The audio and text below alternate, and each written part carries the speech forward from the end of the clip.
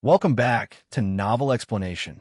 Before we dive in, if you're new here, we bring you full story explanations, audiobook style, one part at a time. Let's get into it.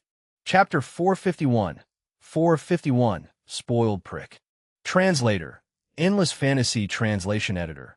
Endless Fantasy Translation. When the teacher asked the four new troublemakers to find their own seats, Jiang Fei frowned immediately. The reason was simple. Both Yang Pe and Yang Qing began to sprint, literally, in class, toward him. Before the entire fiasco with the ring, Jiang Fei had a desk mate sitting next to him. However, after Han Tianyu had made a flashy entrance with the helicopter and grabbed him out of the class, Jiang Fei was branded as part of the underground society. The student sitting next to him that time had requested the teacher to arrange his seat next to someone else. The teacher did not really care about the whole incident, but since it did involve a helicopter and some dudes in black suits, the teacher gave in to the request.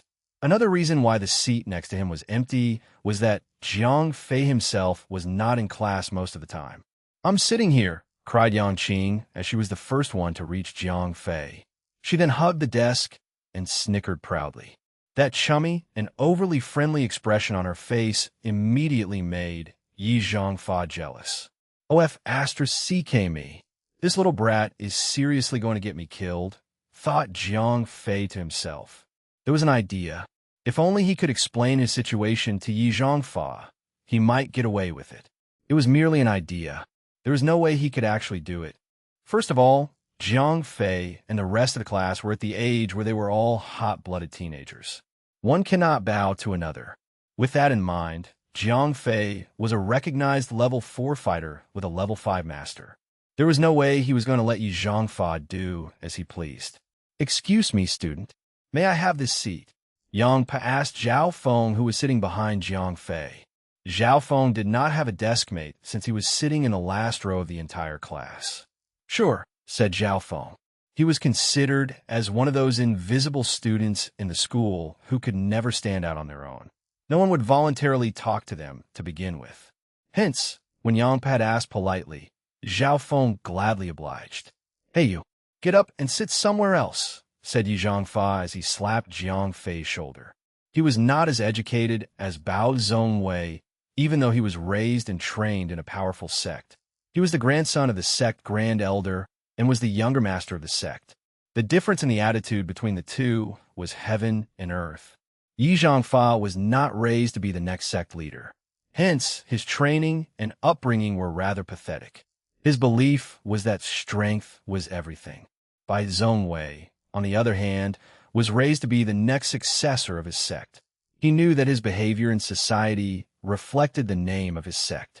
Yi Zhangfa did not care to know why the Yang sisters came to this school. Bai Zhongwei did his research. He had also researched on Jiang Fei. The name itself was famous in the entire China Martial Artist Alliance. It was easy to know who he was and what he was capable of.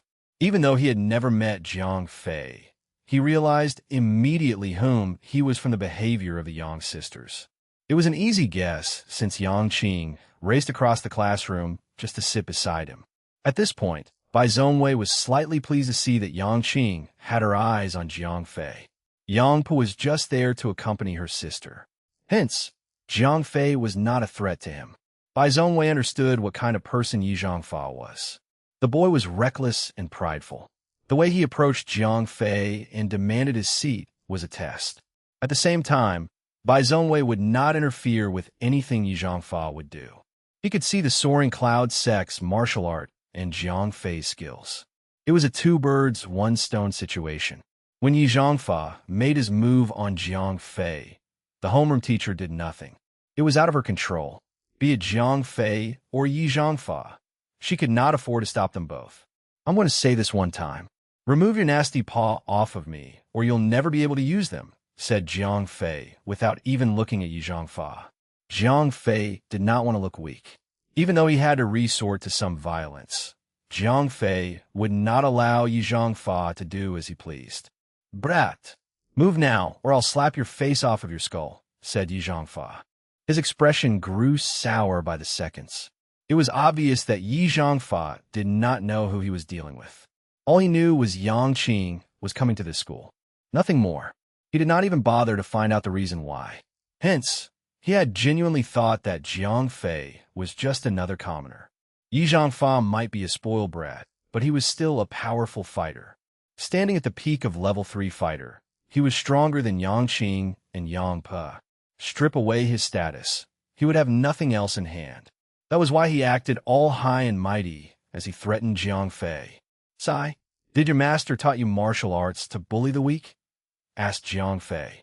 This time, he turned to look at Yi Zhangfa. He was being cautious in case Yi Zhangfa decided to fight there. He could feel the murderous intent in Yi Zhangfa. The man had genuinely thought that Jiang Fei was just a regular student.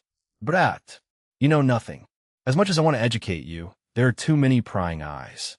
Don't think that you'll get away with this." "I'll see you after school," said Yi Zhangfa. Jiang Fei applauded Yi Zhangfa's common sense. At least he knew that a fight in the room would involve too many innocent bystanders. He took a step back, and before he sat down in another seat, he glared at Jiang Fei. Bai Zhongwei scoffed. He knew that Yi Zhangfa would not let go Jiang Fei. There was a high chance for him to witness a fight.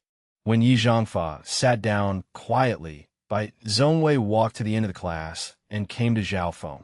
With a bow, he said politely, "Excuse me, I am friend with Yang Pe. Could you please let me have your seat?" Well, Zhao Feng was torn. Just as he had a beautiful girl sitting next to him, another handsome boy came to him asking for his seat. Even though he did not want to give up his seat, Bai Zhongwei was being overly polite. The problem was while the others had only heard his voice, Zhao Feng was the only one who saw Bai Zhongwei's menacing expression that made Zhao Feng's hair stand. He recalled Jiang Fei's warning about the lad and decided to let him have it. Jiang Fei was frowning. He should make his stand for Zhao Feng, but he had already made an enemy out of Yi Zhangfa. Luckily, the crazy boy did not know that Jiang Fei and Zhao Feng were close friends. If he made that clear, Yi Zhangfa might do something to that poor fat fellow. Chapter 452, and here comes trouble. Translator, Endless Fantasy Translation Editor, Endless Fantasy Translation, that's fine. I'll move to wherever he goes, said Yang Pe when Zhao Feng was struggling with his decision. That's all right. Don't trouble yourself. I'll just find another seat then, said Bai Zhongwei as he laughed. He held nothing against Zhao Feng. He knew that Yang Pe had nothing toward the fatty. She just wanted to trouble Bai Zhongwei. After Bai Zhongwei finally sat down across the classroom, the homeroom teacher did her thing and started the first period. Throughout the morning and afternoon, the atmosphere in the classroom was tense. No one understood why. No one knew who the new students were and their relationship with Jiang Fei. From their appearance, neither one of them were normal. Hence, though Yi Zhangfa and Bai Zhongwei were so handsome, or Yang Qing and Yang Pe so beautiful, no one dared to talk to them. "Big brother Jiang Fei, why are you ignoring me?" whined Yang Qing as she tugged Jiang Fei's sleeves.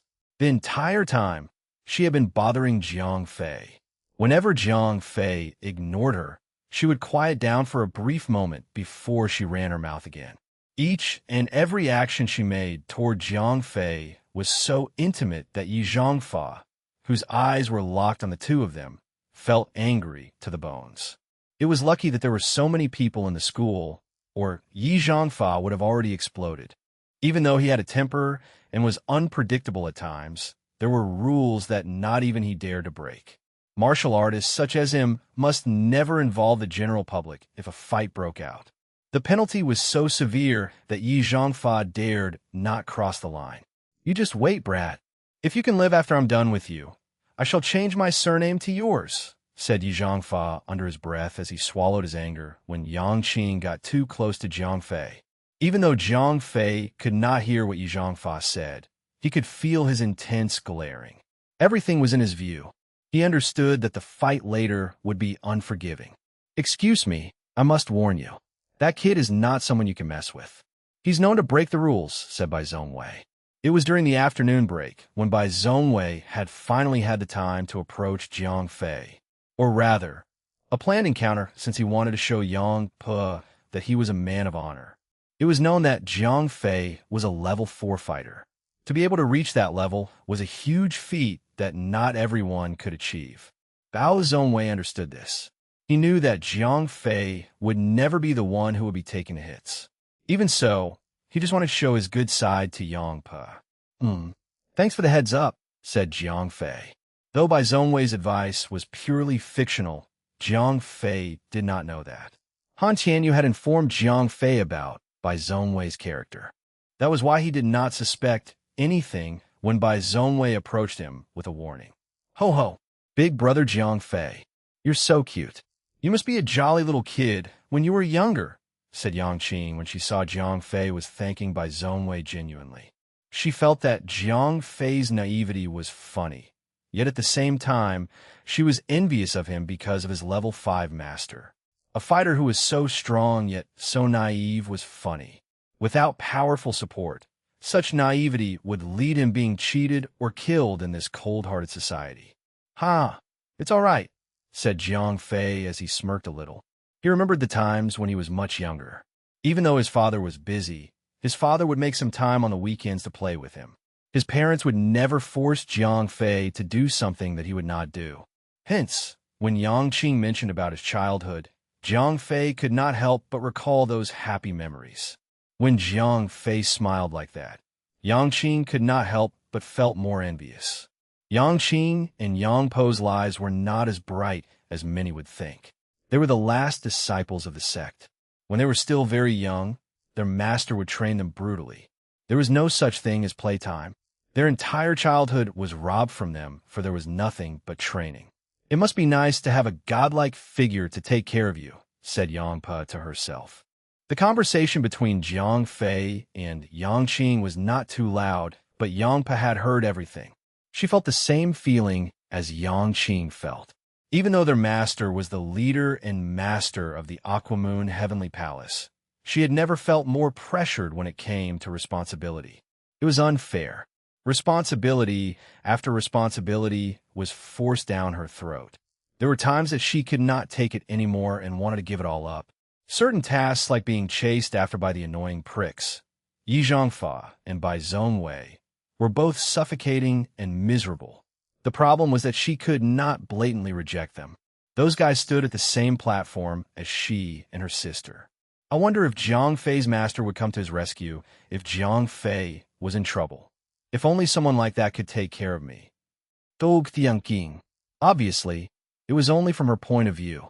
She had never thought that she was also an annoying prick in Jiang Fei's eyes. From her perspective, she had genuinely thought that she was so beautiful that anyone was so lucky to be with her. When school was over and Jiang Fei left the compound, Yang Pe and Yang Qing followed Jiang Fei closely as he tried to go home. Bai Zhongwei followed the gang as well, claiming that he was going the same way. Yi Zhongfa was missing in action. You guys are living in Manda Square? Must be nice there. I guess I should move there as well, said Bai Zhongwei, pretending to not know anything about the girls. The truth was that Bai Zhongwei already knew that, and had also tried to approach Han Tianyu for a house there as well. The thing was, Han Tianyu was smart. He knew that he could not wrong both Bai Zhongwei and the twins. Hence, he disappeared before Bai Zhongwei could even ask about a unit there. Han Tianyu had gone to his own sect and hid there for the time being. When it came to the normal society, no matter how strong one's sect was, no one in Manda Square would acknowledge you. On the other hand, neither Yi Zhongfa and Bai Zhongwei could pick a fight against the common people. In the end, the two had to return to their own sect's property to stay. Sure thing. You can stay in Manda Square. We will be moving out then, said Yangpa both jokingly and menacingly. I understand, said Bai Zhongwei. Being blatantly rejected like that was embarrassing, but he had already gotten used to it. He merely laughed at Yang Po's comment. Captain, proximity sensors have picked up a powerful being 400 meters ahead. Power level is determined to be the peak of level 3, said 0541 telepathically. Jiang Fei flinched a little at the sudden announcement. From the looks of it, it must be Yi Zhongfa. It seemed that Yi Zhongfa had calculated this thoroughly. This route was quiet. No one would usually travel on this road. Everyone present then were martial artists, and there were no common citizens. Yi Zhongfa had planned this carefully, and made sure that he would not break any alliance law. "What's wrong?" asked Bai Zhongwei as he noticed Jiang Fei's sudden movement. "There's a bug over there," said Jiang Fei as he frowned. "A bug?" Bai Zhongwei felt odd. There was nothing in front of them. The gang proceeded, and when Yi Zhangfa was almost 200 meters away, Bai Zhongwei could feel the presence of a powerful fighter. Just how strong is this guy? As expected of the disciple of a level 5 master, his senses are several times more powerful than mine. No wonder everyone acknowledges this boy as a level 4 fighter, thought Bai Zhongwei as he went pale. Jiang Fei's sensory range was at least twice as good as his. That fact alone made the peak tier level 3 Bai Zhongwei fearful of Jiang Fei. Chapter 453, Trading Hits. Translator, Endless Fantasy Translation Editor. Endless Fantasy Translation. As the gang proceeded, Yang Pu and Yang Qing were the last to feel that something was wrong. All of them were elite fighters. They would be a fool to miss Yi Zhangfa's presence at this point. Everyone was calm and composed since they know that Jiang Fei was a level 4 fighter. Yang Qing and Yang Pu would want Jiang Fei to step up to Yi Zhangfa. It was obvious that no one liked that F***er. If Jiang Fei could beat him down to his place, he would never come to disturb the girls again. That was the outcome that the girls wanted. Bai Zhongwei shared the same hopes as well. Although he did not bear any hatred or hostility toward him, it was still best that Jiang Fei could fight Yi Zhangfa to the point where the Soaring Cloud sect would be involved. The Snow Mountain sect would definitely be benefiting from this conflict. It was a chance that Bai Zhongwei could not let go. In conclusion, all three of them who were accompanying Jiang Fei shared the same outcome, that was to have Jiang Fei defeat Yi Zhangfa. Jiang Fei was completely oblivious to that fact. Even though 0541 was helpful in most aspects, there was still something called the human emotions that it could not process. Even as a human, Jiang Fei could not read others' minds. Unbeknownst to Jiang Fei, he was dancing to the rhythm set by Yang Qing and Yang Pu. Bai Zhongwei was only a stowaway in this case. The only person who could fish Jiang Fei out of this mess was Han Tianyu, who had gone missing. "Brat, seems like you have walked yourself into the doors of hell. There's no turning back for you," cried Yi Zhangfa as he revealed himself when Jiang Fei and the rest of the group walked a few meters away from him. From Yi Zhangfa's perspective, Jiang Fei was only a normal student. His existence was next to ants, the kind that he thought he could squash with a finger. "Yi Zhangfa, what are you doing?" cried Yang Qing as she hid behind Jiang Fei's arms. This was done on purpose to further trigger the already raging Yi Zhangfa. "I don't understand why. Why would you cling to someone like him? Today I shall have his life. Whoever tries to stop me will be the enemy of the Soaring Cloud sect." Little Qing, move aside. Her little act of helplessness had successfully driven Yi Zhangfa to the brink of madness. "Oh, Yi Zhangfa, are you sure to bring the name of the Soaring Cloud sect here?" asked Bai Zhongwei as he stood in front of Jiang Fei, pretending to defend him. Naturally, it was an act to further provoke Yi Zhangfa to bring in the name of his sect. "Bai, get lost. This is none of your concern. If you want to stop me, I will declare the Snow Mountain sect as our enemy," said Yi Zhangfa. He was blinded by rage. He truly believed that Bai Zhongwei was trying to defend Jiang Fei. He had never thought that he playing right into Bai Zhongwei's hands. Yi Zhangfa had always been that way. His rage and pride had made him impulsive, bringing up the name of Soaring Cloud sect whenever he wanted to. Hence, he had never felt out of place for bringing in the entire sect. "Fine, I give up," said Bai Zhongwei as he stepped down. "Brother Jiang Fei, I'm afraid I cannot have my entire sect involved in this petty fight." "You are on your own," said Bai Zhongwei as he tried to act helpless. At this point, he could only hope that Yi Zhangfa's provocation would make Jiang Fei direct more hatred toward the entire sect. "Big brother Jiang Fei, you must teach him a lesson," said Yang Qing as she grinned at Jiang Fei whilst hugging his left arm. Yi Zhangfa gasped as he realized something wrong. Even though he was only less than 20 meters away from Jiang Fei, and killing him with a single kick would be as easy as throwing a punch, something was terribly out of place. Why would Bai Zhongwei and the two girls stand behind Jiang Fei instead of trying to protect him? If he was only a normal student, they would surely be in front. Why would a normal person be calm in this situation? Wait a minute. Jiang Fei. Although that was not the first time he had heard the name, he had never suspected this Jiang Fei to be the level 4 fighter. He had merely thought that the boy had shared the same name as the level 4 fighter. Additionally, when Yang Qing was being too clingy on him, his rage had completely blinded him from knowing the truth. At this point, he had figured out that this Jiang Fei was the real deal. To think that he had declared to kill a level 4 fighter like that. For the others, when one had wrongly challenged a higher level fighter, the challenger would lower his head and apologize. The hostility would vanish since everyone was rational and mature. Yi Zhangfa did not possess either of those traits. He would never lower his head to someone who dared to stand in his way and take his girl. I heard that this boy doesn't have much battle experience. I'm sure that he had not fought a fight to the death yet. I should give it a try, thought Yi Zhangfa. He had decided to fight Jiang Fei. He not only had confidence in his own sect, but he was also sure that Jiang Fei's level 5 master would not try to kill him after this fight. Even so, he would surely die. Hence, might as well fight this fight to the end. Sai. Jiang Fei could not help but feel a little pressured. He thought that he should reveal his identity as a level 4 fighter to call off the fight, but when he saw just now determined Yi Zhangfa was, he knew that bloodshed was inevitable. Jiang Fei had gotten used to intimidate others. That was why he had never been afraid of those old foxes with their schemes and plots. The more they think, the more they would fear to act against Jiang Fei. The thing was, Yi Zhangfa was not the kind who would think before they acted. Yi Zhangfa's power level was at the peak of level 3. If Jiang Fei clashed with him, he might risk exposing his actual strength. Winning aside, there were true level 3 fighters watching him. One single mistake in the fight would immediately give them hints that Jiang Fei was not a true level 4 fighter. At that point, not only his own honor was at stake, his fake level 5 master would immediately be exposed as well. Jiang Fei could not afford to hold back. So what if you're a level 4?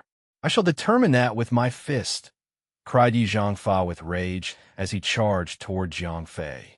Despite his recklessness and immature behavior, the boy could fight. His kung fu was the real deal. In a blink of an eye, he had already flown through the air and reached Jiang Fei in a single step. I cannot drag this fight. I should end him quickly, thought Jiang Fei to himself. The more he dragged the battle, the higher the chance of him exposing his weakness. He must unleash every skill he had in him to win the fight. Force strike. When Yi Zhangfa was a few inches away from him, Jiang Fei stood still and began to charge power in his right arm. Yi Zhangfa got into a stance and powerfully thrust his fist at Jiang Fei's face. At the same time, Jiang Fei had charged his force strike. He too thrust out his fist to meet with Yi Zhangfa's. When the two fists clashed with each other, Jiang Fei felt a tingle in his right arm, as if a spark of electricity through it. That was the first time he had felt anything during a punch. Lucky for him, the glove had defensive properties. Yi Zhangfa, on the hand, was not so lucky. His entire right arm was completely numb. Karate kick. Jiang Fei activated another skill. Even though the name was karate kick, the attack's effect was to instantly move to behind target. At this moment, Yi Zhangfa's entire right arm was numb. He could not muster enough strength to dodge. At most, he could gather enough qi in his body and condense them to defend against Jiang Fei's next attack. However, karate kick was not an offensive skill, but a debuff to slow the movements of a target. At that moment, a power surged throughout Yi Zhangfa's body. His legs and body were not in his control. Every movement he made was slowed down like a snail. Could this be the legendary pulse cessation technique? Thought Yi Zhangfa. Everyone besides Jiang Fei was thinking the same thing. Chapter 454 bis 454, Cunning Man. Translator. Endless Fantasy Translation Editor. Endless Fantasy Translation Pulse Cessation was a high-level acupuncture skill that was so strong that it was said to be lost in history. Acupuncture skill was a kind of unique skill that only China martial artists could master. Its effect was strong as it could weaken any enemy easily. Its attack was as simple as puncturing an enemy's body with one's finger. However, with a single poke, one could immediately disable a strong enemy. It ranged from weakening a person's limb to weakening the chi flow of the enemy. One could even master the next level of this technique by injecting the user's own chi energy into an enemy's body, disabling him from the inside, leaving the enemy completely open for an attack. The greatest level of acupuncture skill was pulse cessation. This skill caused the enemy's chi flow to completely stop, which would cause to the enemy to be unable to retaliate for a long period of time. Martial artists and metahumans were different from each other, but they were never as weak as normal humans. After level 3, level 4 tier humans were greatly enhanced. Their bodies would be strengthened to the point where no attack would be fatal. Hence, it would be sensible if the battle between higher tier fighters was longer than anticipated. It was either very long if the two foes were equally strong, or extremely short provided that one did not prepare him or herself properly. That was the reason why many had recognized that the pulse cessation technique was powerful. Not only it was extremely difficult to master, its effect to immensely maim a target was more than enough to end the fight.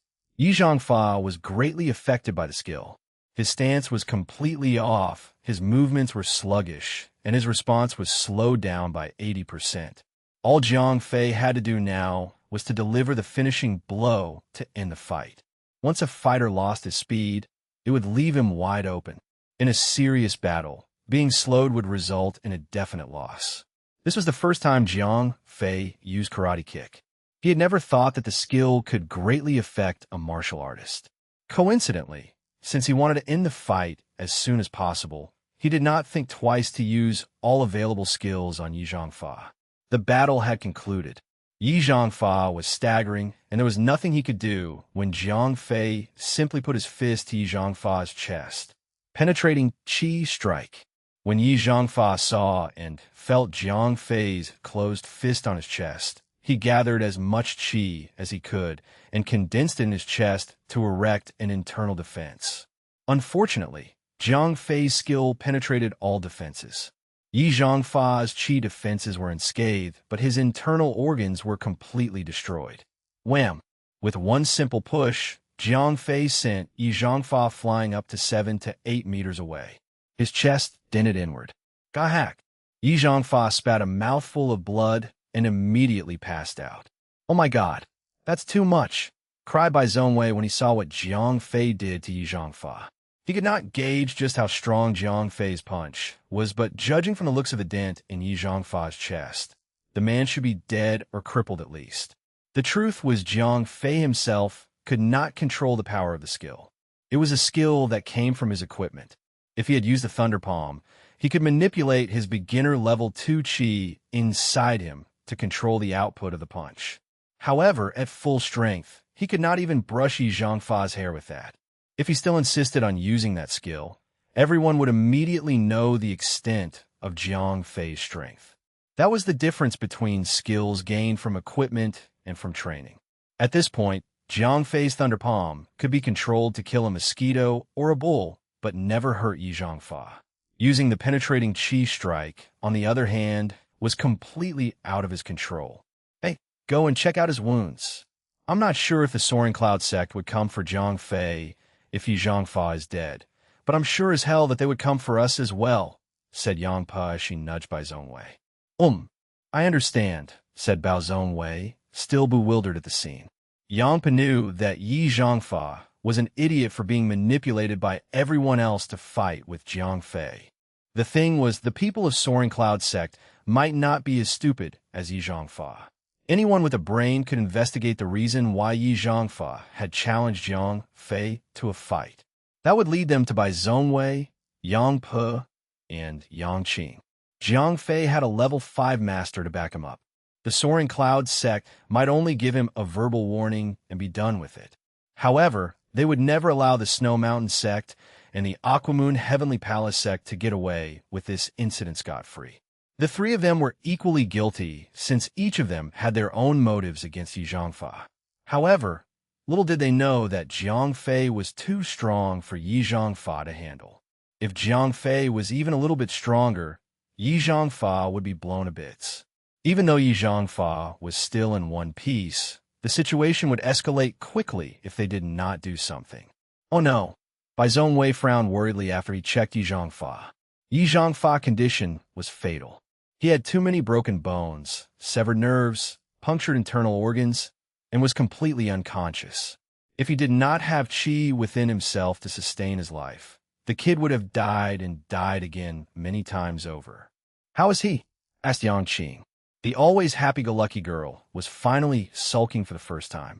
She knew that she was at fault for provoking Yi Zhangfa. Not good. Not good at all.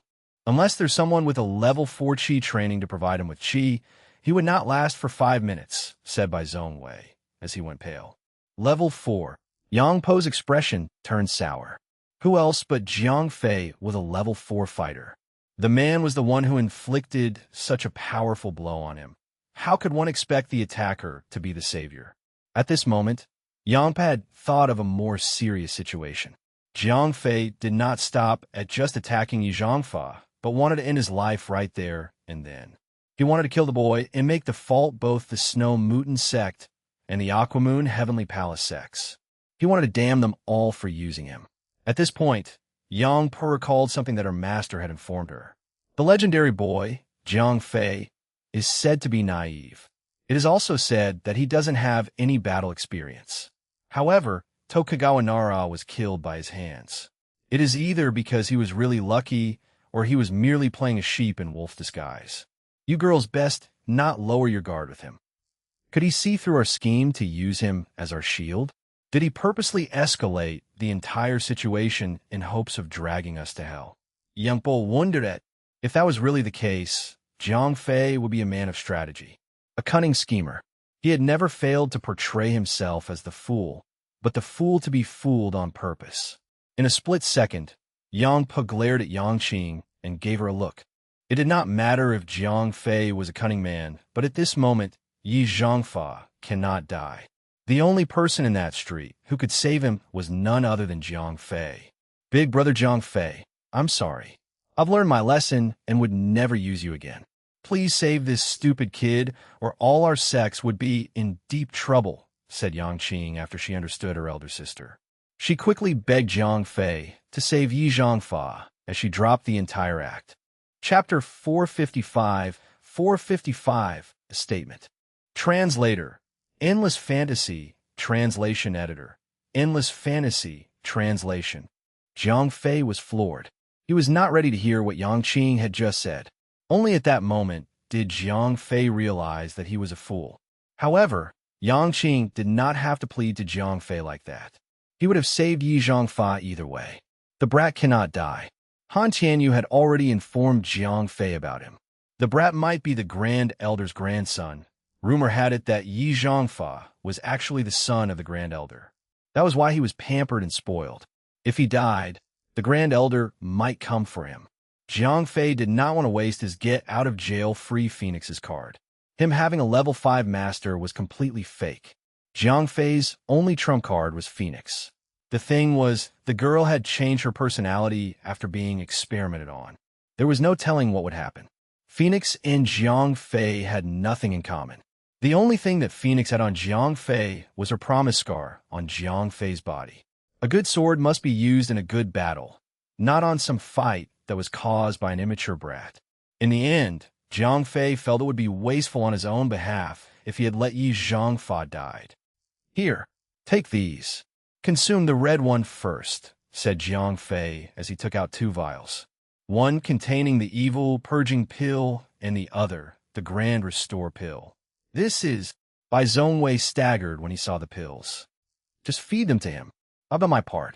If he dies, it is not because of me, said Jiang Fei as he turned around. He learned from what Yang Qing had said. If he was played by the girls, this brat had also taken advantage of the situation. Naturally, he had changed his impression of Bai Zhongwei. All right, I get it, said Bai Zhongwei. He then fed the Grand Restore pill after the evil purging pill to Yi Zhangfa. The superior healing power was only noticeable when the Grand Restore pill entered Yi Zhangfa's mouth. Evil purging pill worked differently than the Grand Restore pill. It healed anything that was not caused by physical harm. When Yi Zhangfa swallowed the Grand Restore pill, his complexion turned for the better as the blood had started to clot. Even the dent in his chest had started to heal itself. Such a miracle. Yang Pa had known the power of the pills, but she had never seen them perform in front of her own eyes. It was because of the pills that Yang Pa and Yang Qing were assigned to tag, along with Jiang Fei. She had never seen them work before. Now that she had seen how they worked, she could truly say that the pills could revive the dead. I can never cross path with Jiang Fei, thought Bai Zhongwei to himself. Combining the two pills together, one can literally escape certain death. It was a treasure, a legend, mythical, godly treasure to anyone in the martial arts society. In the worst-case scenario, if Bai Zhongwei could not befriend Jiang Fei, he must not allow himself to cross path with him. Jiang Fei himself had never expected to use the pills. This event had given Bai Zhongwei and the twins a warning and a statement that his pills do work. Just wait until the girls return to their sect and spread the word about the pill. Jiang Fei could surely expect a rise in price for the pills. Cough. After 5 minutes, Yi Zhangfa regained consciousness. Ugh, the pain. After waking up, Yi Zhangfa could still feel the throbbing pain all over his body. It felt like there were 1,000 needles inside his body, poking constantly. Jiang Fei's health potion and a Western cell regeneration medicine worked the same. It excited the cells to rapidly heal the repair all the internal wounds. The thing was, this sort of healing mechanics did not stop the pain. Most of Yi Zhangfa's ribs were shattered and his internal organs ruptured. Right now, even though he was healing rapidly, the pain was still there. Shut up. Apologize to Brother Jiang Fei now. If it was not for Yang Qing, Yang Pa, and me begging for your life, you would have died, said Bai Zhongwei. As expected of a man raised in a good environment, he would not forget to remind everyone that Jiang Fei was the true savior here. Arg, arg, Yi Zhangfa grunted as he tried to even move his hands. Besides breathing, he could not muster any strength to do anything else. Enough. The pills have been fed. He would not die for the time being. Let's go. In 1 hour or so, he should be healed enough to walk on his own, said Jiang Fei as he walked away. Even though he must keep Yi Zhangfa alive, Jiang Fei bore a certain hatred toward him. He treated human lives the same as the weed by the road. Even though Jiang Fei had obtained power far greater than any metahuman alive, he was still naive since the time he had those powers was short. His mindset was still the same as the other humans. He never felt like he was truly part of the metahuman society. With this kind of mindset, he truly despised the kind of man who did not appreciate the value of human life. All right, let's go, Brother Jiang Fei, said Yang Qing as she ran toward Jiang Fei and hugged his arm. She had only begged Jiang Fei to save Yi Zhangfa's life to escape from certain doom. Now that Yi Zhangfa was alive and breathing, there was no need for her to spend any second longer beside the wrench. Learned your lesson yet? There are certain kind of people whom you wish you'd never cross path with, said Bai Zhongwei after Yang Pa, Yang Qing, and Jiang Fei had left. After that, he got up and left Yi Zhangfa laying on the ground. Bastard, I will have my revenge. Jiang Fei. The pain he felt was excruciating, but the rage he felt when he saw Yang Qing getting intimate again with Jiang Fei was far greater. Yi Zhangfa was different than Bai Zhongwei. Although both of them were raised in a powerful sect, Yi Zhangfa was raised like a prince. Bai Zhongwei, on the other hand, was raised to be a prince. It was a different kind of upbringing. Bai Zhongwei was properly taught to be human. Like Han Tianyu, Bai Zhongwei had the knowledge and emotional empathy to become a smarter person. Yi Zhangfa could be said as the mirrored personality. Like a spoiled brat he was, the boy had gotten so used to get anything he wanted without anyone saying no. He had one philosophy: a man is not a man if he cannot have his revenge. He would have his revenge and get what he wanted even if it took the rest of his life.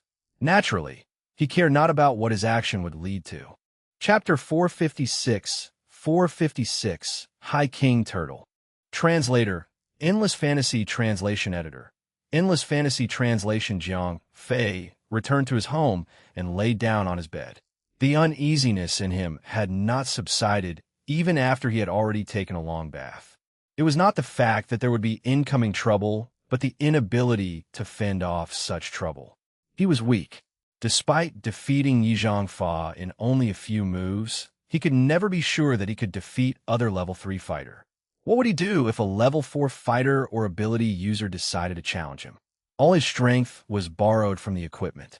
Others could not see it, but he knew that he cannot compare himself with other true fighters. Even though he had already received a warning from Han Tianyu, he still played into the hands of the others.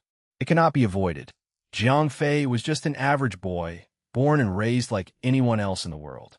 By Zhong Wei, Yi Zhangfa, and even the girls were raised in an environment to train their instincts as well as their combat abilities. Yangpa might think that Jiang Fei was a cunning man, but in reality, he was just a normal boy who just happened to be strong. Compared to Bai Zhongwei, Jiang Fei was just at the level of playing tic-tac-toe, whereas Bai Zhongwei would be as good in strategy as the grandmaster of chess. Yi Zhangfa might be the same as him. Jiang Fei understood his weakness. However, to sharpen his intellect in such a short time would be impossible. By the time he was smart and intuitive, he would be as old as the old farts. Strength and skills could be sharpened at any time and day, but the ability to plan and scheme takes experiences. Half of it would be talent, and the other half came from wisdom from experience.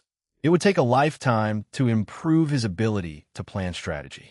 What am I supposed to do in this situation? Cried Jiang Fei for the top of his lung as he muffled his voice with his head pillow. He had always been a shut-in. Whenever he encountered a problem that could not be solved, his first instinct was to run and hide. In this case, he would not want to ever meet the 2 boys in his school. Hence, he decided to not go to school until he felt like it. After having all sort of negative thoughts for the entire evening and night, Jiang Fei decided to call it an early day. He lay in his bed and slept. When the clock struck 10, the ring automatically transferred his conscience into the game. When he was in the gaming world, Jiang Fei's mind was freed. There were more things to worry about in the game than in real life. What shall we do today? Wondered Jiang Fei. Ever since he had reached level 60, there were not many places that Jiang Fei could visit. In fact, all the maps that had been discovered could not provide much experience points to Jiang Fei. All right, the title challenge quest. Bella, let's go and check out the Hydra, said Jiang Fei. Sure. Coincidentally, I want to try out my new skills, said Isabella with a warm smile. Jiang Fei had reached level 60, hence, she had gained new skills as well as a boost in the overall attributes. With the directions given by the quest system, Jiang Fei flew with the Sky Lighting Dragon. He started off from the east gate of Dawnlight City and continued east all the way until he reached the seaside. Where's the Hydra? Jiang Fei had reached the supposed location of the boss, but there was nothing but crystal clear waters and bare empty beach. Let's go down and explore the place, said Isabella. Good idea. As Jiang Fei descended slowly to the beach, he saw a large flat stone platform with an altar built on it. Could this be related to the Hydra? Jiang Fei unsummoned the dragon and walked closer to the mysterious Ultra. Ding! Require materials to use the summoning altar. Fresh innards of the High King Turtle. Enos. Jiang Fei cringed a little. Glider. See that, said Isabella as she pointed to the other side of the beach. Oh my God, cried Jiang Fei as he saw what Isabella was pointing at. It was a mountain-sized sea turtle that was slowly moving toward the shore. The turtle that was crawling on its belly was at least 5 meters tall, with a body length that extended up to 20 meters or so. It was the largest turtle that Jiang Fei had ever seen. High King Turtle, Beast, Lord, level, 65 health points, 18 million attack power, 100. Skills, Shell Defense, Turtle Spirit Protection, Inner Beast, Health Rejuvenation Shell Defense. Immensely increases physical and magical defense. Lasts 1 minute.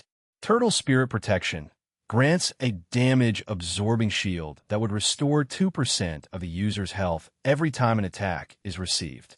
Inner Beast grants a powerful health regeneration ability. Health Rejuvenation. shrinks into the shell, and rapidly restores the user's health. Can only be triggered when an attack is received. Triggers once every 1 minute. Note: the High King Turtle is a gentle herbivore that would not harm other beings. In exchange for attack power, the High King Turtle had gained a powerful defense ability as well as health regeneration power. Almost no being in the world could subjugate the High King Turtle. Right? That thing is unbeatable, said Jiang Fei after he recognized that the High King Turtle's skills were definitely game-breaking. It was obvious that to summon the Hydra, one must obtain the innards of the High King Turtle. However, how was it possible to slaughter the turtle when it was practically unkillable? The title challenge quest was a solo quest. No one could help him at this point. It was impossible for him alone to defeat such a meaty boss with ultra-strong defense and regeneration ability. This is not right. There must be a way around it. The developers would never design a quest that cannot be completed. It is obvious that the boss could not be killed. There has to be another way, said Jiang Fei as he understood something had to be done. Bella, let's go around it, said Jiang Fei. He summoned the sky-lighting dragon again and scouted the area of the beach.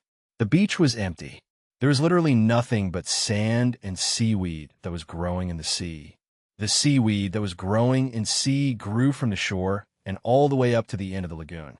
It was so abundantly available that it was enough to feed the turtle until its death. Since there was nothing around that could kill the turtle, it was living there happily. Every time the turtle lowered its humongous neck to gnaw on the seaweed, an empty spot would appear in the sea. Interesting, commented Jiang Fei as he saw how the turtle ate. The High King Turtle may be abnormally large, but it did not have teeth. After scooping the seaweed, it did not chew but swallowed it directly. The High King Turtle has an impenetrable defense on the outside. I'm pretty sure that the insides would be just as weak. On the other hand, the quest did not specify how I should obtain the innards. That means I don't have to kill the turtle. What are you planning to do? Asked Isabella. Something risky. Hear me out. Jiang Fei explained his plans to enter the turtle's body via the mouth, since it did not chew when it ate. There is only one flaw in his plan. That was the possibility of being killed by the turtle's digestive acid.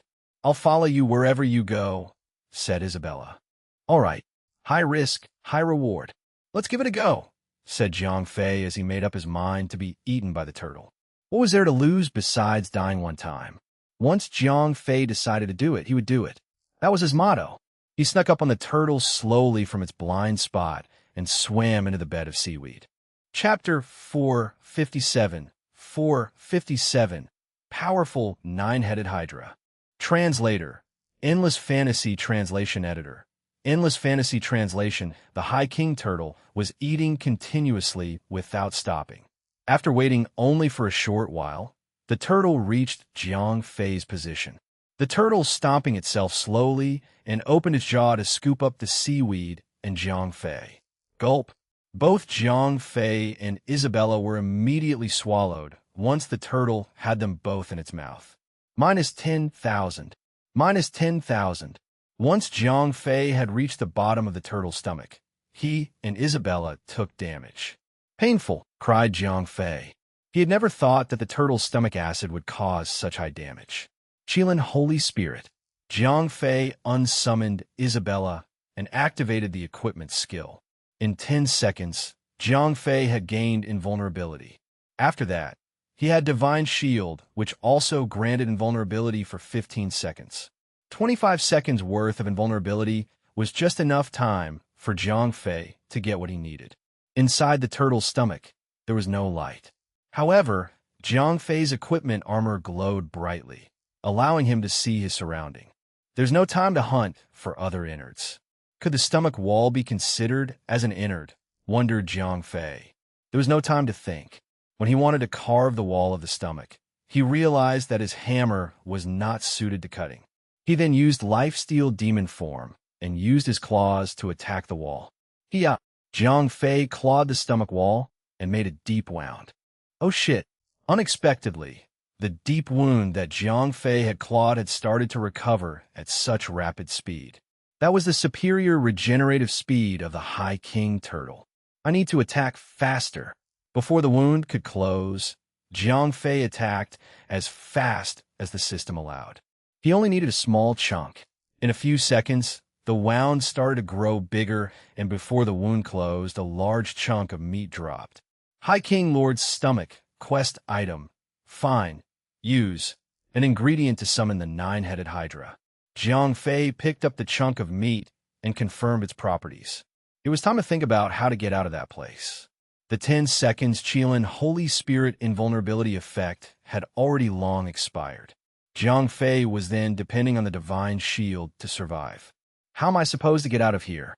That was a problem. Entering was easy, but he had never planned on his exit. He recalled when Sun Wukong was swallowed by the Iron Fan Princess.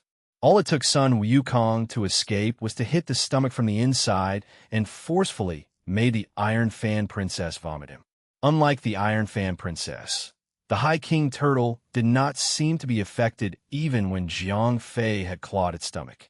Arg, I'll just come back again. In times of desperation, Jiang Fei activated the Abyss Door. The inside of the High King Turtle was considered to be an instance, hence, he could not use the Return Town scroll to escape. Lucky for him, he had the Abyssal Door that could ignore all restrictions and get him out of there. Back at the Abyss Realm, Jiang Fei quickly summoned Isabella and apologized to her for withdrawing her without even asking. After that, he used the teleportation circle and returned to Dawnlight City. It was a long trip, but it was better than to be digested by the turtle. When Jiang Fei returned to the beach, the High King Turtle was still eating without any care in the world. Now that's a true glutton, said Jiang Fei. He ignored the turtle since he had obtained what he needed from it. With the piece of stomach flesh in his hand, Jiang Fei headed to the altar and placed it on the platform.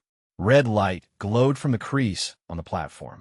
Engravings that looked like ancient runes appeared one by one and formed a complex magic circle on the entire platform. No sooner, the red light glowed brighter and formed pillars of light rays that shot to the sky. A cloud of red mist burst from the altar. The High King Turtle noticed the light pillar and quickly made its way to the sea, as if it was afraid. It disappeared into the sea as a huge wave came crashing into the beach. Could the Hydra be the mortal enemy of the High King Turtle? Wondered Jiang Fei. There was no real logic behind the summoning ingredient. In no time at all, the light pillar began to disappear, and a powerful pulse of energy burst from the center of the altar. What is going on? When the light and mist disappeared, there was nothing on the altar. The only visible change on the altar was that the flesh of the High King Turtle's stomach was gone. Jiang Fei noted something was going on in the sea. A huge, shadowy figure was making its way toward the shore. Splash! The huge head of a snake burst out from the waters. The third came next, and after that, the nine-headed Hydra had emerged fully from the sea. Oh man, why is everything must be so huge? The nine-headed Hydra was almost just as huge as the High King Turtle. Nine-headed Hydra, Beast, Intermediate Lord, level, 65 health points, 9 million magic attack, 15,000 skills, all elemental spells. Note, each head of the nine-headed Hydra is independent. Each head is considered as one enemy. Crap! Jiang Fei was stunned at the description of a boss. It was not a boss. It was 9 bosses sharing 1 health bar. Being independent meant that the nine-headed Hydra was able to full maximize its attack power. If all of the heads attacked simultaneously, it would be 9 times the attack power. Even though the boss was only level 65, it was possible that even a level 70 boss could not defeat the Hydra. How is this a solo quest? Wondered Jiang Fei. It had been established that the title challenge quest was not considered as an important quest. Even though it could only be issued to players at and above level 60, they could choose to complete the quest at a higher level. However, most of the players would never complete the quest and forever be an adventurer. Even the elite players would most likely be taking on the title challenge quest when they hit level 70 or even level 80. Jiang Fei was different. If it was another player, it would be close to impossible to complete the quest. I think we should try, Isabella said suddenly. Are you sure? Asked Jiang Fei. He did not have much confidence in himself, much less in Isabella. When you reach level 60, I have unlocked 4 more skills. I wish to test them out, said Isabella confidently. All right, since you're confident enough, I'll support you, said Jiang Fei. He was surprised to see that Isabella was insisting on fighting. But then again, she was once a level 99 at the peak of an Overlord tier boss. Even though she was completely weakened when she became his pet, she had already reached level 60. It was possible that Isabella had regained more than half of her true capabilities. Chapter 458, 458, Delicious Hydra Sashimi. Translator, Endless Fantasy Translation Editor. Endless Fantasy Translation. Here I go, cried Isabella, brimming with confidence. Even though her expression and voice radiated with confidence, there was a hint of fear. After reaching level 60, Isabella's dragon morph duration was extended. Right now, she could remain in her dragon form for as long as 15 minutes. The force transformation had also extended from 2 minutes to 5 minutes. That meant, if the situation called for it, Isabella could last as long as 20 minutes, provided that if Jiang Fei and Isabella could accept the penalty. Besides the transformation extension, Isabella had also unlocked 4 new skills. In her human form, she had unlocked Shadow Amplification Circle and Hidden Shadow. In her dragon form, she had unlocked 2 Draconian magic skills, the Starfall and Light of Shadow. Shadow Amplification was a buff skill which allowed Isabella to place a magic circle in which, when she stands in, increased her casting range and spell attack by 100%. The magic circle would last for 90 seconds. Hidden Shadow was an ally buff skill which granted stealth to Isabella and any allies. The stealth effect was not as good as a thief class. It was still useful for other non-thief players to be invisible. The skill Starfall was a small AoE attack skill. If the enemies were gathered closely, she could hit close to 500 players. On the other hand, this skill could only target a boss with large body size. That was the estimated size of the AoE. This skill required a long chanting duration, but the attack power was far stronger than any other skills Isabella had used, excluding the forbidden spell. Light of Shadow was another AoE skill, which attacked enemies as well as lowering their physical and magical defenses. The effect was roughly the same as a shower of shadow arrow. Jiang Fei followed Isabella's words and came to the beach to choose a perfect spot. After that, Isabella jumped down from the dragon and started to cast the shadow amplification. After 10 seconds or so, the magic circle was placed. Isabella told Jiang Fei to stand a good distance away. Soon, she morphed into her dragon form. Once Isabella, in her dragon form, stood in the magic circle, Jiang Fei quickly understood the reason behind her confidence. I never thought that the magic circle effect could work with Isabella's dragon form, said Jiang Fei as he silently praised Isabella's intellect. Isabella began to chant the long spell, and the 9-headed Hydra continued to stand there doing nothing. Isabella's dragon form had an extremely long magic casting range. Paired with the Shadow Amplify magic effect, her attack range doubled. The 9-headed Hydra could not even feel Isabella's powerful surge of magic. It is lucky that this boss is a dumb NPC. Without higher artificial intelligence, the boss would only behave the way the default battle system was programmed. If no one entered its aggro range, the boss would only stand and occasionally move a little bit. Starfall. The last part of the spell was chanted after Isabella had been chanting in Draconian language for more than 30 seconds. The longer the chant, the more powerful the spell's attack would be. The moment Isabella finished her chant, a bright star shone brightly in the clear sky. After that, the blinding star that shone far brighter than the sun came down. After summoning the first starfall, Isabella immediately started to chant the next skill instead of admiring the skill's effect, like Jiang Fei did. The blinding light in the sky came down faster than a meteor. The 9-headed Hydra had not noticed the incoming attack until the miniature star was above its head. At that moment, all it noticed was the intense heat and shadow on the ground before it turned to look. However, It was too slow as the star came crashing down. The nine-headed Hydra shrieked in terror as soon as it got hit by the attack. When the dust in the air settled down, the surrounding seawater came gushing back to fill the temporary void that the attack had made. Holy hell! Even Zhang Fei was shocked to see just how powerful the skill was. The attack had immediately killed off 3 of the 9 heads. Minus 3 million, the huge red damage text popped up on the Hydra's head. That single attack had taken out more than 30% of the boss's total health points. The Hydra that had taken such huge damage immediately detected the source of the attack. It slammed its tail on the seawater and glided through the beach toward Zhang Fei and Isabella.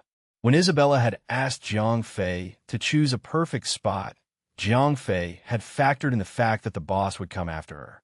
Hence, the distance between Isabella and the boss initially was far enough to allow Isabella to finish her second chant.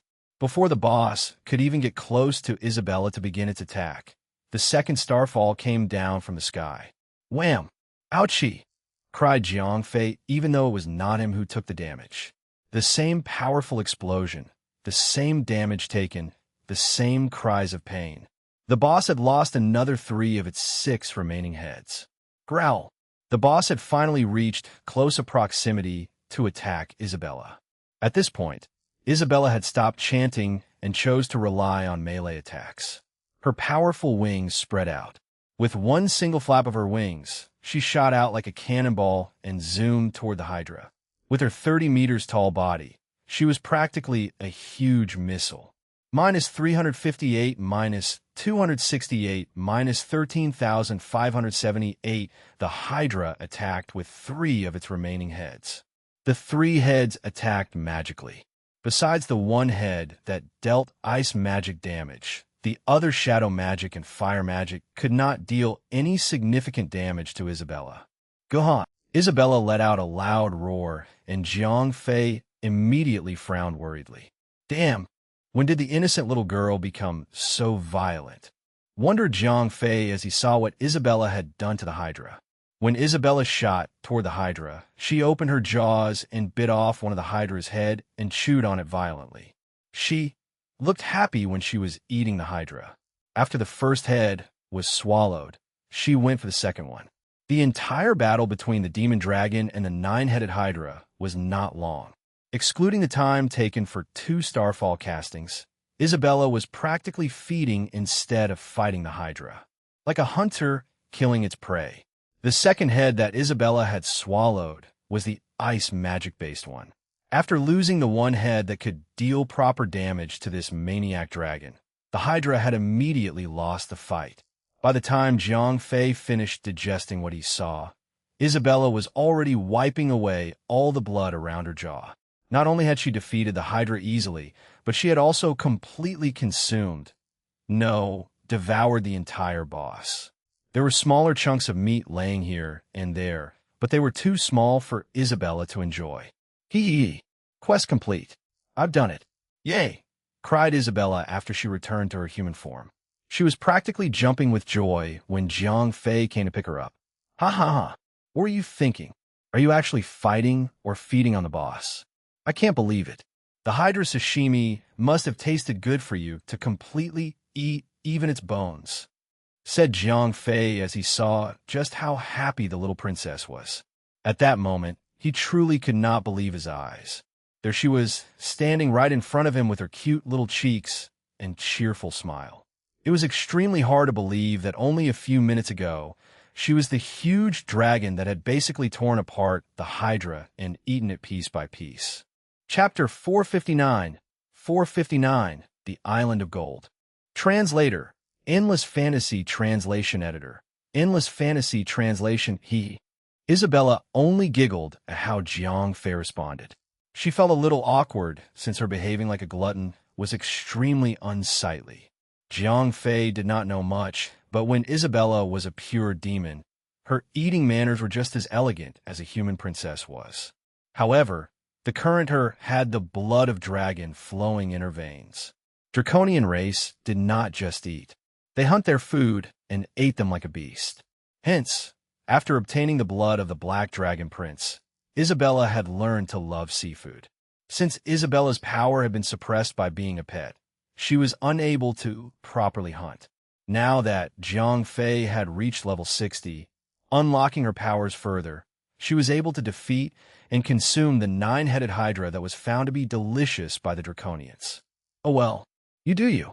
Did you find anything when you were gorging yourself there? Asked Jiang Fei. There was nothing much to say, but only to state the obvious. He quickly gave up on trying to understand Isabella's behavior and asked about the treasure map that he came here for. Here you go. Isabella pulled out a rolled scroll and passed it to Jiang Fei. The 9-headed dragon was a quest-linked boss. That meant it would not drop anything besides the quest item. Besides obtaining the treasure map, the boss did not mean anything to Jiang Fei. Isabella was lucky enough to eat it as a snack. Pirate's treasure map, quest item, use, leads you to a single-player quest Map the Island of Gold. Note, this treasure map will be destroyed on use. If you leave the Island of Gold, you will not be able to re-enter without the map. If you wish to enter the Island of Gold again, you would need to defeat the 9-headed hydra again. I think I see what's going on here, said Jiang Fei as he understood what the title challenge quest wanted him to do. Based on the quest description, he would need to hunt and find the treasure in the Island of Gold. The treasure map in his hands was considered to be a one-way ticket to the Island of Gold. If anything happened, for some reason he had failed to search the treasure, he would be kicked out of the island and needed to restart the entire quest again. Jiang Fei checked the time and noted that it was still very early before the server shut down for the day. With nothing else to do, Jiang Fei decided to explore the Island of Gold. If he could not finish the quest, he would wait for 4 days until Isabella's dragon form finished its cooldown and repeat the quest once more. Ding! Do you wish to travel to the Island of Gold? Yes, said Jiang Fei.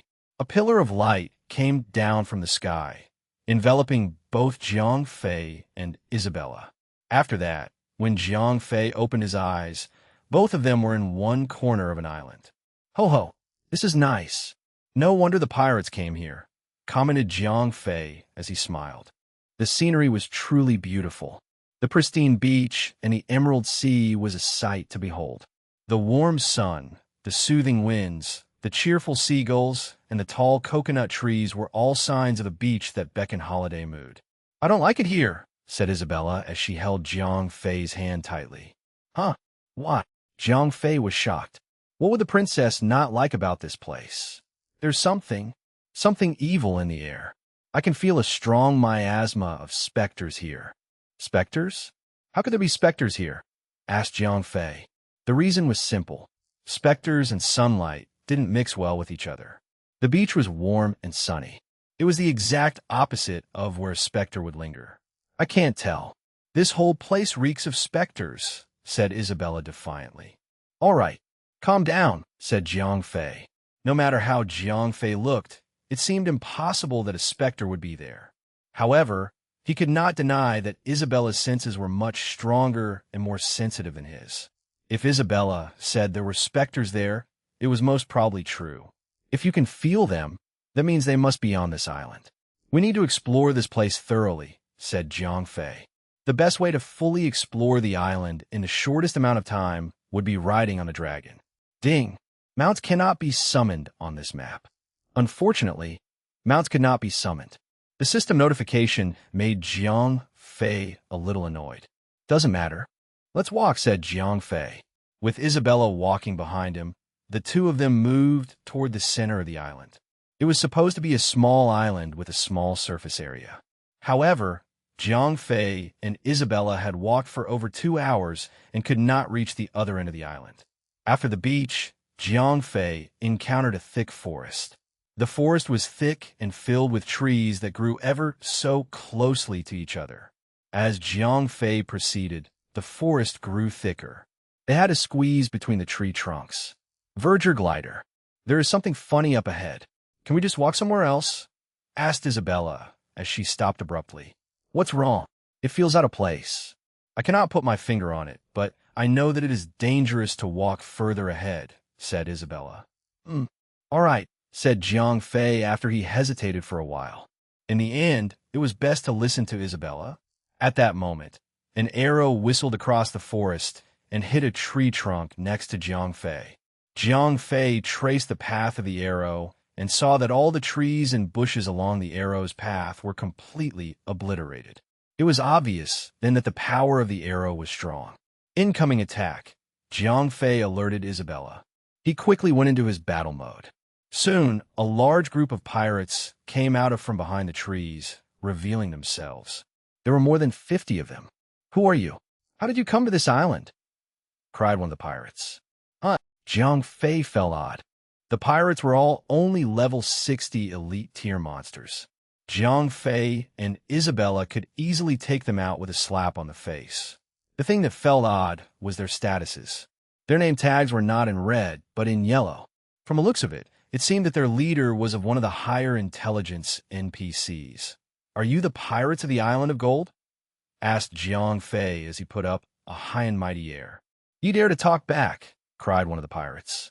"You, die," said Jiang Fei. He then tossed out his hammer and knocked out the pirate who spoke out of turn. Since the pirate was only an elite tier, Jiang Fei's attack had left him with only less than 30% of his health points. "Ye dares to fight, dares to die. We fight," cried the group of pirates and charged toward Jiang Fei. "Hold!" cried the leader pirate as he saw a smile flashed across Jiang Fei's face instead of running away. It was easy to distinguish the leader since he was wearing the curvy captain's hat. Chapter 460, Cursed. Translator. Endless Fantasy Translation Editor. Endless Fantasy Translation Adventurer. Calm your boots. We mean you're no harm. This but our island. Outsiders are our not welcome air, said the leader of the pirates.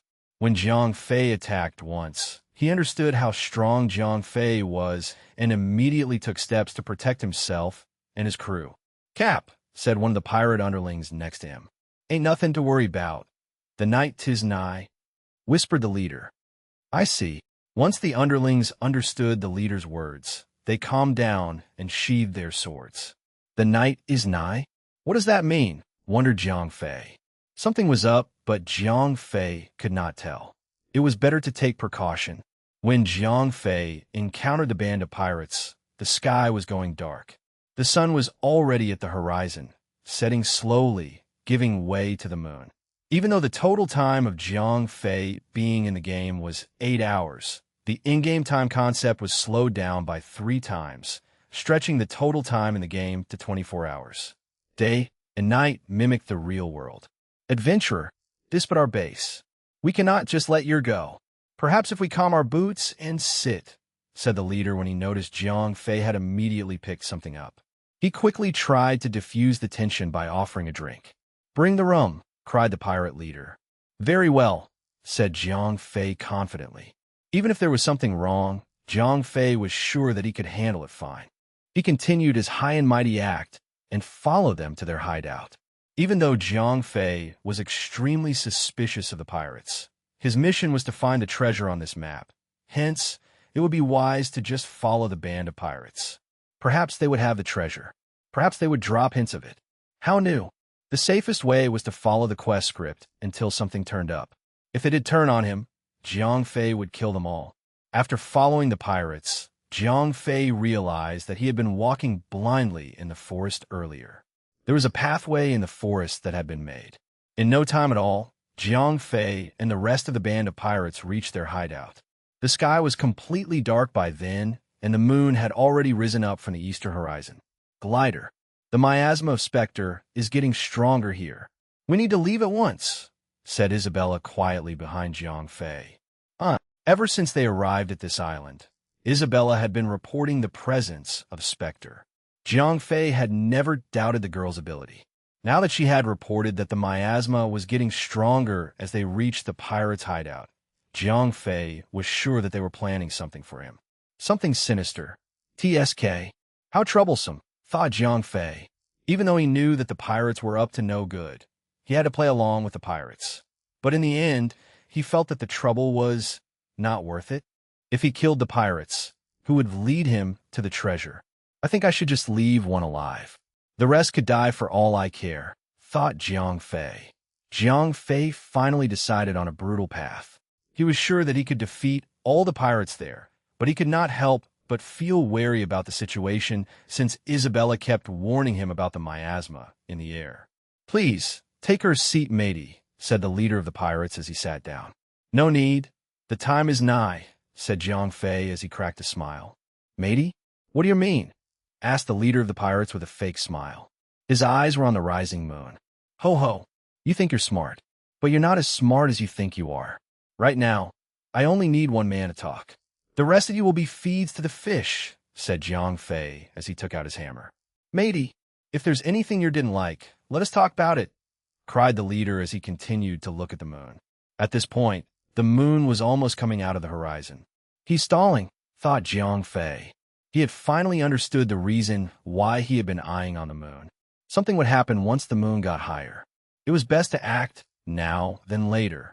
"Bella, take out the pirates," said Jiang Fei as he too hurled his hammer to one of the pirates. Wham! BHAM!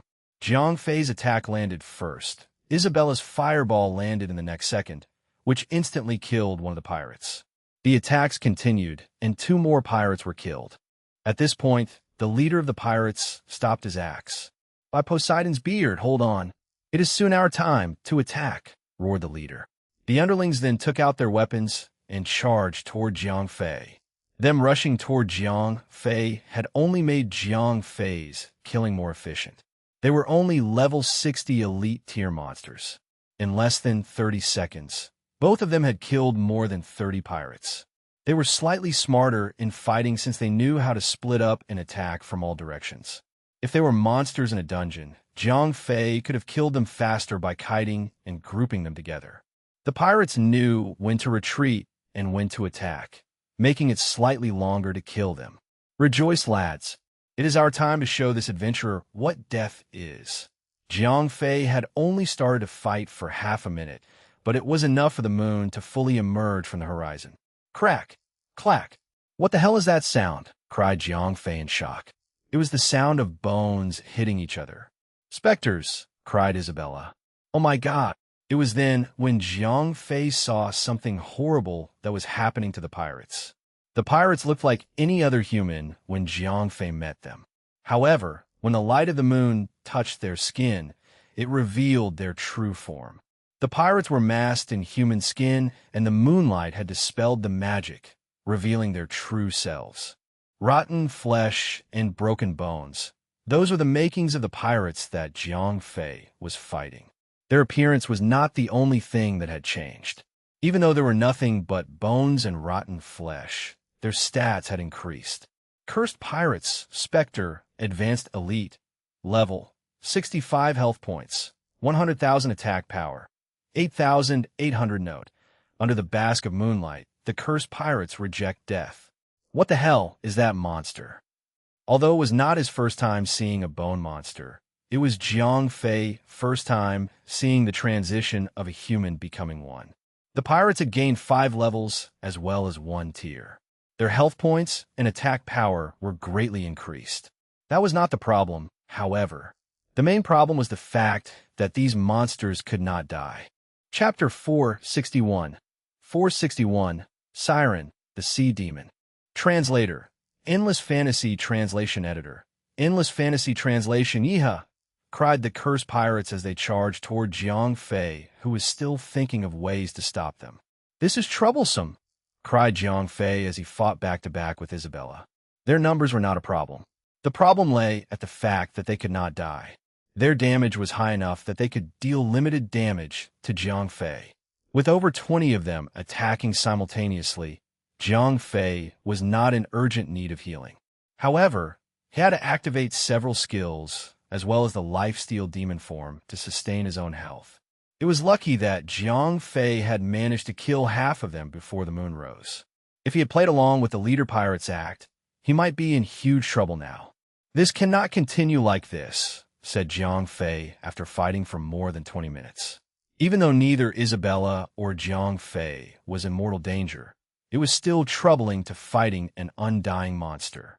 At that moment, Jiang Fei unconsciously hurled his hammer toward one of the pirates that was hidden in the shades of the hideout. Isabella followed Jiang Fei's attack and landed her fireball on the same pirate. God! At the wail of the dying pirate, Jiang Fei immediately noticed that the pirate that he had just killed was in the shade. Without direct contact with the light of the moon, the cursed pirates would be back in their human form. I see now. So that's how you kill them. As long as the pirates were in the moonlight, they could not be killed. In that case, Jiang Fei had to just find a place with no moonlight to kill all of them. Bella, follow me and keep up with my attacks, said Jiang Fei to Isabella as he tried to kite one of the pirates into the shadow. As you wish. The two had been fighting side by side for a very long time. Even if Jiang Fei could not get used to following up with Isabella's attack, Isabella had no problem matching with Jiang Fei. She had, from the start, been with Jiang Fei. In a few hits and blasts, they had successfully defeated one more pirate. Be back! Get back! Cried the leader of the pirates. Only after the second pirate had perished that the leader pirate realized that even with the curse of the moonlight, they could not defeat the adventurer. If they insisted on fighting, they would be overwhelmed. Hence, without delaying any further, they decided to run away. You think I'll let you run? Jiang Fei could not afford to let them run away. He needed them to reveal the location of the treasure. Without them, it would be like finding a needle in a haystack. I'll get them, Isabella growled fiercely. Isabella was not scared of specters. As a powerful royal Nephilim, as well as a demon dragon, there was nothing in the world that would scare her. She was merely disgusted by the presence of a specter. As the cursed pirates ran, Isabella and Jiang Fei were able to catch up to them. They continued to attack. With proper aiming and attack, Jiang Fei was able to push them into the shadow, and Isabella was able to kill them since they did not have the moonlight protection. As they attacked, Jiang Fei noticed that Isabella was being more aggressive than usual. It could be because of her hatred toward the specter that drove her to that point. The cursed pirates ran, and Jiang Fei chased after them. Even so, Jiang Fei was much faster, allowing him to kill them off slowly but surely. As they ran, they reached the inner part of the island. Although the island was not huge, there was a huge tall mountain at the center of the island. The mountain was oddly shaped. There was a huge 2-meter gap in the middle of it, as if some giant had cleaved the entire mountain in two. The 2-meter gap was a pathway which the pirates were running toward. From afar, even Jiang Fei could recognize that this phenomenon was not natural. Someone or something had made it. Once the pirates entered the gap of the mountain, the light of the moon was immediately cut off. It was completely dark, and the only light source was Jiang Fei's armor and Isabella's fireballs. Without the protection of the moonlight, the cursed pirates reverted to their human forms. Jiang Fei easily killed them one by one, and soon, there were only the leader pirate and 2 underlings left. Despite being mortal again, the 3 pirates were still running straight, crossing over the gap to the other side of the mountain. Jiang Fei felt confused. Why would they give up the moonlight protection and decide to enter the mountain gap, even though they knew that it would kill them? Jiang Fei did not think much of it, as he killed one more pirate. There were only 2 left. After a little bit of running, the leader pirate reached the middle of the mountain. After that, he immediately kneeled on the ground. He was not begging for Jiang Fei to spare his life, but he was facing one of the sides of the mountain that had been cleaved. "O great God of the sea, your faithful followers are being massacred. Please beseech us salvation from this murderer," cried the leader of the pirates. "O great God of the sea, please save us," said the other pirate as he too kneeled down. "There is no salvation for putrid scums like you," cried Isabella with rage as ran toward the pirates. Before the underling could finish praying, he was immediately turned into a pile of ash. "Wah! O great God of the sea, please help me," cried the leader of the pirate as he was the only one left. The next one to be killed would definitely be him. "Die!" roared Isabella as she charged at the last one. She had completely forgotten that Jiang Fei had told her to keep one alive. Splash! Just before the fireball was about to obliterate the leader of the pirate, a wall of water burst out of the ground, protecting the leader of the pirates. "Who are you? How dare you massacre my followers?" A clear female voice came from the wall of water. A female NPC morphed out of the water and stood in between the pirate leader and Jiang Fei. The female NPC was beautiful as she radiated a powerful godly aura. Her dress and appearance were that of a true goddess. Siren the Sea Demon, Sea Monster, Lord, level, 65 health points, 6 million magic attack, 22,000 skills, water, elemental magic, illusion. Note: a sea monster that uses intricate illusion spell to trick sailors of the sea. Sheesh, so much for a goddess.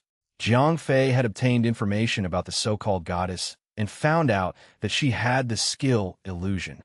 If the ring had not provided Jiang Fei with that information, he might have been intimidated by the presence of the goddess. Chapter 462, same old tactic. Translator, Endless Fantasy Translation Editor. Endless Fantasy Translation, O great god of the sea, please save me. It is them who had killed your followers, cried the pirate leader once the alluring goddess had shown herself. Jiang Fei felt pity and awkward when he saw the pirate leader bowing incessantly. Umph, you have committed the gravest of crime yet. What are you? Just as the goddess was delivering her speech of justice, she stopped suddenly and took a few steps back. It was involuntary as it was triggered by intense fear. Jiang Fei turned around only to see Isabella behaving unnaturally. The girl was staring straight at the goddess with eyes that were glittering like a puppy. Her mouth was half opened as saliva leaked. What now? Hello, Earth to Isabella? Are you being controlled by the sea monster? Jiang Fei was dumbstruck. He had no idea that things could turn out this way. However, little did he know that he was about to hear the dumbest thing anyone could say in that situation. Verger Glider, I am so hungry, said Isabella softly but clearly. Hungry? Didn't you just eat a large serving of Hydra earlier? Jiang Fei cringed so hard that he could smack her head hard. It was obvious that she was a glutton. After having tasted the Hydra, she had developed a taste for seafood. Could this sea monster be one of the staple food for dragons? Wondered Jiang Fei. The more he observed the frightened goddess, the more he was sure that the goddess was prey to dragons. Like the Hydra, sirens were also considered to be an exotic food for draconians. It was pure instinct, like meat to dogs and fish to cats. With dragon blood flowing in her veins, Isabella gave in to her cravings and started to behave like a wild dragon. To be fair, the siren had it worse. It all started when she was trapped on the island to guard the treasure. As time passed, she got bored and decided to attract sailors and pirates to keep her company. Today, when the siren was having her yearly nap, she heard the cries and prayers of the pirates. Knowing that her followers were in trouble, she thought it was the perfect opportunity to showcase her powers. Little did she know that she would be facing a demon dragon. The dragon aura that Isabella was emitting was so potent that the siren was immediately frightened to the core. Even though Jiang Fei and Isabella were only level 60 and the siren was level 65, the instinct of being the prey to a predator kicked in. What is going on? What is going on? I don't want to die. I don't want to be eaten. The siren screamed at her heart. What should I do? What should I do? My dragon form is still in cooldown, but I really want to eat that sea monster, cried Isabella to Jiang Fei. Oh Lord, just where is this quest going to? Asked Jiang Fei as he face-bombed himself. He turned to look at the sea monster who was slowly retreating and Isabella, who was still drooling like a hungry dog. Just what is this title challenge quest developing into? If any other player stepped into this quest, this should be the point where the player would fight and defeat the siren and obtain the treasure that the siren was guarding. However, since Jiang Fei was different, with Isabella with him, the entire thing was turned around. Without even fighting, the siren had already given up. Seeing that the siren was slowly creeping away and Isabella was creeping forward, Jiang Fei wondered who was the bad guy again. The expression on Isabella's face was just like those of a perverted uncle who was cornering child. Seemed that the genes of the dragon were indiscriminate when it came to feeding. A cute little girl like Isabella could turn into a glutton when the dragon's favorite dish was in front of her. Adventurer, respected adventurer, please save me, cried the siren. Wah. Both Jiang Fei and the pirate's jaws dropped. The siren had already reached her limit. There was no way she could escape from Isabella. Helpless, she resorted to Jiang Fei in desperation. The leader pirate looked extremely confused. It took a while for him to understand the situation. He had thought that by calling the god of the sea for help, the two adventurers would be killed. Not only did the sea god back down from the fight, she even begged the killer for mercy. "Bella, wait a second there," said Jiang Fei as he pulled Isabella. The goddess was supposed to be the last boss of the island. If anyone knew about the treasure, it would be here. But I'm hungry. Please let me have one bite. Just one bite. I'll settle for an arm or a leg," cried Isabella as she begged Jiang Fei. "Adventurer, please, I beg you. Please let me go. I'll even give you my treasures," cried the siren when she heard that Isabella was desperately trying to eat her. Rumor had it that adventurers were greedy in nature. If she could offer her treasures, the adventurer might spare her life. Treasures, you say?" said Jiang Fei as his eyes glinted with greed. The best way to get the most out of an NPC with higher artificial intelligence was to extort them via the old trick. "Oh, great one. I have here a powerful armor, which you could use. Please, take this," cried the siren as she miraculously pulled out a golden chest out of thin air. Jiang Fei opened the chest, and a golden light shone. Wave Force Battle Armor, Plate Armor, Legendary. Physical Defense plus 1,120 Magical Defense, plus 1,135 Strength, plus 70 Vitality, plus 80 Equip. Grants an additional 20% water damage to your attacks. Equip grants the skill Wave Barrier. Creates a water barrier that absorbs damage. Lasts for 30 seconds. 1 minute cooldown time. Level requirement. 60 note.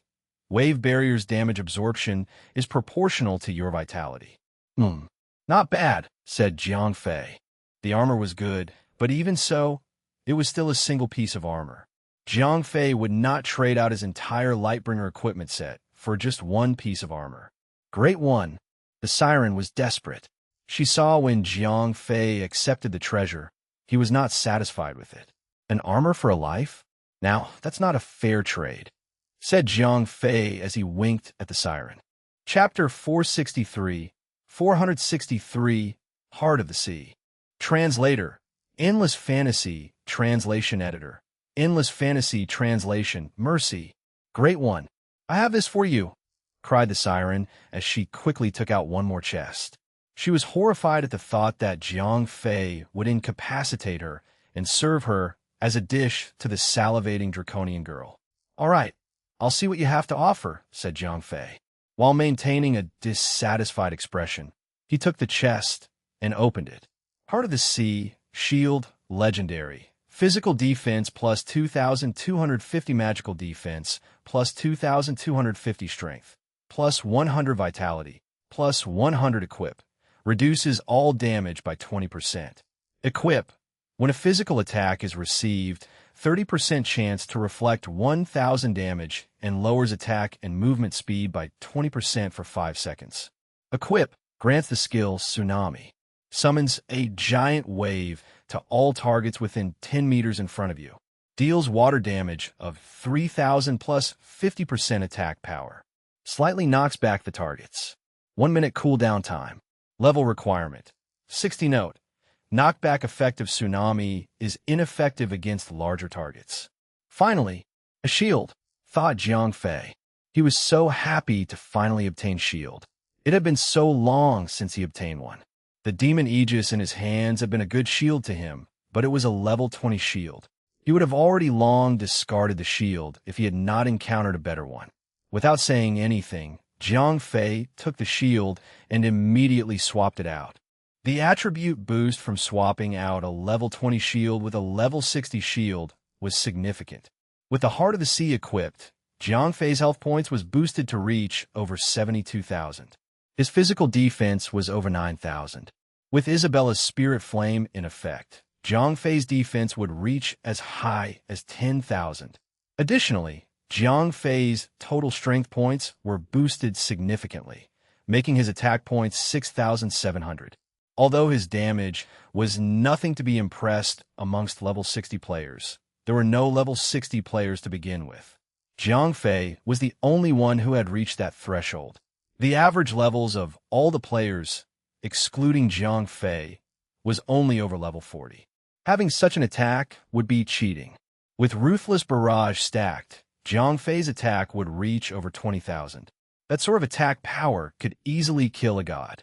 Now that Jiang Fei was finally satisfied with his overall boost, Jiang Fei came up to the begging siren and smiled. Isabella might have frightened the siren to her core, but that was all she could do for now. Her Dragomorph skill had been used during the fight with the Hydra. To fight the siren as well as the level 65 pirate leader would not be easy. Although they would not lose easily, they would not win the fight easily as well. However, with the Heart of the Sea equipped, Jiang Fei had the confidence to face off those two easily. His current defense was so strong that he did not have to use any one of his two morphing skills. Isabella only needed to fight normally, and the bosses would be killed off without much of a fight. Naturally, the siren did not know about Jiang Fei's godly power. If she wanted to, she could run away and be done with it. However, she had made the lethal mistake of begging for her life instead of fleeing. The poor siren would break down and cry if she knew that Jiang Fei could easily take her out. "Oh, great one, would you please spare my life?" cried the siren. The poor siren was so scared of Isabella that she almost pissed in her pants. There was nothing left for her to offer. Jiang Fei laughed sinisterly as he planned on what to do with the siren. The siren had mistakenly interpreted Jiang Fei's sinister laughter completely. She thought that he was eyeing her beauty and frankly bootylicious body. "Wait, please. This is but a mere illusion spell I had cast on myself. This is not my true appearance," cried the siren. At that moment, she dispelled the skill and revealed her true form. hashtag $% cried Jiang Fei as he himself nearly pissed himself.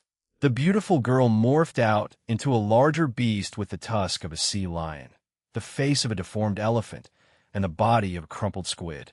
"Oh my, she looks so delicious," cried Isabella as he tugged Jiang Fei's hands. Jiang Fei was dumbfounded. How could Isabella be so agitated when that thing just turned into something so hideous? Ugh! When a monster saw how Isabella reacted to her true form, the siren flinched. Obviously, there was no running away from the dragon. Even though she managed to startle the adventurer, she had only made it worse since the Draconian had only gotten more hungry. "What is going on?" asked the pirate. That goddess that he had been worshipping had just turned into a hideous monster right in front of his eyes. When he heard the goddess pleading for her life in front of the adventurer, he was convinced that they might be someone of a higher power. However, when the pirate leader saw what had transpired right in front of his own two eyes, he could not take it anymore and accepted that he had been cheated. "You tricked me," the pirate roared. The feeling of despair was completely masked over by the rage he felt when he had realized that his underlings and he had been tricked into worshipping a false god. The siren grunted awkwardly as she had realized that pirate was still there. All cards had been shown, and there was nothing more to hide. However, the worst part was the fact that the drooling Draconian was still aiming to eat her. Concurrently, Jiang Fei, who was still holding Isabella back, could not continue holding her anymore. "What is wrong with you? TSK, why is the dragon genes acting out only now?" cried Jiang Fei as he struggled to hold down Isabella. "Monster! Trickster! I'll kill you!" cried the raging pirate. The madman had finally drawn out his sword and charged at the siren, attacking her. "Ugh, I don't care whatever happens now," said Jiang Fei as he let Isabella go free. In a split second, she charged at the siren and started to claw at her. "I'd only needed one to survive. The monsters could die for all I care," said Jiang Fei to himself as he decided to join the fight. Being a level 65 Lord tier boss, the siren was supposed to be strong. However, Isabella was on a hunger rampage. It was best to let her go amok on her own. Jiang Fei was fine on his own as his defense was strong. With the help of the mad pirate, the siren was killed in no time. Chapter 464 Title, Explorer. Translator, Endless Fantasy Translation Editor. Endless Fantasy Translation. The siren was a level 65 Lord-tier quest boss. Every single quest boss would never drop anything besides the quest item that was required. Phew! Thank God, I had already extorted everything out of her, said Jiang Fei as he inhaled deeply. Hey, you! Come here! Jiang Fei yelled at the last pirate. Yes. You called? Said the pirate as he ran toward Jiang Fei. There was a saying that Jiang Fei had heard before. There's a coward in every brave man, especially bad guys. This pirate was clearly a coward. The god that he worshipped was killed by 2 adventurers. Even though she was a false god, she was still much stronger than he could ever be. Now that he had lost his savior, he came to Jiang Fei, wagging his tail and all. Where is the treasure hidden on this island? Asked Jiang Fei. Treasure? There's never a treasure here. This island is in the middle of nowhere. Very few ships had come and gone. We had only managed to hijack a few of them to take what we could to survive, said the pirate as he shook his head. Are you sure? Asked Jiang Fei as he took one step closer to the pirate whilst holding the hammer on his waist. I'm sure. We didn't keep anything precious any longer. To us, food and water are more precious than gold, cried the pirate as he kneeled down in front of Jiang Fei, crying as he did. Jiang Fei's art of intimidation was superb. The pirate was so scared of him. He was more scared of Isabella, and thank whatever gods there were that she was not talking to him. Isabella was busy dismembering the corpse of the siren by side. I'm not asking for your treasure. I'm asking for hidden treasure on this island. Sigh. Fine. Since you're no use to me, I guess there's no need for you to live any longer. Shall I send you along with your fellow mates? Asked Jiang Fei as he pulled out his hammer from his waist. Please, good sir. We don't have anything good for you. I think the siren might have something for you hidden in its lair, said the pirate out of desperation. See? Why didn't you start with that? Said Jiang Fei as he hung the hammer back on his waist. It seemed that the hidden treasure was hidden in the siren's lair. Good sir, I shall lead you there, said the pirate before Jiang Fei could even ask about the whereabouts of the lair. Without a doubt in his eyes, the pirate understood the main reason why Jiang Fei and Isabella had come to the island. They had always been eyeing the treasures that the siren was guarding. Bella, time to go. Eat whatever there is, and let's hit the road. Jiang Fei shouted. Okay, Isabella shouted back like a 12-year-old girl. She happily sliced off a small piece of flesh from the siren's belly and put it in her mouth. Blah! Disgusting. Boy! What's wrong? Asked Jiang Fei. It's smelly and disgusting, replied Isabella, her voice cracking. It's not like what I remembered. Well, not like you can ask the siren to change how she tastes. Let's go, said Jiang Fei. The truth was Isabella's current form could not properly enjoy the siren's meat. In her dragon form, she could thoroughly enjoy the taste of raw flesh and blood. In her demon form, she would have a taste buds similar to that of regular humans. Naturally, she would not be able to handle it. Sigh, how sad. If I knew that she was disgusting, I wouldn't have killed her, said Isabella as she spat out whatever that was in her mouth. If the siren's ghost could hear what Isabella had just said, the siren might start rolling in her grave. With the pirate leading the way, Jiang Fei and Isabella found themselves traveling across the thick forest with ease. Very soon, they reached the siren's lair, which was a cave that was at the end of the beach across the island. Now that's just lazy writing, said Jiang Fei as soon as he stepped into the cave. The treasure chest that was supposed to contain the treasure was just sitting there, right at the entrance. Jiang Fei did not even have to walk further in. Pirate's treasure chest, quest item, normal, description, a quest item to complete the Explore Title Challenge quest. The treasure chest properties description was simple and direct. Ding. Explore Title Challenge quest completed. Ding. Congratulations, player Verger Glider, for obtaining the Explorer title promotion. All allied reputation points plus 4,000. Explorer builds trust with NPCs faster and better. Able to receive higher ranking quests. Grants you the ability to equip a few equipment with title requirement. Jiang Fei read the properties of the title and found that it was not much of a boost to him as a player. However, the title did grant players to accept higher difficulty quests from NPCs which allowed faster leveling as well as obtaining better equipment. There were not many types of equipment with title requirement. However, if one did, the equipment would be a powerful one. Until this day, Jiang Fei had only seen one, which was the demon race's holy item he had with him. Abraham, Destroyer of Kingdoms, was a two-handed sword that required the title of Dragon Slayer. A few seconds after Jiang Fei had obtained the Explorer title, a pillar of light flashed from the sky, and Jiang Fei was immediately transported back to Dawnlight City. "Respected Explorer, welcome back to Dawnlight City," said one of the NPC guards who was always standing by the teleportation portal. "Haha, that's a nice treatment for a change," said Jiang Fei as he smiled. Even though there was no change in his stats, having an NPC treat him better was rather nice. He might even have the chance to properly build a relationship with an NPC to obtain better and more difficult quests. Jiang Fei roamed around the city, spending what remaining time he had on testing the reaction of different NPCs. After that, he accompanied Billy Boy and Little Rain to kill a few players in the battlefield until it was time the server shut down for the day. After breakfast, Jiang Fei chose not to go to school. After what had happened yesterday, he had decided to stay as far as he could from Baizhongwei and the rest of the troublemakers.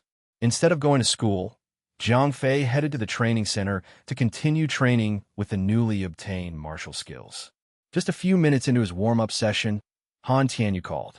"Fei, why weren't you in school today?" asked Han Tianyu. His voice suggested that he was tired. "Yeah, no. Weren't you the one who told me that school was a waste of time?" "I'm training on martial skills now," said Jiang Fei as he laughed. "Sigh. Without you in class, guess who's bugging me now? The twins.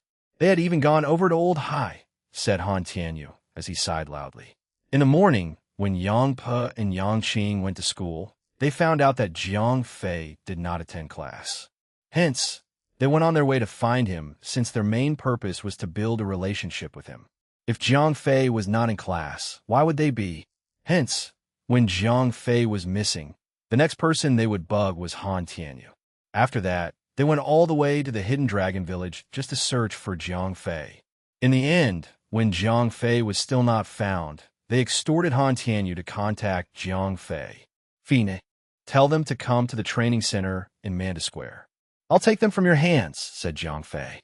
The reason Jiang Fei agreed to babysit the twins was simple. He needed someone to guide him to master the skills. To be fair, Jiang Fei was in desperate need of a guide. At this point, the best way to kill two birds with one stone was to have the twins to teach him. Chapter 465, Targeted. Translator, Endless Fantasy Translation Editor. Endless Fantasy Translation. After he was done talking to Han Tianyu, the twins arrived in less than 30 minutes later. "Brother Jiang Fei, are you trying to avoid us?" asked Yang Qing as soon as she entered the training room where Jiang Fei was in. Her angry face, as well as Yang Qing's crossing her arms, made Jiang Fei feel very awkward. Well, technically, she hit the bullseye. Jiang Fei was indeed trying his best to avoid the twins. Of course, he would not tell them that. "Qing, I think Brother Jiang Fei had only forgotten to tell us about his lifestyle," said Yang Pe. She was much smarter than Yang Qing. She understood Jiang Fei's position and pulled him out of the trouble. However, there was something in her eyes when she shot a cold stare at Jiang Fei. Forgetting once was fine. Forgetting twice meant it was intentional. "Well, I'm not the kind of person who goes to school on a daily basis. I would only go to school when I hear that you guys are coming." It never crossed my mind that this had to be informed. Jiang Fei tried to maintain expressionless as he gave his excuse, hoping that the girls would buy into that. "Huh, I see.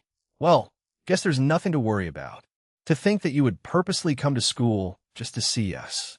That makes me very happy," cried Yang Qing gleefully as she jumped to Jiang Fei and gave him a hug. "Ugh, right? I completely forgot about my problems. I needed your help," said Jiang Fei as he immediately freed himself from Yang Qing's death grip. He ran toward the corner of the room and showed them the books. These are the books from before. These are easy skills. Brother Jiang Fei, you're a level 4 fighter, no? How could you not know how to learn these?" asked Yang Qing. "Brother Jiang Fei, these books are all level 2 mastery skills. Didn't your master teach you anything of this sort?" I mean, these are basic skills that one is required to learn before you could be accepted by a master, said Yangpa as she took the book and read it. Well, my master is different from the rest. Sometimes even I could not understand what he is saying. The way he taught me his techniques were different than how you learned, said Jiang Fei as he tried to come up with an excuse. That happens, said Yangpa as she immediately understood. The way she spoke seemed experienced. She must have met with other masters who taught martial arts differently than the others. Jiang Fei's excuse was not really solid. However, no one really knew a level 5 master, nor did they made themselves public. Jiang Fei himself had proved that his fighting style was lethal. The twins had seen just how powerful he was. Hence, even though Jiang Fei's excuse was not really convincing, the two did not really suspect Jiang Fei. Perhaps the level 5 master had devised a special training method for Jiang Fei, making him strong in such a short time, but unable to master even the basics of martial arts. Okie dokie, Brother Jiang Fei. Feel free to ask me anything that you don't understand. I'll help you, said Yang Qing with a bright smile. Yang Po nodded quietly.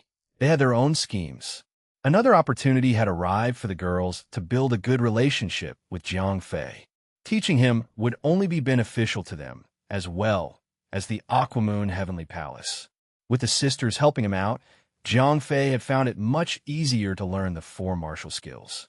There were so many problems that he had quickly solved by the sisters. Jiang Fei himself had a good body and fighting capability. Since the 4 martial skills were not too hard, Jiang Fei had fully mastered the ways of the Thunder Palm. He had also gained a better understanding of the remaining 3 martial skills. For 3 days straight, Jiang Fei had been camping in the training room. Yang Pe and Yang Qing were always stuck to him. Whenever there was a problem or a flaw in his arts, the girls would step in to help. To be honest, Jiang Fei felt a little happy as well as a tiny bit of annoyed with the girls being with him. While Jiang Fei was torn between his emotions, others were not having a good time. First off, Yi Zhangfa was pissed. After having eaten the pills from Jiang Fei and had completely recovered, Yi Zhangfa felt ashamed to the core. Since he was young, Yi Zhangfa was never beaten, never scolded, never rejected, and never having to hear the word no. After the fight with Jiang Fei, Yi Zhangfa had developed an intense hatred toward Jiang Fei. He skipped school the next day and went back to Soaring Cloud Sect. There, he started plotting his revenge on Jiang Fei. Bai Zhongwei was not having his time as well. The next day after the incident, he thought that the girls, as well as Jiang Fei, would attend class. Little did he know that Jiang Fei did not attend school. Yang Pe and Yang Qing were there, and to Bao Zhongwei, it was a rare chance to catch up with Yang Pe. However, right after the first period, the girls disappeared like the wind and never returned to class. On the next day, Bai Zhongwei returned to school, only to see Jiang Fei still missing. The girls were also absent. Hence, without the 3 whom Bai Zhongwei wanted to meet, he left school. Not knowing where did Jiang Fei, Yang Pe, and Yang Qing go, Bai Zhongwei went to Han Tianyu. Thinking that being the closest to Jiang Fei, he should know where Jiang Fei was. However, when Yang Pe and Yang Qing had gone all the way to Hidden Dragon Village to question Jiang Fei's location, he quickly left the place and went to the 3rd military company in Africa. Han Tianyu might be a tiny ant in amongst the giants of the other martial artists. He was considered a giant himself in the world of the normal human. Now that Han Tianyu was missing as well, Bai Zhongwei had no moves left. Jiang Fei had made it clear to Yang Pe and Yang Qing that he would not want his parents to be dragged into the matters of the other society. This information was relayed to the other members of the China Martial Artist Alliance. Even though everyone had their own plans, no one would want to cross Jiang Fei. Hence, Bai Zhongwei would not visit Jiang Fei's house and bother his parents. 1 week later, Jiang Fei had been practicing his martial skills in Manda Square's training room, as well as playing Dawnbreak. In the game, he would carry a few of the guild's core members in dungeon raids. Occasionally, he would visit Billy Boy in the battlefield and fight other players in the PvP map. There was nothing much that he could do then, since his level surpassed the average player's level. When it was daytime, Jiang Fei would practice his martial skills with the guidance of Yang Pe and Yang Qing. In a short span of a week, he had mastered the basic of all 4 martial skills. Just as he thought that it was peaceful and bliss, trouble came knocking on his door. One fine day, Jiang Fei was dragged by Yang Pe and Yang Qing to do some shopping in the city. Even though he hesitated to go, the girls had been with him for more than 10 days. Without them guiding him, Jiang Fei would never be able to learn the martial skills that fast. Hence, Jiang Fei agreed to go with them as a way of expressing his thanks. When he got ready and was prepared to leave Manda Square, 0541 proximity alert blared loudly. Alert! Suspicious being approaching. Be advised, there are 7 metahumans coming from different directions. Scan indicates that there are 2 level 4 martial artists for level 3 martial artists and 1 level 4 vampire. Chapter 466, Phoenix Reunited. Translator, Endless Fantasy Translation Editor. Endless Fantasy Translation, TSK. Who would want to look for trouble with me? Thought Jiang Fei to himself after 0541 delivered its warning report. 7 enemies, 4 of which were level 4 and 3 level 3. It was a fight that he could not win. The only advantage Jiang Fei had was the girls. There were so many witnesses then, and even if the metahumans were strong, they dared not show up and fight in public. All they could do was to wait until Jiang Fei wandered into an empty street and jump on him. Going to the city would not be a good idea. I need to return to Manda Square, thought Jiang Fei. There were so many people living in Manda Square. No matter who the metahuman was, they would not show themselves in public eyes. If a fight broke out, there was no way they could cover it up. The secrets of the metahuman society would leak out. All members of the society would not take such a crime lightly. Just as Jiang Fei wanted to call out to the twins, 0541 called out again, louder this time. Warning, Omega being in close proximity. Combat preparation is advised. Jiang Fei froze. The only type of enemy that 0541 would consider as an Omega being was a level 5 metahuman. Jiang Fei tightened his fists and was ready to strike preemptively before the enemy could, hoping that he could at least defend himself. However, when the Omega being finally showed up, Jiang Fei relaxed and sucked in his breath.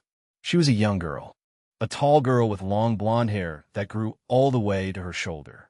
She wore a long one-piece white dress and a pair of sunglasses that was so large that it looked like it was a mask. Even so, Jiang Fei could recognize who she was. "Hello," said Phoenix in perfectly fluent Mandarin. When Jiang Fei realized that Yang Pe and Yang Qing did not know who she was, he played dumb. What a coincidence! To be honest, Jiang Fei and Phoenix shared a moment together, which led Phoenix to owe Jiang Fei 2 deeds. With her being there, Jiang Fei would not be scared of any of those incoming level 4 and level 3 enemies. "Brother Jiang Fei, who is she?" asked Yang Qing as she hugged Jiang Fei's left arm tightly. "Ho ho, she's an old friend. Her name is Phoenix," said Jiang Fei calmly. He turned to Phoenix, smiled, and said, "This is Yang Pe, and the one on my left arm is Yang Qing." "Hi there," said Yang Pe as she bowed politely. Even though she did not know who the woman was, it was best to show courtesy since she was, as Jiang Fei introduced, an old friend. "I'll cut to the chase. I need your help, Jiang Fei." Phoenix completely ignored Yang Qing and Yang Pe and spoke to Jiang Fei. "Hey, what's wrong with you? You showed up suddenly and demand his help?" "Who are you?" said Yang Qing. She was slow. Even so, she did not want Jiang Fei to just leave her and go with another woman. Jiang Fei could feel a sudden surge of power surrounding Phoenix. Even though she was wearing dark sunglasses, Jiang Fei could clearly see Phoenix's eyes glowing white. "Stupid fool, why are you being so rude?" Jiang Fei immediately freed his arm from Yang Qing's hold and pulled her behind him. "There are people whom you should never anger," said Jiang Fei quietly to Yang Qing before turning back to Phoenix. Cold sweat dripped from his forehead. After being close together for more than a week, Jiang Fei had grown on the girls and did not wish to see them being vaporized. "Your answer?" asked Phoenix as she glared at Yang Qing. She understood that Yang Qing did not know who she was and what she could do. Puny humans like her never learned to understand power. It was only common for ants to mistake gods as one of them. Yeah, I'll help you, said Jiang Fei bitterly. He needed to protect Yang Qing at this moment. Naturally, he would agree to what Phoenix said, even if it meant to lick her boots. There was something that had bugged Jiang Fei the moment Phoenix asked for his help. No matter who it was, no one could possibly stand against Phoenix. Hence, the problem must not be something about fighting. Knowing that, Jiang Fei was slightly relaxed about helping Phoenix. It was also a good chance to spend more time with Phoenix to garner her interest. All right, come with me, said Phoenix as she turned and began to walk quickly. Jiang Fei followed her quickly, leaving both Yang Pe and Yang Qing alone. He hoped that the girls understood the situation and would just quietly leave them. However, the girls followed along since an unknown woman had suddenly shown up and dragged their man away. Phoenix stopped abruptly. Without even turning around, she said, I only need Jiang Fei's help. Jiang Fei turned around and saw that the girls were tailing him from afar. He then ran toward them and pleaded them to return home. Please go back. Tell my mother that I'm attending some competition and would not be coming home tonight. Brother Jiang Fei, cried Yang Qing as she did not want Jiang Fei to leave. I understand, Brother Jiang Fei. We will handle this, said Yang Pe as she held her sister. Being the quiet one, she was always on the alert and observing things happening around her. When Phoenix approached them, Yang Pe could sense something unnatural about her. When she noticed how Jiang Fei, a level 4 fighter, acted when she talked to him, Yang Pe understood that the woman must be something else. From the looks of it, it seemed that Phoenix was rather close with Jiang Fei. The way she talked to Jiang Fei was straight and direct, especially when she asked for Jiang Fei's help. Jiang Fei had even agreed to help her without asking for details. That only explained how much trust Jiang Fei had for that woman. Yang Pe did not know that Phoenix was the product of a major bioexperiment. The expression on her face was gone. Only a cold, emotionless stare remained. However, would a level 5 Omega level being need to smile to others? Only when Jiang Fei was sure that the girls had returned to Manda Square did he sigh in relief. Phoenix said nothing all the way. The two hailed a cab and went out of the city. Young master, what should we do? Asked a man dressed in black when he saw Jiang Fei and a beautiful girl entering a cab. Follow them, said Yi Zhangfa. Yes, sir, said the group in unison. They then got into two separate cars and started to drive. Yi Zhangfa and a few of his men were chasing after Jiang Fei, not knowing that there was a level 5 Omega level being with him. Young master, are you sure you want to do this? If this got out, we would surely be punished severely, said one of the level 4 fighters of the Soaring Cloud sect. Jiang Fei was the disciple of a level 5 master. Hurting him would surely invite the wrath of the level 5 godlike fighter. Are you daft? Just kill him silently without anyone knowing about it. Make him literally disappear from this world. If you're regretting this now, I'll reveal the secret about you killing your fellow female apprentice to my uncle, said Yi Zhangfa. Ugh, whatever you say, young master. I will follow your orders, said the man when Yi Zhangfa threatened him with his own secrets. Those who were chasing after Jiang Fei were Yi Zhangfa's blackmailed henchmen, besides the level 4 vampire. To attack and assassinate a level 5's apprentice was a heavenly crime that would surely result in a death sentence if discovered. However, if they did not carry out Yi Zhangfa's order, it was also a death sentence. The level 4 vampire was different. He was there only to obtain Jiang Fei's blood. The blood of a level 4 fighter was precious to them. Of course, he did not know who Jiang Fei really was. Chapter 467. 467. Recycling the trash. Translator. Endless Fantasy Translation Editor. Endless Fantasy Translation. In no time at all, Jiang Fei and Phoenix arrived at a place where there was hardly anything in sight. It was in the middle of the road with nothing but empty plains. Are you really getting off here? Asked the driver curiously. Yeah, thanks for the trouble, said Jiang Fei as he handed the money for the cab. Ho ho ho. How nice is you, Fei. Do remember to use protection, said the driver as he winked. A couple of youngsters going out of the city to a place with nothing but animals and shits. What else was there to do but to do the big bang boom? Aha! Mr. Driver, I need you to drive away now, said Jiang Fei as he laughed bitterly, glancing at Phoenix, hoping that she would not be annoyed at the driver and kill him. Luckily, she was just standing by the road, staring into the nothingness. After collecting his change, the driver sped off. Jiang Fei approached Phoenix and asked, "What help did you need from me?" "I'll tell you later. For now, there are some annoying fleas around. We shall deal with them first," said Phoenix without any form of emotion. "Flea." Just as Jiang Fei wanted to ask a follow-up question, Jiang Fei heard the sound of 2 car engines roaring and then stopping nearby. "Haha, to think that even you would come out to some empty field with a foreign whore," cried Yi Zhangfa as he got down from the car. "Oh crap, you have got to be kidding me. I can't save you now," said Jiang Fei as he could feel the air around him vibrating with powerful energy. The temperature was even lowered by several degrees. Jiang Fei did not have to turn his back to feel Phoenix's intense murderous intent. He knew that her eyes was glowing intensely. Yi Zhangfa had blatantly called her a whore out in the open, not knowing that she could turn him into a piece of turd with just a snap of her finger. After Yi Zhangfa got out of the car, the other 6 alighted the car one by one. The reason why Jiang Fei had dared to behave in such a way was because of the cheerleaders he had. "Young master, what do you want us to do?" asked the level 4 fighter. They had already revealed themselves. If they left Jiang Fei alive, he would expose them to the Alliance. "Kill that bastard and capture that foreign whore. I will rape her brains out and let you have her after," said Yi Zhangfa boldly and loudly as he smiled. "Yi Zhangfa, you have my respect. I've lived for only so long to see that someone like you have the biggest set of balls," said Jiang Fei in his heart. He felt extremely tickled at the fact that someone puny like Yi Zhangfa would dare to insult others without even knowing who or what the person was. "You little brat, you have wronged me in so many ways that I would not let you go even if you beg on your knees. I don't care that you are the disciple of a level 5 master. I shall have you killed. You lots, go and kill him.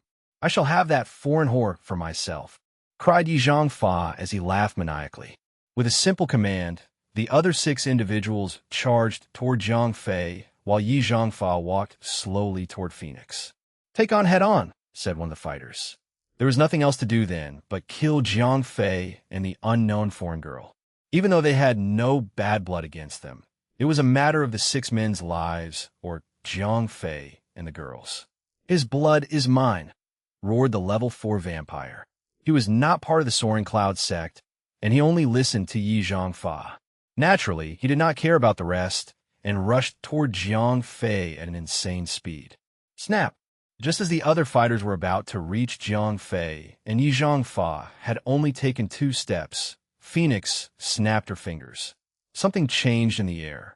A powerful pressure came down from the sky and pressed everyone, including Jiang Fei, to the ground. Jiang Fei had only felt a slight pressure. Before his legs could even bend, the effect was warded off by Phoenix. The rest were not so lucky. Everyone, including the vampire, was lying face flat to the ground. As much as they struggled, they could not get up. They could not even lift their fingers. "Oh, hot dang! Is this the power of a level 5 Omega?" Even a level 4 fighter could not resist. "That sort of gap is too much," thought Jiang Fei as he gaped at Phoenix's. He felt extremely lucky to get away from impersonating Zhuge Shanjin the last time. It was known to all that level 5 metahumans were considered as legends. Only a few had seen them in action, and even fewer had lived to tell the tale. When Jiang Fei was impersonating Zhuge Shanjin, his feat was considered to be at the passing grade.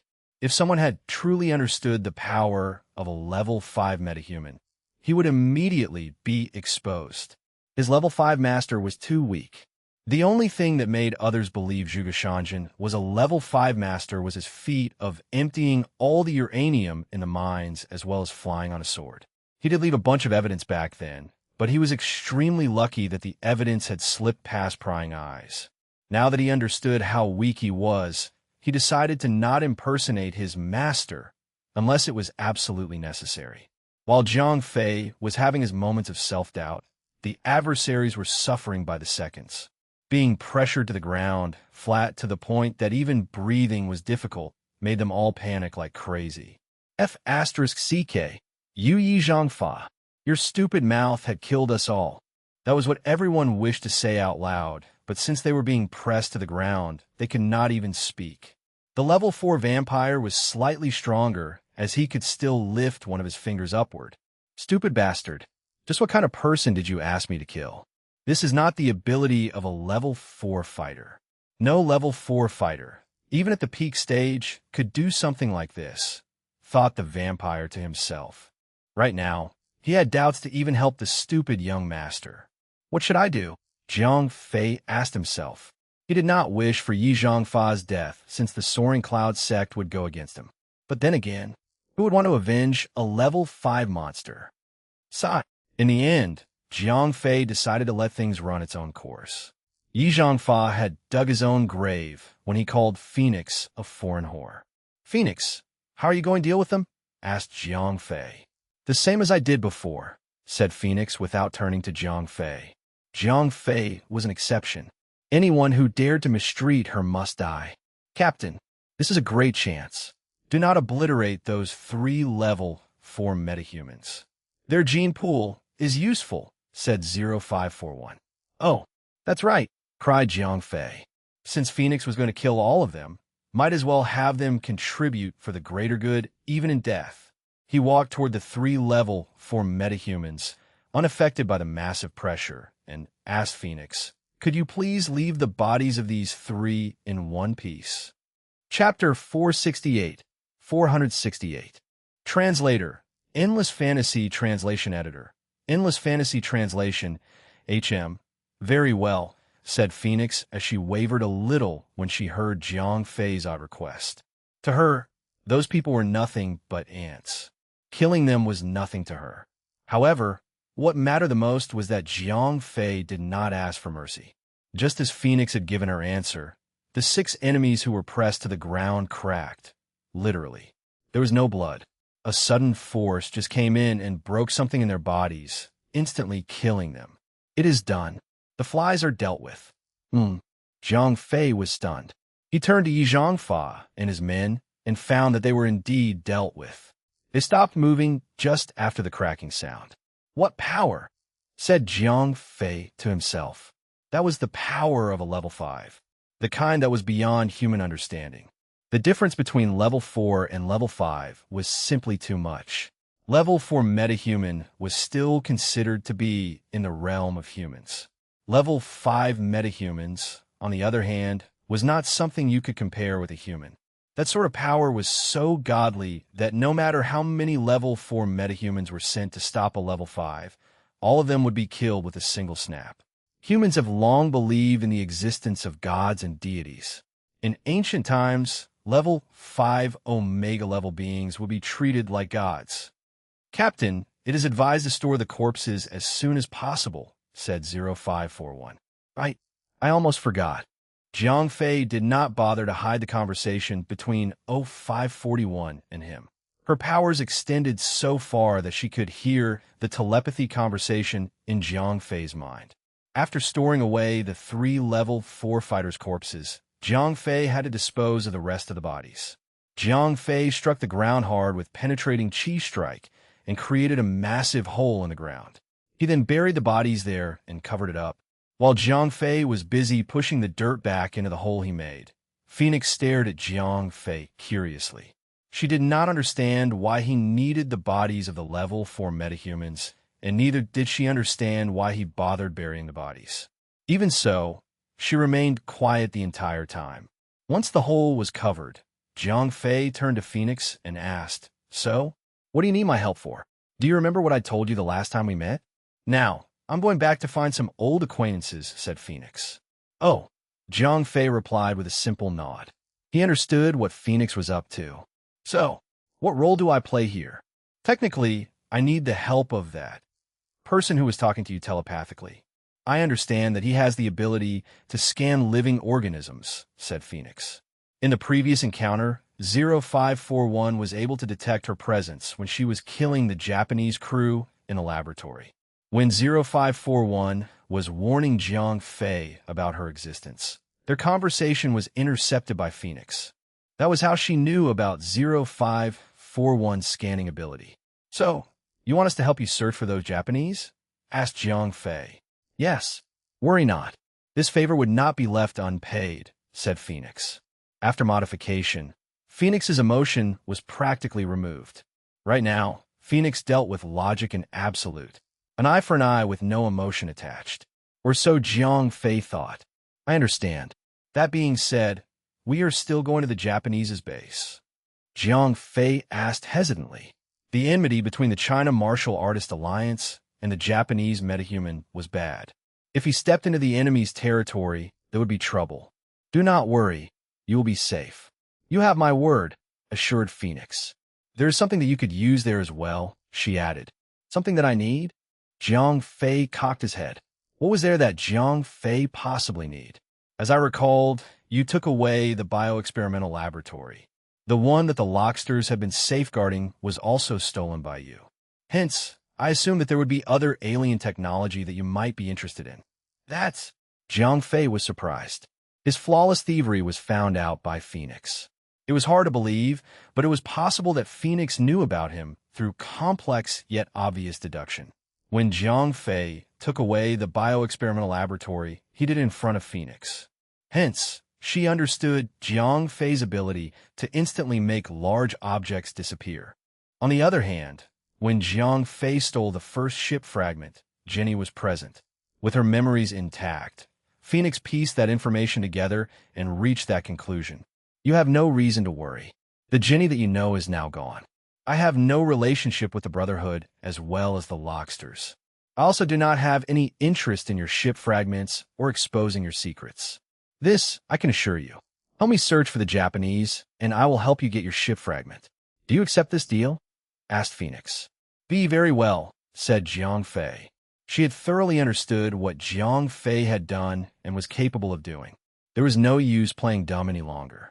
Having Phoenix as his partner in crime, Jiang Fei had no worries about his safety. She was merely hunting the Japanese for her own revenge. Technically speaking, there was no drawback if Jiang Fei joined her. It was a win-win situation. "Shall we proceed then?" asked Phoenix. She waved her hand in the air, and Jiang Fei was immediately frozen in place. "Do not be afraid. I am holding you in one piece since my method of traveling will rip you to shreds," said Phoenix monotonously. "All right, I'll be in your care," said Jiang Fei. Even if Jiang Fei was against it, there was no way he could say no to the level 5 Omega being. "Please hold for a while." As soon as Phoenix said that, Jiang Fei could see trails of light slip by him as though he was slipping through a sea of light particles. In a split second, the light particles stopped, and Jiang Fei could see what seemed to be a mountain. "We have arrived," announced Phoenix. "Arrived? In Japan!" cried Jiang Fei as soon as he could move again. "That is correct," said Phoenix with a simple nod. Jenny's ability was instant teleportation, and now that she had gained level 5 powers, instant teleporting was as simple as a thought away. Taking someone with her was an easy feat. "Please start your search," said Phoenix. "All right, 0541, if you would," said Jiang Fei without wasting any more time. Chapter 469. 469, Level 4. Translator. Endless Fantasy Translation Editor. Endless Fantasy Translation. Initiate wide area scanning. While 0541 was scanning the entire mountain, Jiang Fei looked around to check out the environment. He was in the middle of a thick forest. There were mountains everywhere. Even though they were not too high, the area was still rather steep. It could be said that the area was perfectly isolated from any human settlement. It was a perfect secret base with tall trees as cover. After 20 minutes of scanning, Jiang Fei asked 0541, "What did you find?" "Captain, I've detected 3 large buildings underground. All of them have powerful electrical interference. I require a longer time to pinpoint human signals." "There's no need for that," said Phoenix. She had heard everything 0541 had said. Since 0541 had already found the buildings, there was no need for 0541 to continue searching for human presence. When there were electrical disturbances, there would definitely be a human presence. Why would you dash? Started Jiang Fei before Phoenix interjected immediately. I do not need to know their identities or their affiliations. I only needed to know where they were. There's no need to know every single one of them, as I will eliminate every single one of them, explained Phoenix as she removed her abnormally large sunglasses. Her eyes were glowing white then, and even though Jiang Fei did not see her directly, he could literally feel the intense hatred boiling inside of her. Ripples of power surged from her body. 0541. Where are the 3 buildings? Asked Jiang Fei. He had no qualms of Phoenix asking 0541 to stop the scanning process. He could save more power that way. The base that is closest to us is 7 kilometers away, 0700 of our current position. The base is located 1,300 meters underground. Reported 0541. Let's go, said Phoenix. In an instant, Jiang Fei felt the same power freezing him in place. Light flashed by, and Jiang Fei reappeared in the middle of a long pathway. Damn, what a power! How could anyone stop her at all? Cried Jiang Fei in his heart. As soon as Jiang Fei and Phoenix appeared, alarms all over the building started to blare. Lights had turned from white to red. Through the loudspeaker, the Japanese personnel were talking loudly as if they were warning the others about their presence. The place is filled with security cameras. They have found our location, cried Jiang Fei as he got worried. Ho ho, so what if they found us? Said Phoenix as she chuckled bitterly. Huh, I like your answer, said Jiang Fei. He had completely forgotten that Phoenix was a level 5 god. She was right. So what if the Japanese had found them? What were they going to do? What could they do? Clang, clang. 2 metal doors fell down faster than Jiang Fei could even react to it. One was in front of them, and the other was behind them. It was to trap them to a small area. No sooner, large machine guns with aiming laser came out of the ceilings, the walls, and the floor. Oh damn, the security here is tight as hell, cried Jiang Fei. Brat-a-tat-a-tat-tat-a-tat. Right before Jiang Fei wanted to stop the guns, the machine gun started to spin and fire a shower of lead. Whoosh! Effortlessly, Phoenix waved her hands, and an invisible barrier was erected around Jiang Fei and Phoenix. All the bullets that were coming slowed down miraculously and were frozen in place. With another wave of her hands, the guns were all immediately disassembled. Where are they? Asked Phoenix. 0541. Relay the location, ordered Jiang Fei immediately. Roger, Captain. They were currently inside the building. The electrical disturbance was on the surface, which stopped anyone from discovering them. Without any jamming from the enemy, 0541 could easily search all the personnel that were in the building. Jiang Fei and Phoenix flashed again, and they reappeared in the middle of a small control room. With 0541's scanning ability, as well as Phoenix's instant teleportation, no one could escape from them. They could hide inside a panic room, or even in a bunker. Phoenix and 0541 would track them down just as easily. Who are they? How do they infiltrate the facility? How do they find this facility? Release the beasts. Release all of them.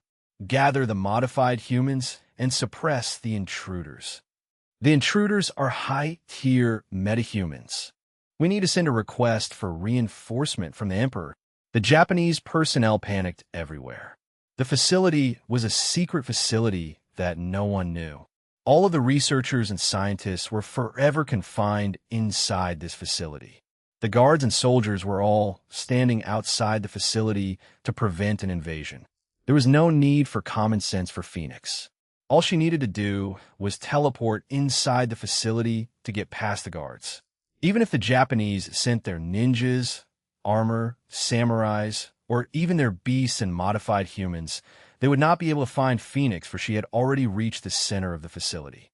There was no one but those who had used her as an experiment, those who had caused her pain and suffering. The ones whom she hated the most were the researchers. That was why she had instantly teleported inside the facility to first deal with the people she hated the most. Beep beep. Be advised. Powerful organisms have been detected heading toward this direction. Reported 0541. Doesn't matter, let them come. There's no stopping me, said Phoenix. There were two things that Phoenix had to do there. One, she must kill all the researchers and scientists, all of the facilities. Two, whoever came in between her first objective must die. 0541. Is there any signal that resembles the ship fragment here? Asked Jiang Fei. He was not fond of killing people, hence he diverted his attention to the search for the ship fragment. Negative. There is no signal here. We have to get inside the other two facilities to know, said 0541. It was possibly due to the electric disturbance on the building surface that was interfering with 0541 scanning ability. Hence, 0541 was only able to detect any ship fragment by being inside the facility itself. 5 minutes since the start of the massacre, ninjas and modified humans had arrived at where Jiang Fei and Phoenix were. Stop them, cried the ninjas. 0541. What their power level? Asked Jiang Fei. Most of them are level 2. A few level 3. There is only one level 4 bio-human, said 0541. Shit, just what are they doing? Have a Japanese already reached the level of producing level for metahumans, said Jiang Fei.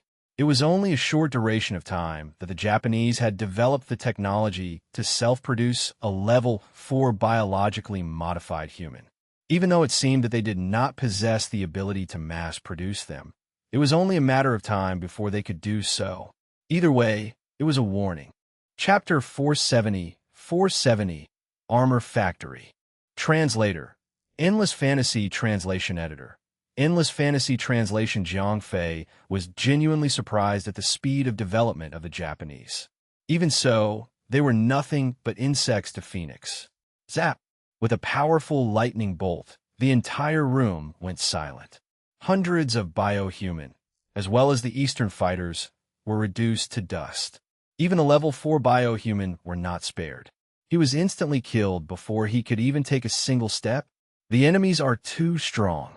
Evacuate. All personnel, evacuate the building. Self-destruct sequence initiated. All personnel, abandon building. A few of the other normal humans in the surveillance room were able to witness the power of Phoenix eliminating all the soldiers who were sent to stop her. When they deduced that the enemies were too strong to stop, the first thing that protocol required them to do was to initiate self-destruct to protect their secrets. Alarms were blaring nonstop. Many of the Japanese fighters were constantly coming in from all directions to attack Phoenix, but all of them were instantly turned into dust. The other researchers and scientists were all escaping. Multiple personnel are leaving the building, 0541 reported. Oomph. I will not let a single of one of them to escape. Tell me their positions, cried Phoenix as her eyes glowed with intense hatred. 0541. Relay the location directly to Phoenix, said Jiang Fei. As such, with 0541 constant reports, Phoenix and Jiang Fei teleported constantly to chase and kill all the personnel that were escaping. How could one escape a hunter that could teleport instantly? Phoenix's method of killing was merciless and instantaneous. In the 1 second she teleported, she would have eliminated every single human that was within her sight. In less than 3 minutes, all personnel that were inside the building were killed. 420 seconds before destruction, said 0541. The countdown timer had not even managed to tick halfway when Phoenix had already killed everyone in the building. Where's the second facility? Asked Phoenix as she dusted off some debris from her clothes. 23 kilometers away from 1100 direction of our current position. 2,500 meters underground. Thank you, said Phoenix before Jiang Fei, and she teleported away. The second facility was more secretive than the first one. It was larger and more tightly secured than the previous one. What happened in the second facility was the same as the first one. 0541 scanned the entire building and relayed their positions to Phoenix. Is there a ship fragment here? Asked Jiang Fei. Negative. Perhaps it is in the last facility, said 0541. Where is the last facility? Asked Phoenix emotionlessly. When the second facility was emptied of life, the self-destruct countdown timer was still ticking in the first facility. That was how fast Phoenix's speed at killing was. The last facility is located 3,000 meters underground, 0900 direction, 50 kilometers, said 0541. Just as Phoenix and Jiang Fei arrived in the third facility, 0541 said, "Odd. What is wrong? Is the ship fragment not here?" asked Jiang Fei, worriedly. "No, I have detected the ship fragment within this facility, but there is only a handful of personnel. They are powerless normal humans. Not a single powerful being is detected in this facility," said 0541. "That's weird. This place is more secure and larger than the previous two facilities. How could there not be any powerful being here?" wondered Jiang Fei. Those humans are rather cunning as well," said Phoenix, as she understood what was happening here. When Phoenix had started attacking, all facility was alerted to their presence. However, before the second facility could take a countermeasure, the first facility had already been trashed. Hence, when Phoenix had started to invade the second facility, the people in the third facility had concluded that the enemies were too strong to take a stance. Hence, they ordered everyone important to escape the facility. The rest of the weaker humans were left behind to suffer the wrath of the enemy. No mercy for the likes of you. Phoenix did not, or perhaps could not display any form of emotion when she massacred all the personnel in the third facility. Out of nowhere, a powerful shockwave was felt in the air. The facility trembled a little as the self-destruct program of the first building commenced. "Have you found a ship fragment?" asked Jiang Fei. "Yes, Captain. It is a small part of the armor factory," said 0541. "What could it do?" "It is a part of the main equipment factory that mainly produces armor.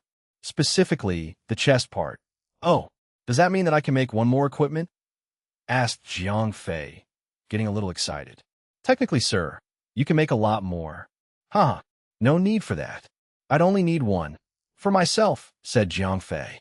Even though 0541 had the ability to mass-produce equipment, it required a lot of energy than producing smaller items such as tools and potions. Even though Jiang Fei had enough energy to last him for some time, it was still best to be conservative. To be fair, when Jiang Fei said that he would only make equipment for himself, it was only to protect himself from others. He could not let anyone else in the world know about 0541 or the magical equipment that he was wearing. Once the secret was out, Jiang Fei's fake strength would be revealed. Or worse, if anyone knew that he could produce such cheat armor in the real world, the China martial artist would surely resort to some dirty tactics to extort Jiang Fei to produce the armor for them. That was why Jiang Fei would never let anyone know about him being able to produce armor. After a minute or so, Phoenix cleared the entire building. With 0541 leading the way, Phoenix and Jiang Fei proceeded toward the armor factory. Chapter 471. 471. Rank Up. Translator.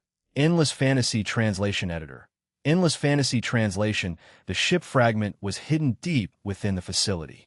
However, with 0541 instant location detection, as well as Phoenix's instant teleportation, Jiang Fei reached the factory immediately and effortlessly. "Have you obtained the factory's control authority?" asked Jiang Fei. "Yes, I have indeed connected to the factory," said 0541. "If you don't mind, I'll be taking this now," said Jiang Fei to Phoenix. She nodded and stared into nothingness.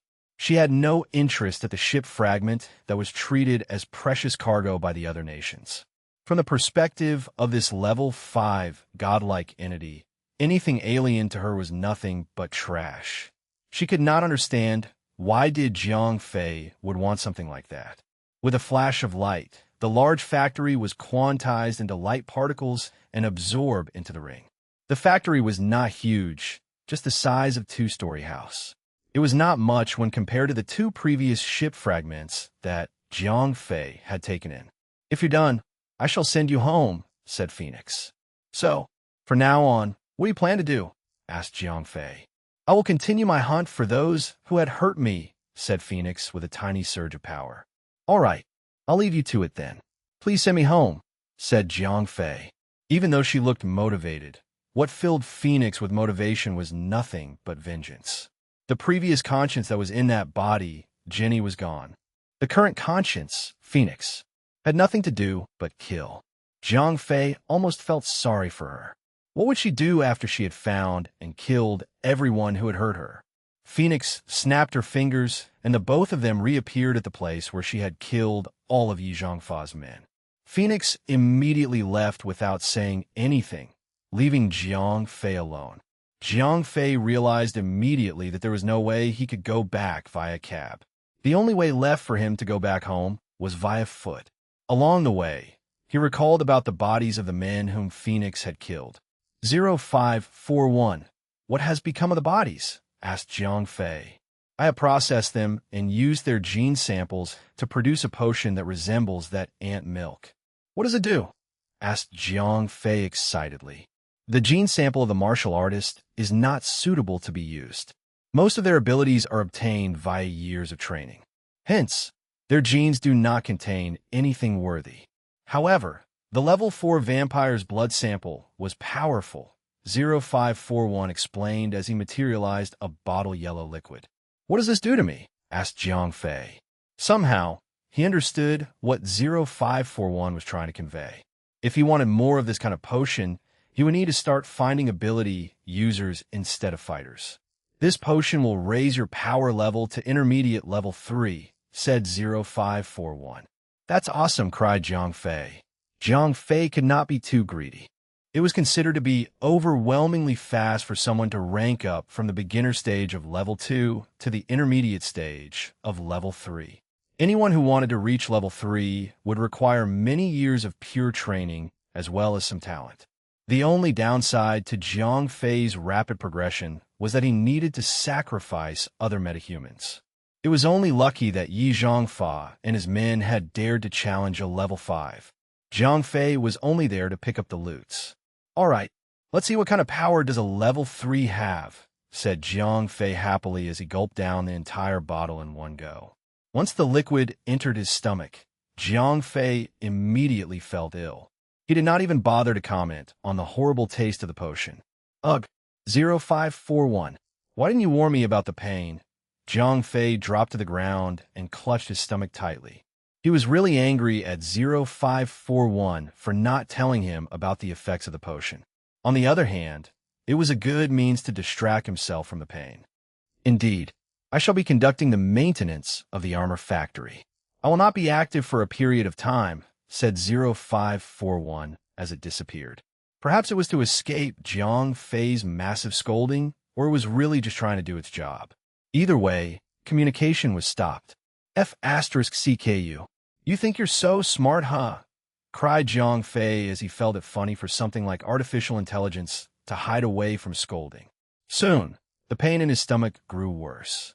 His shirt was drenched in sweat. His legs were so weak, and he could no longer stand properly. He dropped to the ground flat and rolled on the ground like Neymar. The pain in his stomach soon spread out to his entire body. His chest, his lower abdomen, was continuously being assaulted by waves of piercing pain. It felt as if millions of tiny needles were flowing in his veins, piercing every organ he had in his body. It had gotten so bad that Jiang Fei wished that he could just faint from the pain, saving himself from having to suffer through the entire process. However, Jiang Fei's incredible vitality prevented that. Since he was young, even though Jiang Fei had never been good for sports, he had never been injured badly or suffered from any form of severe injury. He was punished to stand under the hot sun, but never once did he suffer heat stroke. His vitality was strong. His body was so strong that his mind was clear as he felt every single pain. Come on, let me faint, cried Jiang Fei to himself. He did not care about anything anymore. The pain was too unbearable that he shouted from the top of his lungs to ease even a tiny bit of the pain. Once his body had gotten slightly used to the pain, Jiang Fei managed to get on his knees. He punched the ground so hard that it cracked. After multiple punches, Jiang Fei could finally feel the pain beginning to subside. After some time, the ground around him was drenched in his sweat. Jiang Fei finally regained his strength to stand back on his feet. He stood up and stretched himself out. He gazed to the east and saw the rising sun. It was then that he realized that he had spent the entire night suffering through the pain that the potion had caused. However, instead of feeling tired, Jiang Fei could feel a powerful wave of energy pulsating in him. His chi pool was filled to the brim. At that moment, he understood that his chi pool had gained the ability to condense more chi than before. He had reached level 3 power level.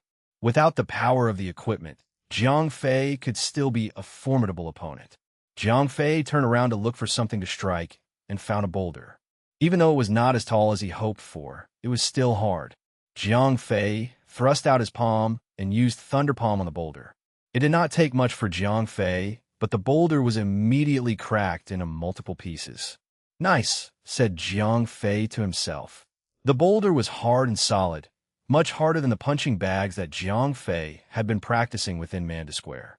His strength increase was very obvious. His bare hand attacks were almost at the same level as when he had the gloves on. Chapter 472, Living with the Sisters. Translator, Endless Fantasy Translation Editor. Endless Fantasy Translation, congratulations on your improvement in strength, Captain. Jiang Fei was no longer swearing due to the pain, so 0541 automatically appeared again. Damn, you sure hide fast. Oh yeah, how's the new fragment? Jiang Fei asked. The fragment is intact. It seems like the Japanese were unable to break through the factory's defense layer, so they have not managed to touch the facilities inside the factory, 0541 explained. Are the defense measures of this factory stronger than that of the bioexperimental laboratory? Jiang Fei asked, surprised. Of course not. This is just a small factory. Its defense measures are far worse as compared to the bioexperimental laboratory, 0541 replied. Then why is it that the Japanese were able to enter the bioexperimental laboratory and obtain bioexperimental technology, and yet not able to break into this small factory? Jiang Fei asked curiously. The reason is very simple. When the bioexperimental laboratory crashed, its outer defense was destroyed, hence Earthlings were able to easily get their hands on the technology inside. As this factory is small in size, its defense measures are pretty much still intact. With the level of technology on Earth, breaking through the defense systems of planet Namek is not that simple, 0541 explained. All right, let's not bother about those things anymore. You can produce equipment for me now, right? Jiang Fei was still the most concerned about this issue. Of course, but I still can't customize equipment design. I need ready-made data, 0541 said. No problem.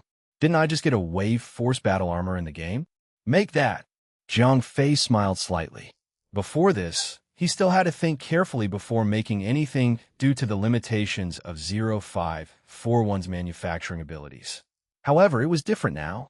With a small factory, he could easily produce chest plates. So, in the future, even if he obtained better equipment in the game, he could allow 0541 to make new ones. The order has been received. The estimated production time is 48 hours. 0541 answered in its typical program manner when it performed tasks. Okay, inform me once the production is complete. Jiang Fei nodded and started to walk toward the city. At that moment, the sky was already bright. However, as this place was quite remote, there were not many cars around. It was not easy for Jiang Fei to get a free ride to the city. After walking for about 20 minutes, a car finally passed by. The driver saw that Jiang Fei was just a teenager and brought Jiang Fei back to the city out of the goodness of his heart. After returning to the city, Jiang Fei took a taxi back to Manda Square. However, he did not go home directly. Instead, he spent a whole day at the martial arts center. After he obtained level 3 strength, it became easier for Jiang Fei to practice the 4 sets of martial arts. This was because he was already very close to mastering them. After one day of intensive training, Jiang Fei had basically mastered the 4 sets of martial arts. In the evening, Jiang Fei returned home. When he opened the door, he found the sisters, Yang Pu and Yang Qing, helping his mother cook. "Ah, you're back," Yang Qing said as she jumped to Jiang Fei's side and tugged at his sleeve. "Hey, this is my house. Why does it feel like I've become a guest?" Jiang Fei scoffed. What's with this nonsense about whose house it is? It has not been easy for Xiao Pe and Xiao Qing. They've come out to study in a foreign country at such a tender age. We have spare rooms in our house anyway, so we might as well let them move in and stay with us. Jiang Fei's mother came out from the kitchen and said, "No." Jiang Fei quickly objected. He was already worried that the sisters would get too comfortable with his mother. How could he possibly allow these girls to move into his house? "Oh, older brother Jiang Fei, look at you, you're all dirty. Go and take a shower quickly." Yang Qing noticed that Jiang Fei was covered in mud, so she pushed Jiang Fei toward the bathroom with her pair of small hands. Of course, Yang Qing and Yang Pe knew why Jiang Fei was so against them moving in. While they had succeeded in getting on Jiang Fei's mother's good side, they still could not win Jiang Fei over to allow them to move in. Hence, they made Jiang Fei take a shower so that they could get him away. Then, they could continue to help Jiang Fei's mother. The two sisters did not even have to say anything further. As they appeared to be docile and obedient, Jiang Fei's mother already taken a liking toward them. She even thought of taking them in as goddaughters. The two girls just had to act a little pitiful, and Jiang Fei's mother's decision to let them move in would be unshakable. When Jiang Fei came out of the shower, the food was already properly arranged on the dining table. His mother was sitting in the middle, with Yang Pe and Yang Qing each on her left and right. Jiang Fei was left with the seat opposite them. "Damn, I've really become a guest." Jiang Fei scoffed. "All right, from today onward, Xiao Pe and Qing Er will live with us," Jiang Fei's mother said with a wave of her hand. "Mom, that's not appropriate." Jiang Fei quickly objected. "I was just informing you, not discussing with you. Come on, Xiao Pe, Qing Er, let's eat." Jiang Fei's mother rolled her eyes at Jiang Fei, then affectionately asked the sisters to help themselves to the food. Moreover, she continuously served them herself. "Hey, Mom, I'm your real son, okay?" In the end, Jiang Fei really could not take it anymore. "TSK, is there anything good about having such a silly son?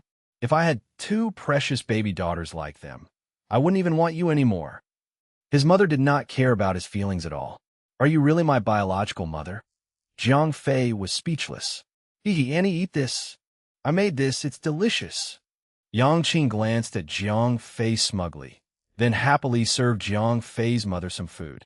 The three of them were happily eating while Jiang Fei was feeling miserable. After dinner, the sisters helped Jiang Fei's mother clean up. Following that, they brought a huge plush toy over from next door. It looked like they were really planning to move in. "Hey, didn't you guys promise me not to bring my parents into this?" While his mother was not paying attention, Jiang Fei pulled Yang Pe over to his side to talk to her. "We have not violated the agreement. Currently, we're just two pitiful girls who are studying abroad." Yang Po smiled at Jiang Fei. Her soul-stirring beauty made Jiang Fei lose his focus for a moment. While Jiang Fei was still in a daze, the Yang sisters ran away from his side cheerfully. By then, Jiang Fei's mother had already sorted out the room for the two girls. "Damn, these two girls are really stepping all over me." Jiang Fei frowned and returned to his room. He needed to call Han Tianyu urgently to ask about the countermeasures. Chapter 473 Faction Area. Translator, Endless Fantasy, Translation Editor. Endless Fantasy Translation, do. Sorry, the mobile phone you called has been switched off.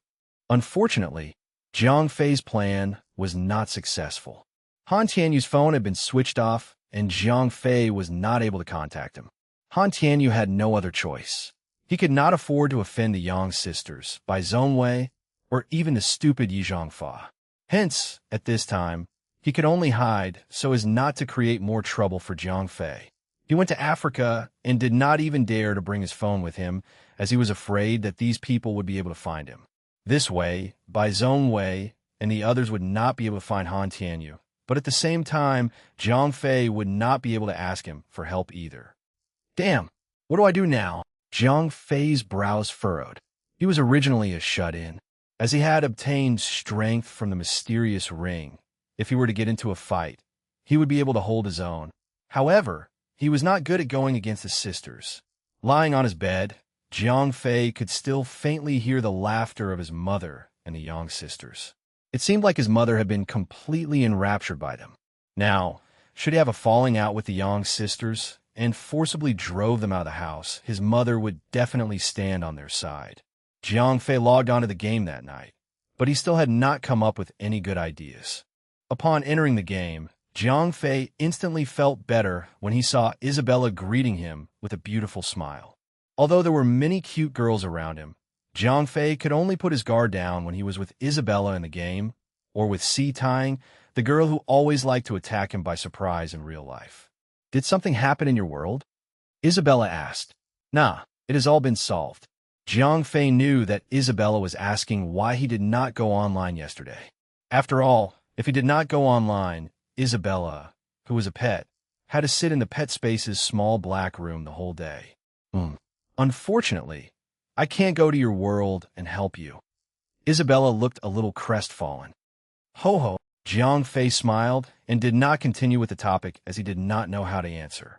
On many occasions, Jiang Fei had wanted to ask 0541 about this.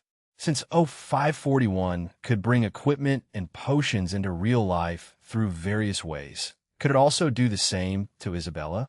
However, in the end, Jiang Fei never did bring it up. This was because he was afraid that 0541 would give him a confirmed answer. If he could really bring Isabella into the real world, how was he supposed to face her? In the real world, the Yang sisters were already causing Jiang Fei enough trouble. If Isabella added on to this trouble, Jiang Fei would probably die immediately. In terms of love and relationships, Jiang Fei was just a little nestling. Dealing with all these girls around him was just not within his capabilities at all. Looking at the level ranking board, the number 1 position was still unshakably occupied by Jiang Fei, who was level 60. 7 Stars Warrior, who was level 45, was number 2 on the ranking, followed by Cold Feather He, who was also level 45. Players ranked below them were all level 44. Jiang Fei asked Rosette Rose about the current average level of players in Dawnlight City. He found out that most of the players were already above level 40. At this point, the Temple of Deities and Demons had become the main place for players to train and level up. Of course, this was limited to the dungeon's normal difficulty. Only major guilds could attempt the elite mode of this dungeon, as it was a 40-man party dungeon. Moreover, the only party that could clear the elite difficulty dungeon was Imperial Dragon's elite team, as the members were equipped with a huge amount of pets, and they were supported by Jiang Fei's detailed strategic guide. As for heroic difficulty, even the elite group of Jiang Fei's guild did not dare to attempt it. This was because the entrance of the dungeon was already guarded by a group of 28 vice leader bosses. There was no way they could get through. What should I do? Should I go to the battlefield again? After Jiang Fei logged onto the game, he realized that his level was too high and he was a little out of touch with the other players. At this time, there was still about 20 days before the release of the expansion pack, named the War of Celestials and Nephilim. After 20 days, players must choose a side. Moreover, the controlled area of the 4 main cities would greatly reduce in size. The security level of many maps would also reduce, and these maps would then become free combat zones. Although there was still a period of time before the players would be forced to participate in the War of Celestials and Nephilim, Jiang Fei had already reached level 60. According to the game's settings, even though the expansion pack had not been released yet, he could already leave the main city area and go to his chosen faction area, which was way bigger. Shall we venture out and take a look? Jiang Fei said to Isabella. I'll listen to you. Isabella was very obedient. Let's go. Jiang Fei instantly summoned the juvenile Sky Lighting Dragon. They got out of Dawnlight City and were headed straight toward a Nephilim camp that had a teleportation point. When Jiang Fei used the teleportation point in the Nephilim King's palace to come back to Dawnlight City, he would always be teleported here. So, he was familiar with this Nephilim camp. I want to go to the front line of the war. Jiang Fei said to the guards who were guarding the teleportation point. No problem, great explorer. The guards had no intelligence. Moreover, since Jiang Fei had also fulfilled the level requirement to get to the front line of the war, the guard directly opened the teleportation point and sent Jiang Fei to a new map. In the game, the four main cities were basically equivalent to larger versions of the beginner's village. They were there so that the players could gradually adapt to the game and familiarize themselves with how the game worked.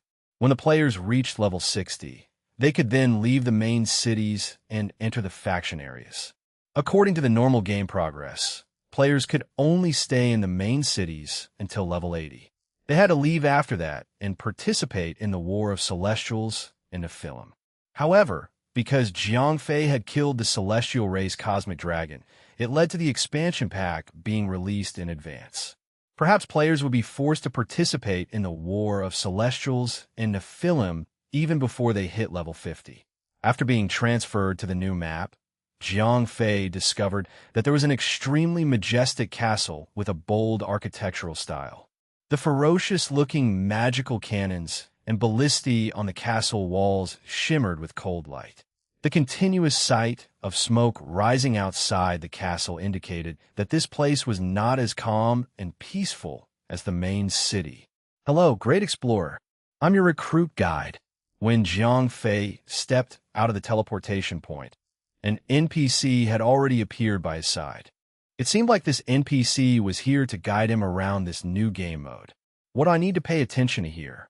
Jiang Fei asked. Great explorer, the biggest difference between fighting in the faction areas and the main cities is that there will be no loss of experience points and decrease in levels when players die, but your unbound equipment will drop out upon death. The recruit guide said. Oh, Jiang Fei nodded.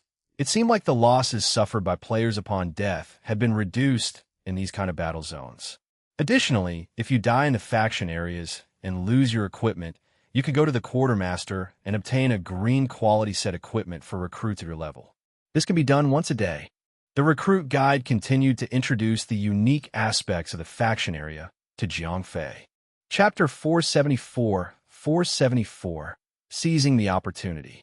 Translator, Endless Fantasy Translation Editor. Endless Fantasy Translation. In just a short time, Jiang Fei pretty much understood how the faction area worked through the recruiting guide. First of all, the faction area map was very large, about 10 times the size of all the four main city areas combined. The highest security level here was 3. Other than the vicinity of the bases of each faction, most areas had a security level of 0 and were free combat zones. In the faction area, as players were at risk of being killed by others at any time and losing their equipment while training, the amount of experience that monsters gave was very high. Each monster here gave about 10 times the experience points that a same-level monster in the main city areas gave. Moreover, the drop rates of money and equipment had also increased significantly. It could be said that the faction area was a map that had both high risks and high returns. In the faction area, there were countless semi-finished fortresses. Players could attack and occupy these fortresses, then build them up. Of course, after players have attacked the fortresses, the system would not provide them with any protection. This meant that other players could attack occupied fortresses at any time. No 1-month safe period would be given to players like how it was in the main cities. After he obtained a brief understanding of the faction area, Jiang Fei rode the juvenile, sky-gliding dragon and flew out of the Dark Faction's giant fortress. Although he had heard a lot about the faction area, Jiang Fei still planned to see it for himself. After leaving the giant fortress, Jiang Fei discovered the biggest difference between this area and the main city areas.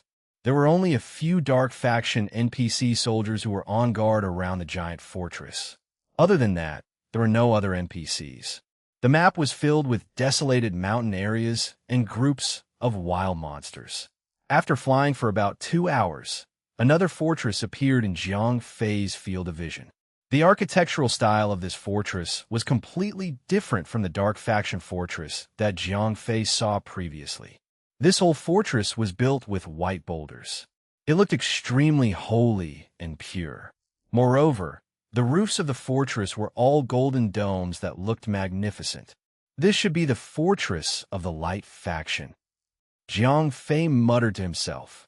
The Light Faction, which was led by the celestial race, did not prioritize practicability like the Nephilims. They obviously had stricter requirements when it came to aesthetics. However, the fortress's gorgeous architecture did not affect its defense capabilities. Ho-ho, let's go somewhere else to have a look. Jiang Fei did not dare to get too close to the fortress of the Light faction. Although he was not weak, he was not that arrogant. He would not do something like attacking the fortress of the enemy faction all by himself. After flying around randomly for a bit, Jiang Fei saw another semi-finished fortress, or at least the remains of it. It was located right in the middle of the giant fortresses of the Light and Dark factions. Currently, although it was already badly destroyed and one could hardly tell that it was once a fortress by looking at it, the system still deemed it to be a fortress that could be occupied and built. Jiang Fei looked at the monsters in the ruins of the fortress. They were all elite monsters that were above level 60, and there were about 1,000 or 2,000 of them.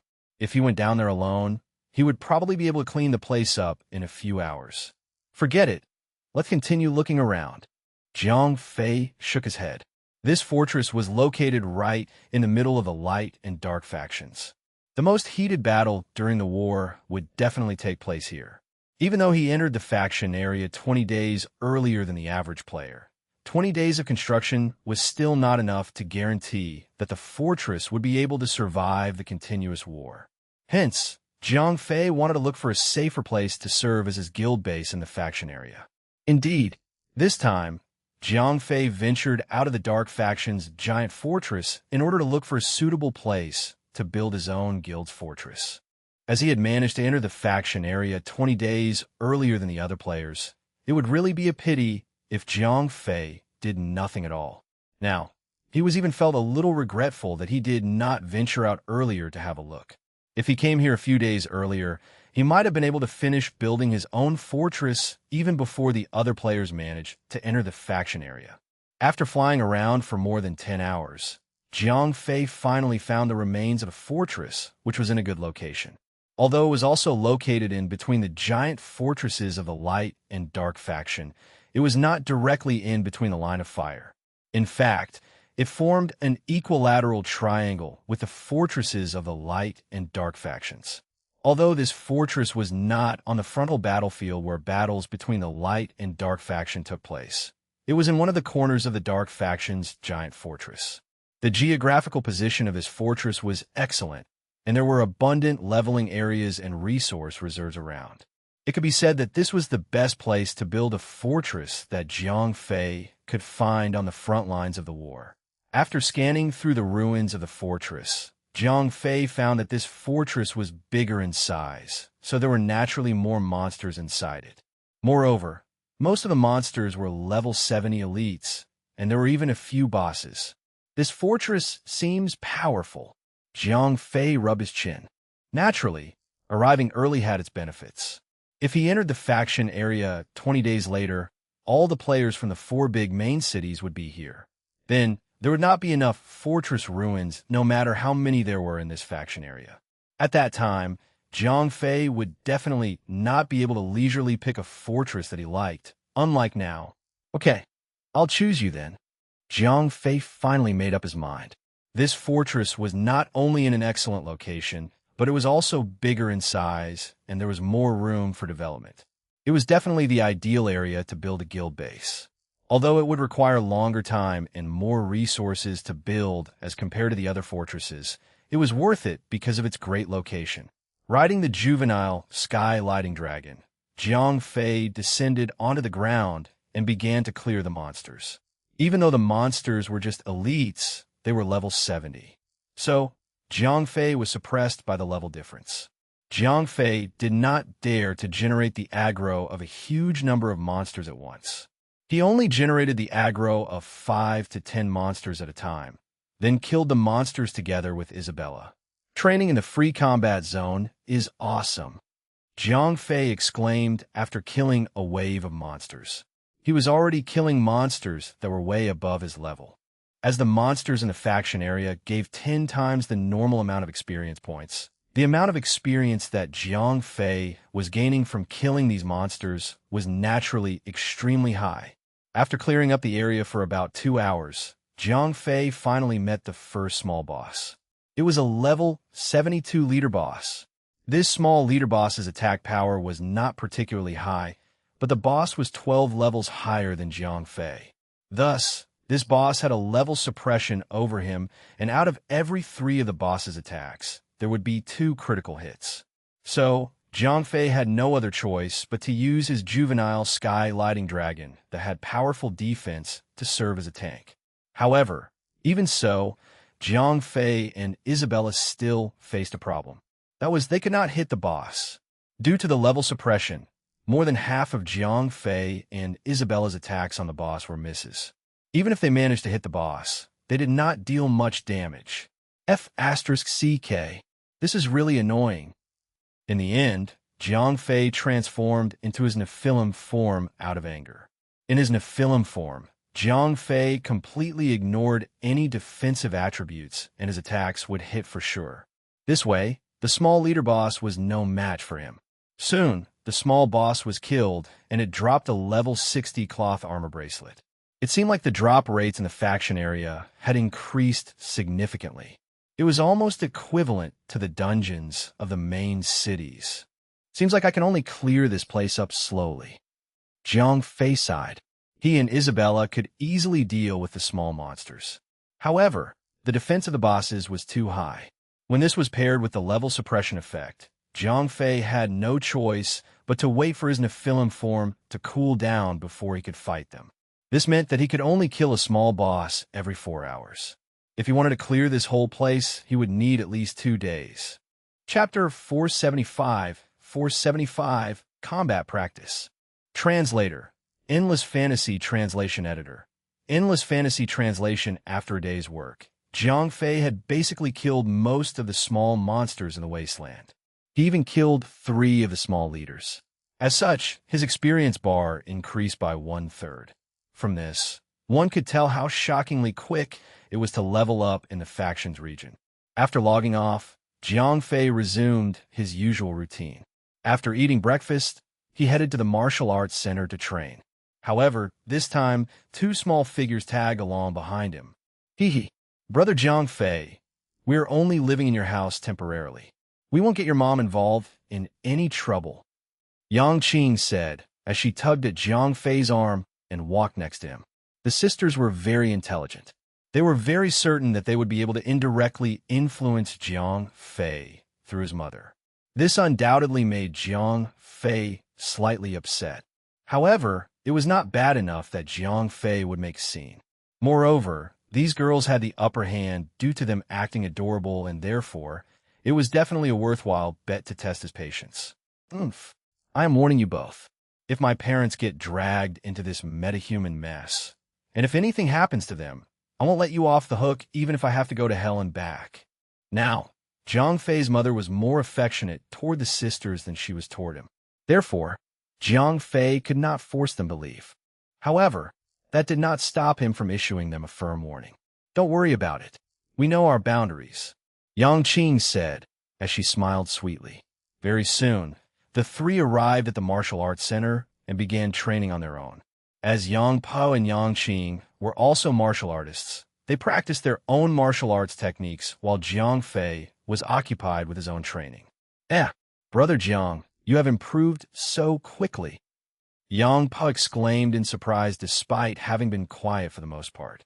She was shocked by Jiang Fei's progress in training on the 4 sets of martial arts techniques, which he had learned previously. Although Jiang Fei had been training for almost 10 days, he spent most of the time familiarizing himself with the 4 new sets of martial arts techniques. Despite being a level 4 martial artist, Jiang Fei was not expected to fully grasp the low-tier martial arts techniques instantly. Therefore, the sisters were expecting Jiang Fei to somewhat struggle with technique application. However, in just 2 days, Jiang Fei had improved tremendously that he went from being newly introduced to the techniques to now being able to more or less master them. I have better comprehensive abilities. That's all, Jiang Fei said and laughed. Although Yang Po knew Jiang Fei made up his words, she did not push any further since he was not willing to share. In truth, Jiang Fei was able to improve so much because of his increased capabilities. Although Jiang Fei could practice martial arts techniques like other martial artists in the Alliance, the quality of his body was closer to that of a mutant. The energy in his body was entirely catalyzed by chemicals. Moreover, the path of energy flow did not course through his veins like how it did in the other martial artists. Instead, the energy emanated from an energy vortex within his body. After consuming the new bio potion, Jiang Fei's energy level increased from the low tier of level 2 to the middle tier of level 3. With the expansion of his energy capacity, he could wield his martial arts techniques much more naturally and efficiently. Therefore, Jiang Fei's body quality was similar to mutants of the West, and he did not need to work too hard to become powerful. All he needed to do was familiarize himself with battle techniques and, with a little bit of practice, become a legendary expert of his generation. However, Jiang Fei still had a great dissimilarity from the Western mutants. For the Western mutants, their strengths and weaknesses were determined at birth. Although they could improve their battle abilities through improved techniques, their levels were predetermined and could not be enhanced through their own effort. Jiang Fei, on the other hand, could drink more bio potions to increase the energy capacity in his body. After thoroughly mastering the 4 types of martial arts techniques, Jiang Fei wanted to test them against the Yang sisters. Of course, he would not be able to use his equipment abilities in combat practice. He would only be using his middle-tier level 3 capabilities and the 4 low-tier martial arts techniques against Yang Pe. Brother Jiang, are you willing to enlighten us with some of your knowledge? That's great. Yang Pe was delighted with Jiang Fei's request and accepted it wholeheartedly. In the sisters' eyes, Jiang Fei was undeniable a level 4 expert and was even the disciple of a level 5 godly being. If he was willing to impart some knowledge and wisdom to them, they would certainly benefit a great deal. I'm not really enlightening you with any knowledge. I just needed your help to test the 4 types of martial arts techniques I have newly learned. I will suppress my capabilities to middle tier level 3. Jiang Fei said and laughed. Okay, Yang Po nodded. Although Jiang Fei mentioned suppressing his capabilities, she had ideas to force him to use his true force. Very soon, the two arrived at the center of the training room. Yang Qing was cheering happily for the both of them on one side. Brother Jiang, please. Yang Pe stood with a firm and ready stance. I won't go easy on you. Jiang Fei knew his true capabilities were not as competent as Yang Po's. Therefore, he did not approach the fight with a relaxed attitude and immediately initiated an attack when he could. The energy vortex spun continuously as streams of golden energy flowed through Jiang Fei's legs. The gliding saint step was instantly activated by Jiang Fei with perfection. That's very fast. Yang Pe, who stood across from Jiang Fei, looked extremely shocked. The gliding saint step was merely a low-tier Qigong technique. However, when Jiang Fei used it, his speed was not any slower than Yang Po's high-tier techniques. Thunder Palm. After getting close to Yang Pe, Jiang Fei aimed for her shoulders with his palm. After all, it was only a combat practice. It was unnecessary to strike against the vital parts of her body. That's a good one. Yang Pe shouted as she spun away and dodged his attack. She was not any slower than Jiang Fei. Moreover, she moved with a feminine agility which allowed her to easily sway away from Jiang Fei's palm attack. Thereafter, she leaned to one side and lifted her leg to kick against Jiang Fei's weak spot. After Jiang Fei dodged her kick, the two began their official fight through exchanges of various martial arts techniques. How was this possible? The longer they progressed with the combat practice, the more shocked Yang Pe felt. Jiang Fei was clearly exhibiting middle-tier level 3 capabilities and was only using low-tier martial arts techniques. However, when used by Jiang Fei, these low-tier martial arts techniques had a frightening effect which forced Yang Pe to counter with high-tier martial arts techniques. Could this be the secret technique of a level 5 expert?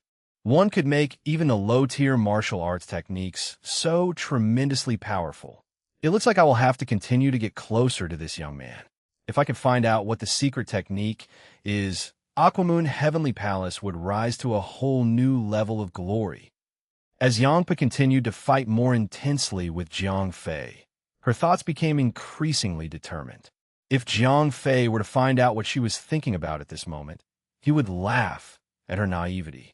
Jiang Fei knew clearly that there was no secret technique involved.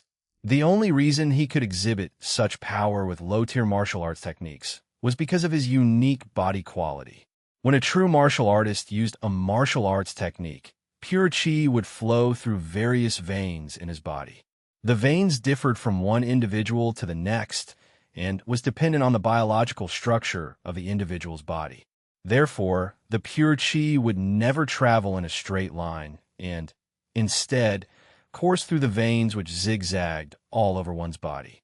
Jiang Fei's energy, on the other hand, was able to travel directly to the point of impact, and there would be no loss of energy in the process.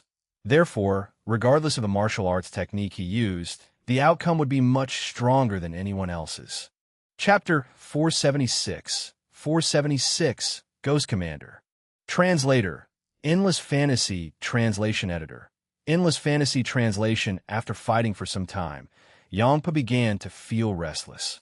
Despite giving it her best shot, she had not been able to force Jiang Fei to use his trump card. Jiang Fei was able to fight her to a draw by being just as agile as she was and using low-tier martial arts techniques that were not any weaker than her high-tier martial arts techniques. That's it. I'm done fighting. Brother Jiang, you are a bully. After a half-hearted attack, Yangpa jumped out of the arena. Although she still had some unused ultimate techniques, those were far too strong for the occasion. Moreover, she could not control them as well as she would like to. Once she used them, there was a chance she might hurt Jiang Fei or force him to use an even stronger martial arts technique to counter her, which might cause severe damage upon herself. Those were not consequences she was prepared to face. Little sister Yangpa, you are far too lenient. Although Jiang Fei was being polite about it, he was secretly overjoyed. After all, he had only spent a few days training, and yet he could already end up with a draw when going against a talented martial artist like Yangpa. On top of that, he did not have to rely on the powers of his equipment, which was already a huge accomplishment for Jiang Fei.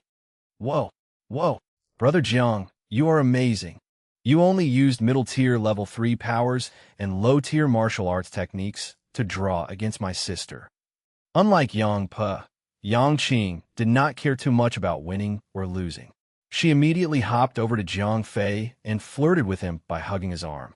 Despite that, Yangpa and Yang Qing were twins. This meant the two had similar minds and thoughts. Naturally, Yang Qing could very much relate to Yang Po's plot to acquire the secret technique from Jiang Fei, which allowed low-tier martial arts techniques to exhibit the might of high-tier martial arts techniques. If a martial artist were to acquire that secret technique, he would be able to increase his capabilities significantly. He may even be able to use high-tier martial arts techniques to challenge stronger opponents of a much higher level. Therefore, the secret technique Jiang Fei was believed to have was an irresistible temptation to both the sisters and the entire Aquamoon Heavenly Palace. For the rest of the day, although Jiang Fei and the sisters continued to train in the martial arts center, Yang Po's eyes never left Jiang Fei. She was seemingly trying to capture traces of his secret technique while observing his training process. Yang Qing, on the other hand, became even more intimate with Jiang Fei. Whenever Jiang Fei took a break from training, she would cling to his arm. After returning home in the evening, the sisters became even more diligent. They did everything they could to entertain Jiang Fei's mother, and, as a result, kept a smile on her face throughout the evening. Sigh. Jiang Fei sighed as he thought to himself. He had conflicting thoughts about what was going on. As Jiang Fei's father was very busy with work and was rarely home, and Jiang Fei had to go to school, his mother would usually be alone and bored at home as a housewife. Jiang Fei rarely saw his mother this happy. Therefore, he was quite glad about how the sisters were able to make his mother experience so much joy. However, he knew that the sisters had ulterior motives. Otherwise, he would not have kept his guard up. Jiang Fei could not shake off the dilemma in his heart. After eating dinner with the 3 women in the house, and after some mindless chatter, he returned to his own room. The Yang sisters, on the other hand, accompanied his mother to watch soap operas. At night, Jiang Fei logged into the gaming world right on time. After the full day of hard work yesterday, Jiang Fei had managed to kill most of the small monsters in the fortress ruins. There were only 2 monsters left, one big, one small. After logging in, the first thing Jiang Fei did was transform into his Nephilim form. He then killed the leader-level small monster with Isabella and scouted the area surrounding the ruins, whilst drawing a map of the resources scattered around. Once Jiang Fei was done with those activities, the 4-hour cooldown period for his Nephilim transformation was also over. He made the transformation and returned to the center of the fortress ruins with Isabella to get rid of the final big monster. Ghost Commander Walker's Spectre Intermediate Lord, level 75 health points, 15 million attack power, 35,000 skills. Death Gaze, Smash, Swipe, Tornado Slash, Deadly Blade, Aura, Swordstorm. Death Gaze. Ghost Commander Walker's deals 6,000 damage points to all enemy targets in a 50-meter radius every second. 5x of attack power. Swipe. Ghost Commander Walker's normal attack will deal damage to all enemies in front of him. Tornado Slash. Ghost Commander Walker's swings his weapon to deal significant damage to all enemies around him. Deadly Blade, Aura. Walker's releases a blade aura to deal a large amount of damage to enemies in front of him in a 100-meter radius. Blade Fury. Walker starts to spin with his weapon held horizontally. He continuously deals a large amount of damage to enemies in a 20-meter radius around him, and his movement speed is increased by 100%. The effect lasts for 10 seconds. For every enemy Walker's kills, the duration of Blade Fury increases by 3 seconds. Remark, a commander who used to guard the fortress. Although he had already died in battle, he continues to guard the area. Anyone who tries to invade his fortress will face destructive damage. What a strong opponent. When Jiang Fei saw his attributes, he could not help but take in a deep breath. Come on, let's get to it. After taking in another deep breath, he steered the juvenile sky-lighting dragon toward the monster.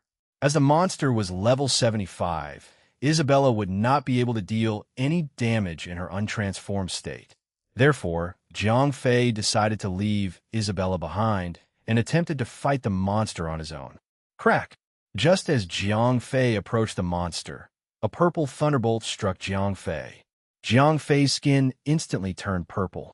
Simultaneously, wings began to extend out of his back and a huge horn appeared on his forehead. -6,000, -3,000 before Jiang Fei could even lash out. He and the juvenile sky lighting dragon were each burnt by the death gaze when they had only started to get close to the monster. Shuffle. Jiang Fei swayed the giant hammer in his hand as a bright blade, shaped like a crescent moon, was hurled toward the ghost commander. -13,426. After transforming into the Nephilim form, Jiang Fei could completely ignore his enemy's defense attribute. Therefore, even without ruthless barrage stacked attacks, his damage output was still shockingly high. Moreover, the lifesteal effect after transforming allowed Jiang Fei to recover health points lost by both the juvenile, sky-lighting dragon, and himself. How dare you invade my fortress, intruder? Jiang Fei's move to attack immediately activated the monster's aggro. Shuffle. The monster swayed the huge blade in his hand in a similar fashion and struck the juvenile sky-gliding dragon right on its abdomen. -9,325. This monster is indeed strong. Jiang Fei thought to himself. Due to the armor of destruction, the juvenile sky-lighting dragon had a base defense of 10,000 points, on top of the additional 300 defense points for every level Jiang Fei currently had. Therefore, the juvenile sky-lighting dragon had a total of 28,000 defense points. Additionally, it also had a 50% damage reduction. Despite having such strong defensive abilities, the juvenile sky-lighting dragon still lost close to 10,000 health points. Therefore, it was clear that the attack power of the monster was truly formidable due to the level difference. Come on, let's see who wins and who loses. Jiang Fei immediately swung his giant hammer as strips of crescent-shaped blades landed on the monster's body. The damage output increased as the stacks from Ruthless Barrage increased. The monster retaliated without hesitation, as each of his attacks took away a large portion of the juvenile sky-gliding dragon's health points. Chapter 477, Another Skill Book. Translator, Endless Fantasy Translation Editor. Endless Fantasy Translation. Jiang Fei was not at a disadvantage against the monster. Under his Nephilim form, Jiang Fei's attack power more than doubled. When his Ruthless Barrage stacked for the 10th time, his attack power exceeded 40,000. Moreover, under the Nephilim form, Jiang Fei was able to fully ignore his opponent's defense. Therefore, each attack dealt a significant amount of damage. With the Nephilim King's eyes, Jiang Fei could even regularly deal critical damage to his opponent, which resulted in a rapid loss of health points for the monster. Although the monster dealt nearly 10,000 damage to the juvenile sky-gliding dragon with every single attack, and occasionally even dealt more than 20,000 damage if he used his skills, Jiang Fei could still overcome the threat with his 140% lifesteal effect. Despite the monster having 15 million health points, Jiang Fei's ability to ignore the monster's defense was too overpowering. In less than 2 minutes, the Ghost Commander had lost nearly 2/3 of his health points. "You damned invader! You are quite strong. Have a taste of my ultimate skill." The Ghost Commander shouted angrily as he activated his ultimate skill. Suddenly, the monster stopped his attacks and held his sword horizontally as his body began spinning at a rapid rate. Waves of sword energy emanated from his body and soon formed a giant blade fury. Minus 30,000. A huge sum of number appeared above the juvenile sky-gliding dragon, indicating the amount of damage it just received. The juvenile sky-gliding dragon had instantly lost half of its health points. "Whoa, screw me. This is insane." Jiang Fei focused his gaze. Although the ultimate skill's damage was insufficient to kill the juvenile sky-gliding dragon instantly, it was a skill with a continuous damage effect. Moreover, Jiang Fei was located very close to the center of the blade fury where the sword energy concentrated. This meant that it was entirely impossible for him to sustain the juvenile sky-gliding dragon's health points with his lifesteal effect. Furthermore, if the juvenile sky-gliding dragon were to die, Jiang Fei could not possibly withstand the insane damage with his own defense. Regardless of how strong his lifesteal effect was, there was a chance he might be instantly killed. Retreat. Jiang Fei instantly removed the juvenile sky-gliding dragon from combat. Simultaneously, he activated the Lightbringer's Armament's Qilin Body skill. Buzz. As soon as the juvenile sky-gliding dragon disappeared, a Qilin shadow appeared on Jiang Fei's body. Jiang Fei had entered an invincible state. Jiang Fei was left with no other option but to remove the juvenile sky-gliding dragon from combat. Although he had several life-protecting skills, none of them allowed him to protect his mount from being killed. Therefore, the only way Jiang Fei could save the juvenile sky-gliding dragon was to remove it from combat. The Qilin body allowed Jiang Fei to be in a state of invincibility for 10 seconds, which meant he could ignore Blade Fury completely. Jiang Fei made use of the time to attack the monster fervently. Jiang Fei caused the monster to lose over 10,000 health points yet again. Seeing as the Blade Fury was about to end, and his invincible state would end in a second, Jiang Fei hurriedly summoned the juvenile sky-gliding dragon. After a loud whistle from Jiang Fei, the juvenile sky-gliding dragon descended from the skies. By then, the monster's ultimate skill had also come to an end. However, Jiang Fei's biggest concern now was the 3-second delay from the time the juvenile sky-gliding dragon was summoned to when he could use it. Without his invincible state, Jiang Fei dared not rely on his own defense to fight against the monster. Shadow Barrier. Jiang Fei was unwilling to use the Divine Shield, which lasted 15 seconds. After all, Jiang Fei was uncertain as to whether the monster would use Blade Fury again. The Ghost Commander still had nearly 5 million health points. With a two-handed sword, the monster could not attack very frequently. In 3 seconds, he could only attack Jiang Fei 2 times at most. Therefore, even if Jiang Fei was slow in getting onto his mount, he would only have to bear 2 attacks.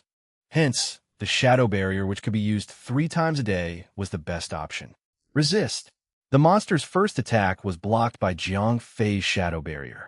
Right then, Jiang Fei was also able to climb onto the juvenile sky lighting dragon. Resist. Just as Jiang Fei sat on his mount, the second attack landed on him. Although he received another hit, the damage was not too unbearable for Jiang Fei. Once he was seated comfortably on the juvenile sky gliding dragon, Jiang Fei no longer feared the monster's attacks.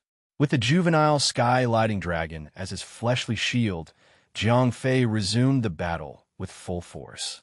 As Jiang Fei's Nephilim transformation state lasted 10 minutes, he was not concerned about not being able to kill the monster before his transformation ended.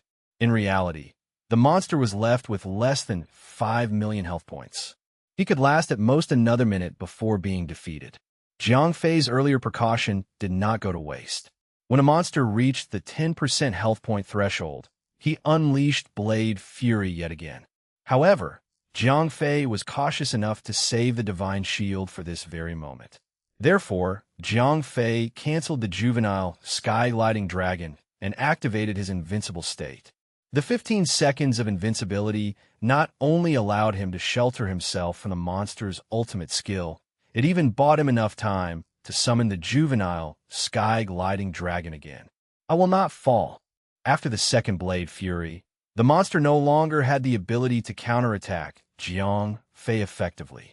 Very soon, the monster was killed by Jiang Fei. Ding! You have eliminated the Ghost Commander Walkers. Obtained 5,500,000 experience points. Obtained 1,000 gold coins. Jiang Fei observed as the monster dug the giant sword into the ground as his entire body turned into ashes. Jiang Fei could not help but sigh mournfully. Just as the Ghost Commander himself had said, he would not fall even if he died. For a commander to sacrifice his own life twice to protect his grounds, he was commendable even though he was merely a character in the game. All right, Bella, come over. Since the monster had died, Jiang Fei no longer needed to make Isabella wait somewhere far away. Let's see what this fellow dropped, Isabella said as she jogged over to Jiang Fei. Haha, since when have you become interested in what the monsters dropped? Jiang Fei asked nonchalantly. Hee. Isabella giggled and smiled at Jiang Fei without answering his question. In all honesty, Isabella was personally not interested in what the monsters dropped as she had nothing to do with the items. The only reason she seemed to care so much was because these dropped items were able to increase Jiang Fei's capabilities rapidly once he equipped them. By now, the corpse had already fully vanished into thin air. However, the sword which the monster dug into the ground was still shining brightly. It seemed like the object had replaced the Ghost Commander's corpse. Crack! When Jiang Fei touched the sword, 2 items fell out. At the same time, the huge sword disappeared. Out of the 2 items, Jiang Fei first picked up a small notebook. Divine Marksman Skill, Dusk's Bow Use, teaches you the advanced skill of Dusk's Bow. Requirement: Archer class Dusk's Bow locks onto a single target in a 1,500-meter radius. After 5 seconds of power collection, a piercing arrow is shot toward the target. Deals 20 extra attack power to all targets the arrow passes through before reaching the final target. Cooldown time is 1 hour. Screw me. Is an advanced skill book. Jiang Fei's eyes lit up. Although the Divine Marksman skill book had the same rank as the Seal Curse spell or Divine Art skill books, its damage output was incomparable to that of the Seal Curse spell. Although they were all AoE skills, Dusk's Bow could not kill as many enemies as the other skills because there would be limited targets in a straight line. Even if the skill could kill all the enemies instantly, it was still far weaker than the Seal Curse spell. Despite this, the value of the Dusk's Bow skill was not any lesser than the other skill books. In certain cases, its value might even be higher than the Seal Curse spell. Chapter 478. 478. Epic Hidden Quest. Translator. Endless Fantasy Translation Editor. Endless Fantasy Translation Divine Marksman Skill. Dusk's Bow was a powerful skill, but it could not be compared to the powers of forbidden spells. Even so, the value of the skill lied not at the range of the skill, but at the targets. A forbidden spell was a large nuke spell, which was akin to a nuclear bomb. The destructive power lied in a massive area and killing power. The Divine Marksman skill, on the other hand, was one that had the destructive power of a railgun, a straight line that would effectively kill all that was in it. It was a sniping skill that could instantly kill the enemy's commander. A Divine Marksman would be the perfect counter to a forbidden spell user. Their skill range was much further than a magician, and they could kill him or her before they knew it. The skill book that Jiang Fei had just obtained was not considered to be the strongest, as its range was not the longest, nor was its power the strongest. It did have its own weakness. Once the skill was activated, anyone could dodge it if they could see it coming. Those that had been stunned or bound would feel the most threatened. A forbidden spell user would be completely helpless against this skill. When magician cast a powerful skill that required a long period of time, they would use mana shield on themselves, as well as have many warriors and other players protect them. The biggest drawback was that once the magician started to cast, they could not move. Dusk's Bow was a skill that could penetrate all protection, be it warriors or mana shields. If the enemy had this skill and was able to detect the presence of a forbidden spell user, the forbidden spell user would surely be killed before the forbidden spell could be unleashed. That was why Dusk's Bow was the ultimate counter for a forbidden spell user. Who should I give this book to? Now that he thought of it, there were not many Bow users in his guild, and even fewer that stood out. The main problem was he was not close to a single one of them. He could not just simply give out the skill book, even if he had a guild member that was really strong. Might as well keep it first. Jiang Fei kept the skill book in the ring's inventory and looted the other items. The last item was a small letter that was sealed with a wax seal. Top secret. The Divine Light Fortress plot, quest item, epic, use. Starts an epic tier hidden quest. Level requirement, 60, a hidden quest. Jiang Fei was delighted. Hidden quests would surely garner a large number of experience points, as well as rewards. What's more, it was an epic tier hidden quest. The rewards would surely be grand. Jiang Fei activated the letter, and the system notification popped out. Quest, urgent document. Quest description, deliver this top secret letter to frontline Commander Ivan. Quest time limit, 1 hour. Quest reward, 200,000 experience points, 50 gold coins, not much, but good enough, said Jiang Fei. Even though the first quest was a running quest, it would surely lead him to better ones. The location of Commander Ivan was not hard to find since the quest would automatically show his location on the minimap. Most importantly, he was in the Dark Faction's giant fortress, the Demon Flame Fortress.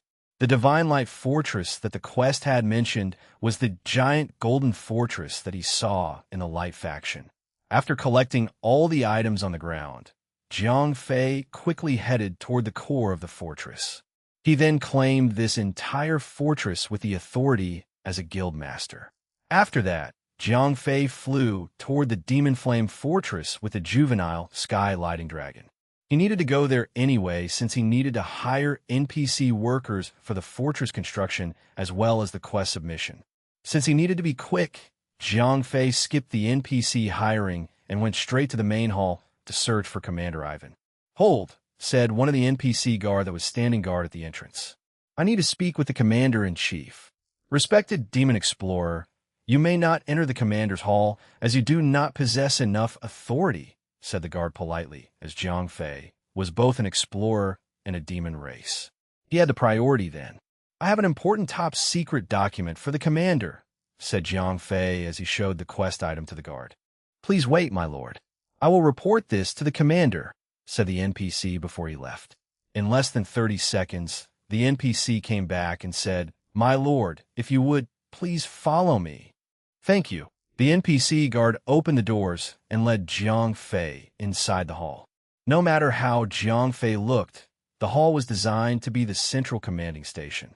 Desks and tables filled the room, and there were papers and scrolls scattered everywhere. Naturally, there were decorations designed to look like the hall of the Dark Faction. Banners and sigils were that of the Dark Faction. "Lord Commander, the Demon Explorer is here," said the NPC guard as he announced Jiang Fei's presence to Commander Ivan. There were 3 other NPCs. Jiang Fei could see all their names and properties due to the ring's cheating ability. Sitting in the middle of the huge meeting table was the pure-blood Nephilim frontline Commander Ivan. The other 2 were mixed-blood demons. The one on the left was MOR Demon Race, Demolition General Frist. The one on the right was a Vengeful Knight, Knights Commander Hines.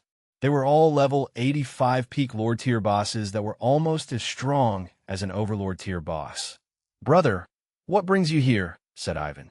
He saw Jiang Fei as someone close since they were both pure-blood demons. "Lord Commander, I have incidentally acquired this top-secret document. As it seemed urgent, I have decided to come to you," said Jiang Fei as he handed over the quest item to him. "Ding! Quest completed.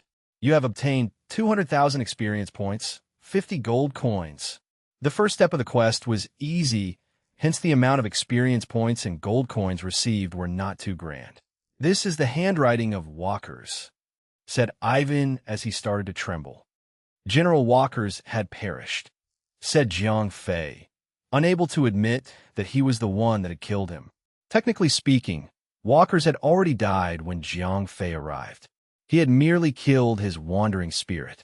If he had fought Walkers when he was still alive, Jiang Fei would not be talking to Ivan then. "Sigh. Looks like the worst-case scenario has occurred," said Ivan. Chapter 479, An Eye for an Eye. Translator, Endless Fantasy Translation Editor. Endless Fantasy Translation, the 3 high-tier demon officers mourned the death of Walkers for a moment before discussing amongst themselves. Through their discussion, Jiang Fei had managed to understand the content of the letter. The letter was supposed to be a request for reinforcements. However, by the outcome of the fight, the request was useless since the fortress that Walkers held was destroyed and Walkers himself had died. Ivan turned to Jiang Fei and said, "My brother, you have my thanks for delivering this important document. However, I am unable to have my revenge for Walkers since we are currently at war with the Divine Light Fortress. I have a favor to ask of you. Since we are of the same blood, I would not hold back. I need your help." "What can I help you with?" replied Jiang Fei. He was expecting it since the letter delivery quest was the most vanilla method to start quest. Even though we cannot take any time out to have revenge for Brother Walkers, there is no way I would allow my fellow demon to die unavenged, said Ivan. "Ding! Frontline Commander Ivan has a legendary hidden quest for you, an eye for an eye. Will you accept it?" After Ivan was finished with his speech, Jiang Fei received a system notification. "As a fellow demon, I will have my brother avenged," said Jiang Fei as he accepted the legendary hidden quest. "Good answer. You are truly one of the brave demons," said Ivan happily. "Ding! You have accepted the quest. An eye for an eye. Quest name, An Eye for an Eye quest description. The Divine Light Fortress had sent out an assassin to kill walkers. An eye for an eye. Your mission is to infiltrate the Divine Light Fortress and assassinate the Moonlight Priest. Quest reward, 40 million experience points, 1,000 gold coins, equipment, Ring of Decimation, Ancient. Oh my, Jiang Fei was excited. The quest reward was extremely grand. To match the reward, the quest must be extremely hard. Jiang Fei was naturally happy to see such a grand reward for a legendary hidden quest completion. However, the problem was with the difficulty. Infiltrating a fortress was not a hard task since he could fly in the sky and drop down. He would not need to worry about any of the guards that were blocking the entrance. Even though Jiang Fei was powerful, he was only at level 60. The NPC guards and soldiers were all at least at level 70. The fortress was not really a fortress, but a church. Even so, one must never look down on the members of the Luminous Church. A group of level 70 advanced elite soldiers, or even a small group of boss-tier monsters would not be easily taken down. Fighting in the field was different than in the fortress. Field monsters were easy to kite and kill one by one. Even if there was a boss, he could use his morphing skills to kill them off, one at a time. Fighting in a fortress was not easy since NPCs could request for reinforcements when the battle started. Jiang Fei was still at the point where he could only defeat a boss one fight at a time. Should he be faced with a situation where the boss fight required him to fight with his demon morph skills, he would need to wait for 4 hours before he could fight another boss. Slowly grinding his way into the fortress would not be a good idea. Lord Commander, I am but willing to sacrifice my life to have revenge for the fallen walkers. However, I fear that my life alone would not accomplish this mission, said Jiang Fei as humbly as he could. Do not fear, my brother. I trust your ability. Hence, your task is only to destroy the 4 defense towers as well as the 2 teleportation circles that are in the fortress, said Ivan as he gave Jiang Fei 2 things. Military-grade explosive, quest item, normal, use, 30 seconds countdown explosive. If the bomb is not destroyed during the countdown, the bomb will destroy all targets and buildings within 5 meters. Military-grade mini-teleportation device, quest item, normal, use, installs a small teleportation circle. 10 seconds installation time. Jiang Fei carefully examined the properties of the items that Ivan had given to him. One was a box of 6 explosives, and another was a small portable teleportation circle. It seemed that his mission was to destroy 6 buildings and escape using the teleportation circle. The rest of the demon army would handle the rest. Lord Commander, you have my promise. I will complete this mission, said Jiang Fei after he kept the items. You have my trust, brother. Godspeed, said Ivan as he patted Jiang Fei's shoulders. For the demon race, said Jiang Fei as he left the hall. He had been hearing the same phrase from other soldiers.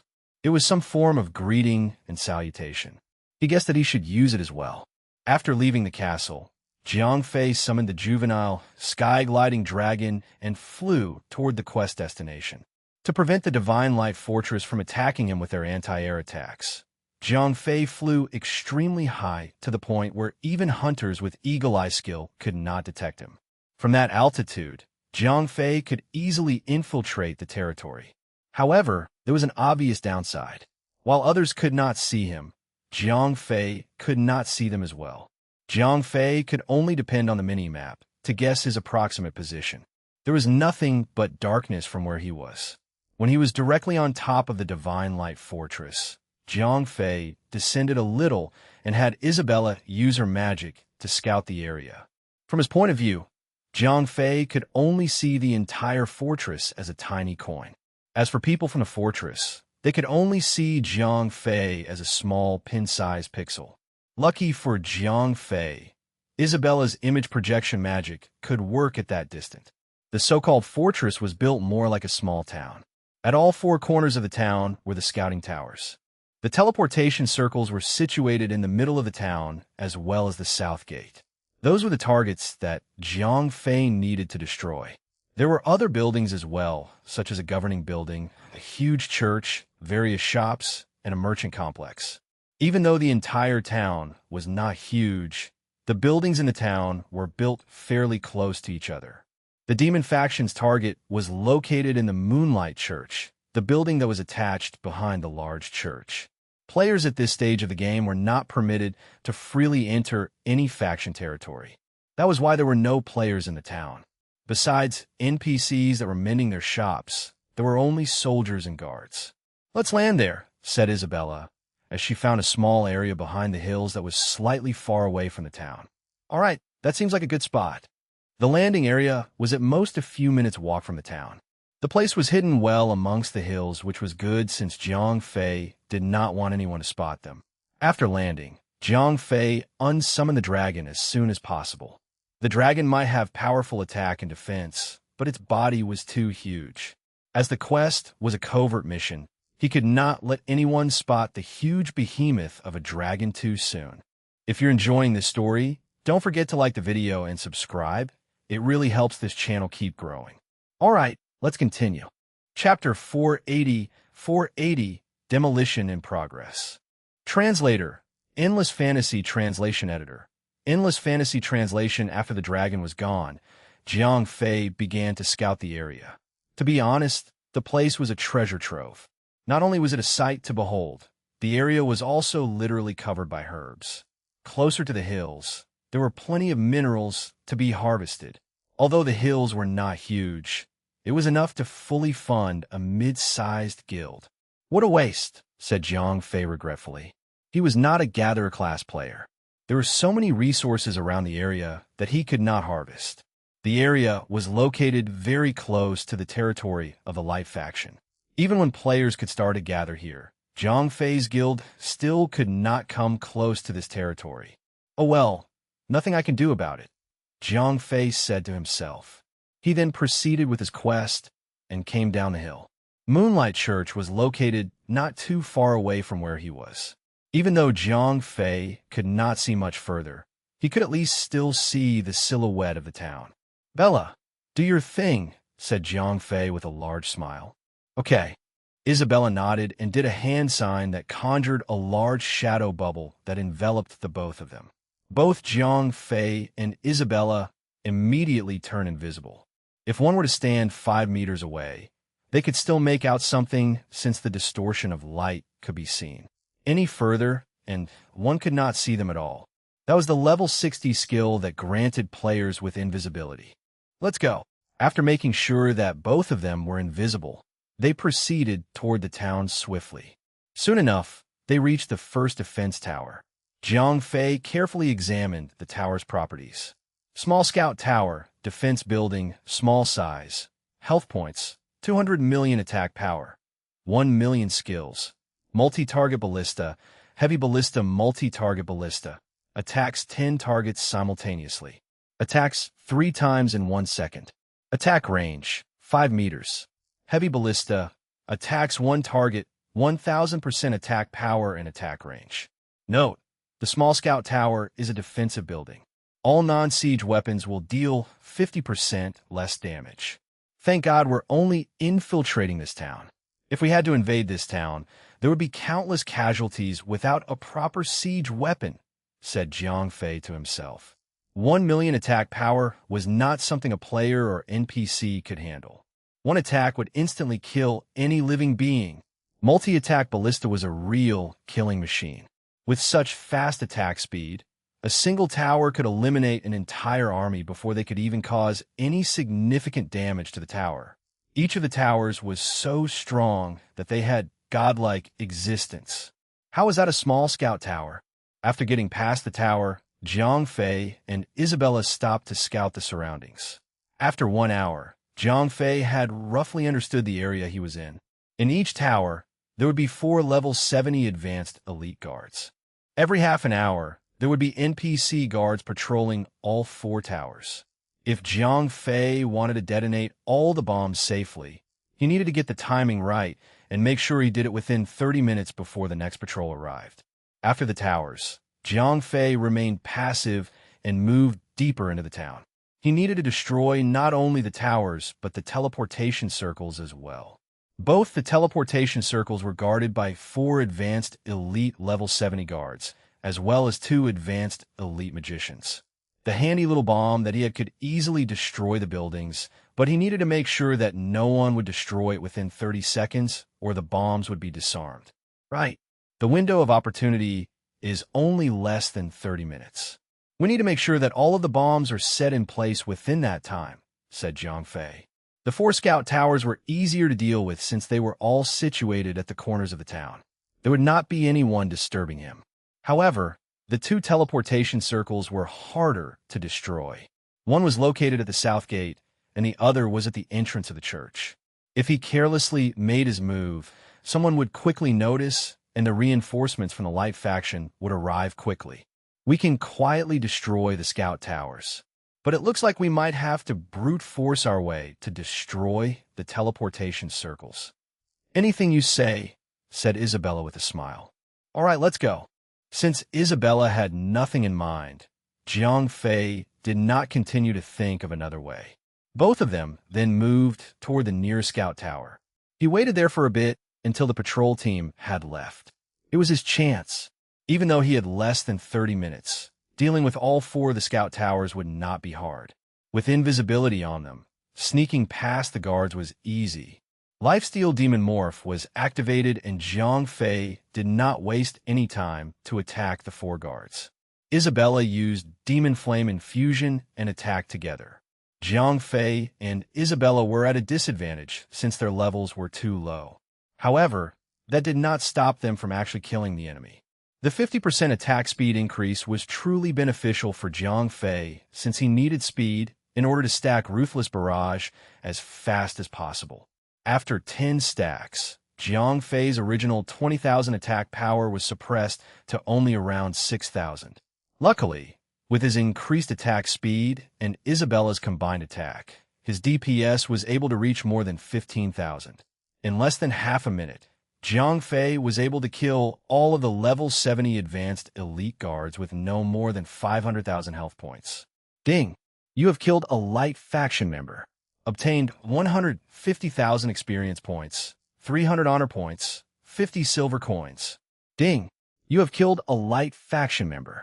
Obtained 150,000 experience points, 300 honor points, 50 silver coins. After all 4 guards had died, Jiang Fei realized that the guard had additional honor points instead of just experience points. He then realized that killing anyone from a light faction was beneficial to him since he was part of the dark faction. Chapter 481. 481. Brute Force. Translator. Endless Fantasy Translation Editor. Endless Fantasy Translation. After Jiang Fei had silently killed all 4 of the guards in the tower, he moved down instead of installing the explosives. His reason was simple. He did not want to lose the element of surprise yet.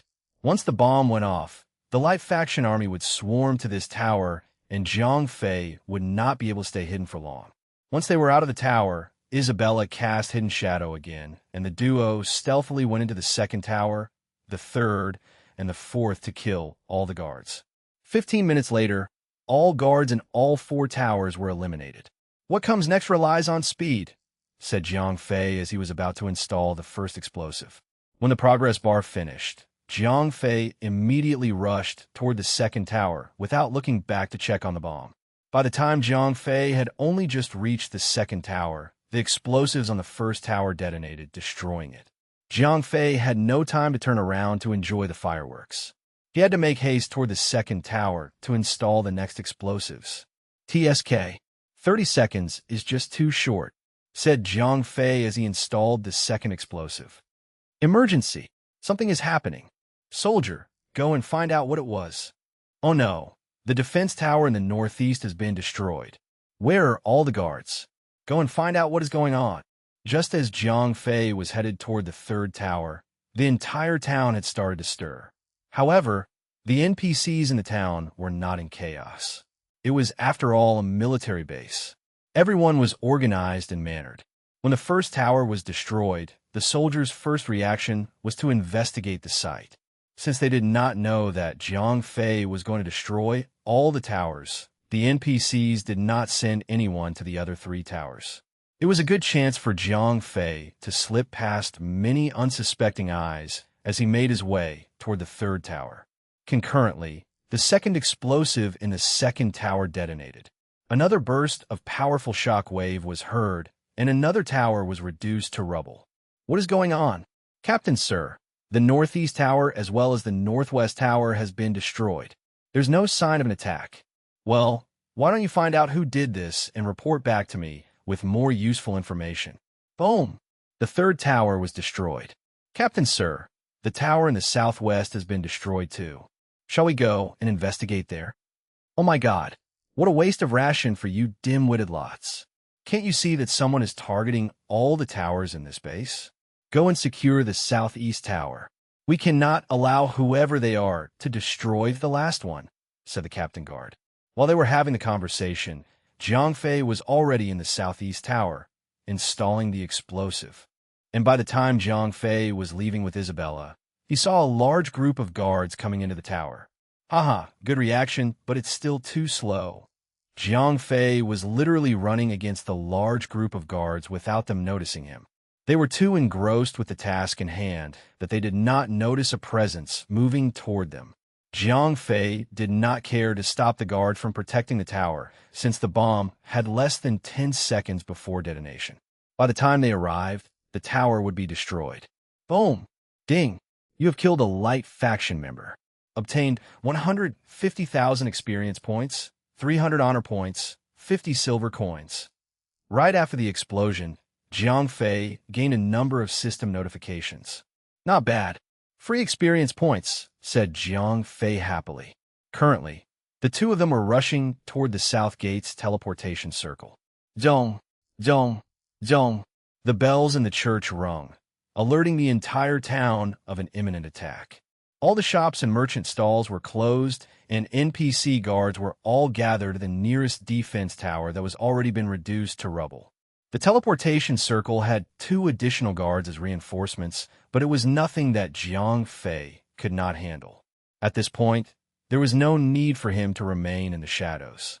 He leaped forward, breaking out of his stealth, and attacked the guards around the teleportation circle.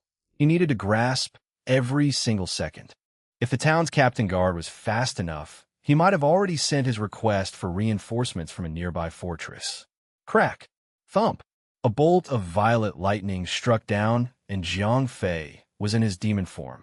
Like hungry lions, Jiang Fei and Isabella charged in without giving the enemy a chance to strike back. They were level 70 advanced elite tier monsters. It would be fair to say that Jiang Fei using his demon form to fight was a massive overkill. In less than 30 seconds, all guards that were stationed at the teleportation circle were killed. Bella, there's no way but to brute force our way through the next target, said Jiang Fei after the bomb was planted on the teleportation circle. Understand. Isabella nodded. The reason Jiang Fei said such a thing was due to that fact that there were already oncoming soldiers pouring out from the teleportation circle. Jiang Fei tried his best to keep the soldiers by pushing them back against the flow. If they were allowed to spawn limitlessly, not even Jiang Fei could stand long. 19, 20, 21.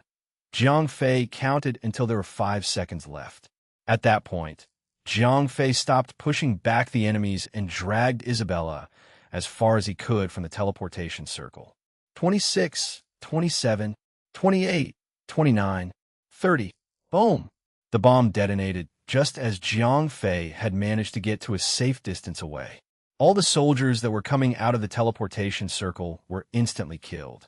Bella, I need your help. We're breaking past the soldiers, said Jiang Fei as he summoned the juvenile, sky-gliding dragon and flew up without her. Isabella immediately understood what he needed and turned into a demon dragon. There was no need for stealth at this point since there was only one target left. Moreover, there were just too many soldiers that were gathering at the church. Jiang Fei alone could not handle that many enemies. O merciful Lord of Light, please deliver us from damnation. That's a dragon. No, there are 2 dragons. O Lord, have thou forsaken us? When a huge dragon and a medium-sized dragon appeared in the sky, the higher intelligence NPCs were freaked out. Those that were not programmed with higher intelligence merely charged toward Jiang Fei and Isabella, ignoring the fact that they were dragons. Jiang Fei swooped down and attacked all that he got close to.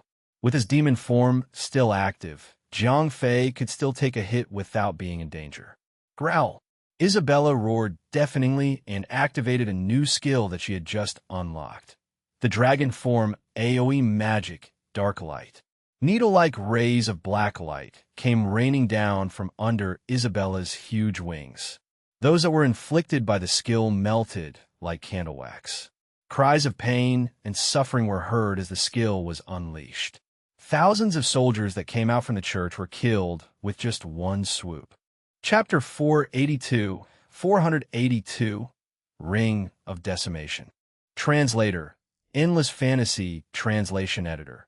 Endless Fantasy Translation, there was only one teleportation circle left in the town, and it was situated right behind the huge church.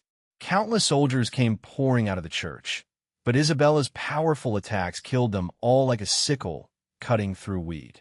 Taking this chance, Jiang Fei was able to plant the explosive easily uninterrupted. "Stop that man!" someone cried, spotting Jiang Fei. In the beginning, they were all paying attention to how strong Isabella was and knew that it would be safer to hide at the back. That was how they were able to spot Jiang Fei's fishy actions. They understood that the 4 defense towers and 1 teleportation circle were destroyed by him. Knowing what he was doing and what he would do next, they could not stand idly by. If Jiang Fei destroyed the last teleportation circle, they would be cut off from any support and reinforcements. The closest fortress would be 3 hours away. Isabella, the demon dragon, would have killed them all by the time anyone came to save them.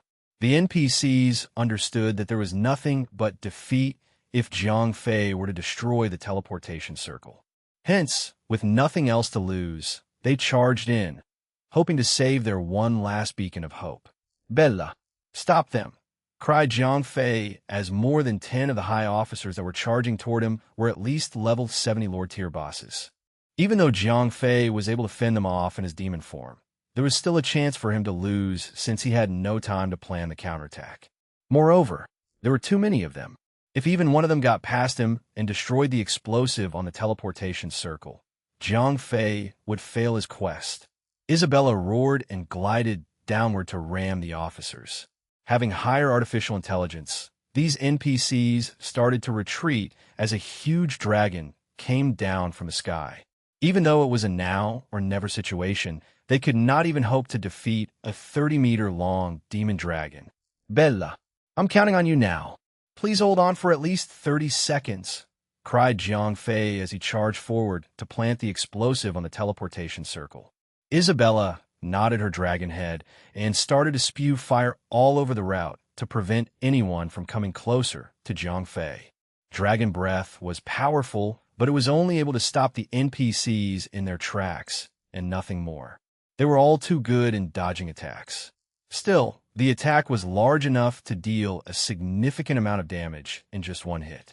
There's no time left. We cannot allow that man to set off the bomb. It's die trying or die either way, cried one of the officers. They were truly desperate then. The soldiers that were coming out of the teleportation circle were stopped by Jiang Fei, and the huge dragon was blocking their path. Desperate, the officers rushed toward Isabella and started to attack. Even though all of them had the level advantage against Isabella, she had an exorbitant amount of defense that those level 70 Lord-tier bosses could not break. "Thank you, Bella. Please go as far as you can," cried Jiang Fei when the bomb was near to detonation. He immediately activated Qilin's protection. With invulnerability, Jiang Fei would be safe from the explosion. Boom! A huge mushroom cloud rose up to the sky, and the last teleportation circle connecting this town to the outside world was destroyed. All reinforcements were cut off. "Oops, looks like you're on your own now. Time for me to summon my own reinforcements," said Jiang Fei as he laughed. He took out the device that Ivan had given him and opened it up to form a small teleportation circle. "Damn you, you're one of the demon race," cried one of the officers. "Huh? Are they blind?" said Jiang Fei as he rolled his eyes. He was fighting in his demon form the whole time, and Isabella was in her demon dragon form. How could they not know what he was? His transformed form was a pure blood demon. It seemed that the NPCs were only programmed to recognize the demon race via special methods instead of relying on their eyes. How dumb are they? The officers of the light faction have been fighting for ages against the dark faction. How could they not know that I am of the demon race? Naturally, there was a good reason why this happened. It was the fault of the designers and programmers. They were just too lazy. Implementing higher artificial intelligence in NPCs was not an easy task. Each NPC must have their own specific coding that required weeks or even months of work. The designers and programmers must have thought that these NPCs were not important to the story plot, hence their lack of attention to detail. Due to this conception, only NPCs and bosses that were of higher levels and were not part of dungeon maps were granted higher artificial intelligence. Other NPCs, such as dungeon bosses, as well as NPC guards and soldiers, were only granted a specific set of programming to follow. Those were the kind that responded to only a certain input. Currently, Jiang Fei finished setting up the mini teleportation circle. He no longer cared about the reason behind how dumb the officers of the Light faction were. Right now, there was a sea of soldiers coming through the portal and into the small town. "Well done, brother. I'd never thought that you would finish the mission this quickly." "I haven't even finished my meal," said Heinz the Knight's commander as he stepped out of the portal. Huh, this little one is not worthy of your praise, said Zhang Fei. Ho ho, your humble act of bravery shall not go unrewarded, said Heinz. Ding, you have completed the hidden quest, an eye for an eye. Ding, you have obtained 40 million experience points, 1,000 gold coins, Ring of Decimation. Your reputation points in the demon race has increased by 1,000 points. You have gained 500 reputation points in the Dark Faction. Ding! Congratulations to player Verger Glider for reaching level 61. All attributes +1. Obtained 5 attribution points. Nice! Zhang Fei smiled happily. Even though it was just one level, reaching level 61 was a huge leap for Zhang Fei. Many of the enemies in this map were all level 70 and above. Reaching level 61 would immediately remove the level suppression system that was in effect when he was still at level 60. Now that the quest was over, Zhang Fei opened his inventory and examined the Ring of Decimation. Ring of Decimation. Ring, ancient, magic attack plus 1,000 intelligence, plus 200 vitality, plus 50 equip. Grants a passive skill, Decimate. Strengthen forbidden spells. Increase AoE diameter by 50%. Damage by 40%. Level requirement, 60. Chapter 483. 483. Powerful reinforcements. Translator. Endless Fantasy Translation Editor. Endless Fantasy Translation. Zhang Fei could not bring himself to say anything. He knew that forbidden spells could be enhanced through equipment, but he had never seen anything like it. He would never have thought that such an equipment could be obtained through a quest. Even though the negative vitality stat was a little troublesome since magicians are like glass cannons, the magic attack stat of the ring was so powerful, it made the ring a must-have item for magicians. Aside from the annoying negative vitality stat, the ring had a level requirement of 60. Little Rain was only at level 45. He would have to wait for quite some time until level 60 is reached. My lord, what is the next step? Said Zhang Fei to Heinz. An eye for an eye. Remember? Said Heinz as he held the sword in his hand tighter. He had considered the fallen walkers as a real brother. The 4 of them, Heinz, Walkers, Ivan, and Frizz, were a band of brothers. How could he ever forgive and forget the enemies who had killed his brother? You there, cried Heinz as he called for one of the lower-ranking soldiers. Yes, sir. Rally together. I want you to repaint this town with the blood of its inhabitants. Except for the Moonlight Church, you shall not let anyone go. Yes, sir. The lower-ranked soldier raced across the platoon and spread the order. Soon enough, the entire army was marching to all corners, killing anyone and everyone of the Light faction. At this point, there was no resistance left. The soldiers that were supposed to be reinforcements were easily killed by Isabella. Even the higher officers of the Light faction had been instantly swallowed by Isabella by the time Heinz and his fellow Dark faction soldiers arrived. Many of the closed doors of houses and shops were burst open, and the NPCs inside were killed mercilessly. In no time at all, the entire town was wailing in terror. There's no need to kill innocent civilians, is there? Said Isabella. She had already morphed back to her normal self. Even though she enjoyed butchering sea monsters, she could not stomach the scene of the massacre. Princess, we came here with a mission. There cannot be any room for mistake. We must have insurance, said Heinz as he bowed to Isabella. He did not retract the order. Mission? Does it have something to do with the Moonlight Church? Asked Zhang Fei. That's right. We have a piece of insider information.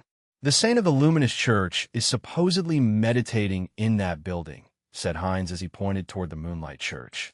Are you going to kidnap her? Asked Zhang Fei. If they wanted to kill the saint, Heinz would not waste much time killing innocent civilians. He would have just destroyed the entire building instead. That's where you're wrong. We are not kidnapping her. We are enslaving her. There are too many barriers and traps in that church. If we try to destroy it, we would lose many of our soldiers. The reason why I had laid down the order to attack the town was to coax the saint to come out on her accord.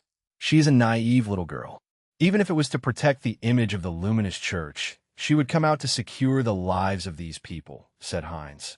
Jiang Fei did not say much after. He did not approve of Hines's method, but it was out of his hands. He could understand that he was trying to protect his own troops. Even though it was a game to Jiang Fei, Hines was living in it. He was a man of war, and he understood the consequences of letting civilians go. Stop! At that moment, the doors of the Moonlight Church flung open. A group of nuns came out, and the one that was standing in front was the supposed saint. She looked like she was only around 15 years old, yet there was some kind of holy aura surrounding her. No matter the angle, there was nothing but holiness and divinity. Well, if it isn't Her Highness the Saint. All soldiers, cease attack, cried Hines after the saint had came out of the church. How could you? Despicable demons, cried the divine saint.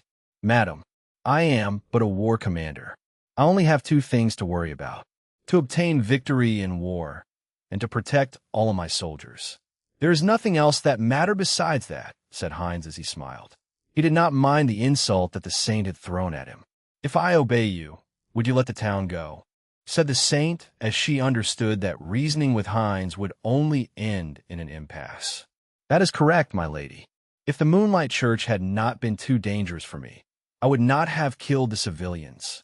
Rest assured, if you follow me, you have my word that there would be no more killings in this town, said Hines.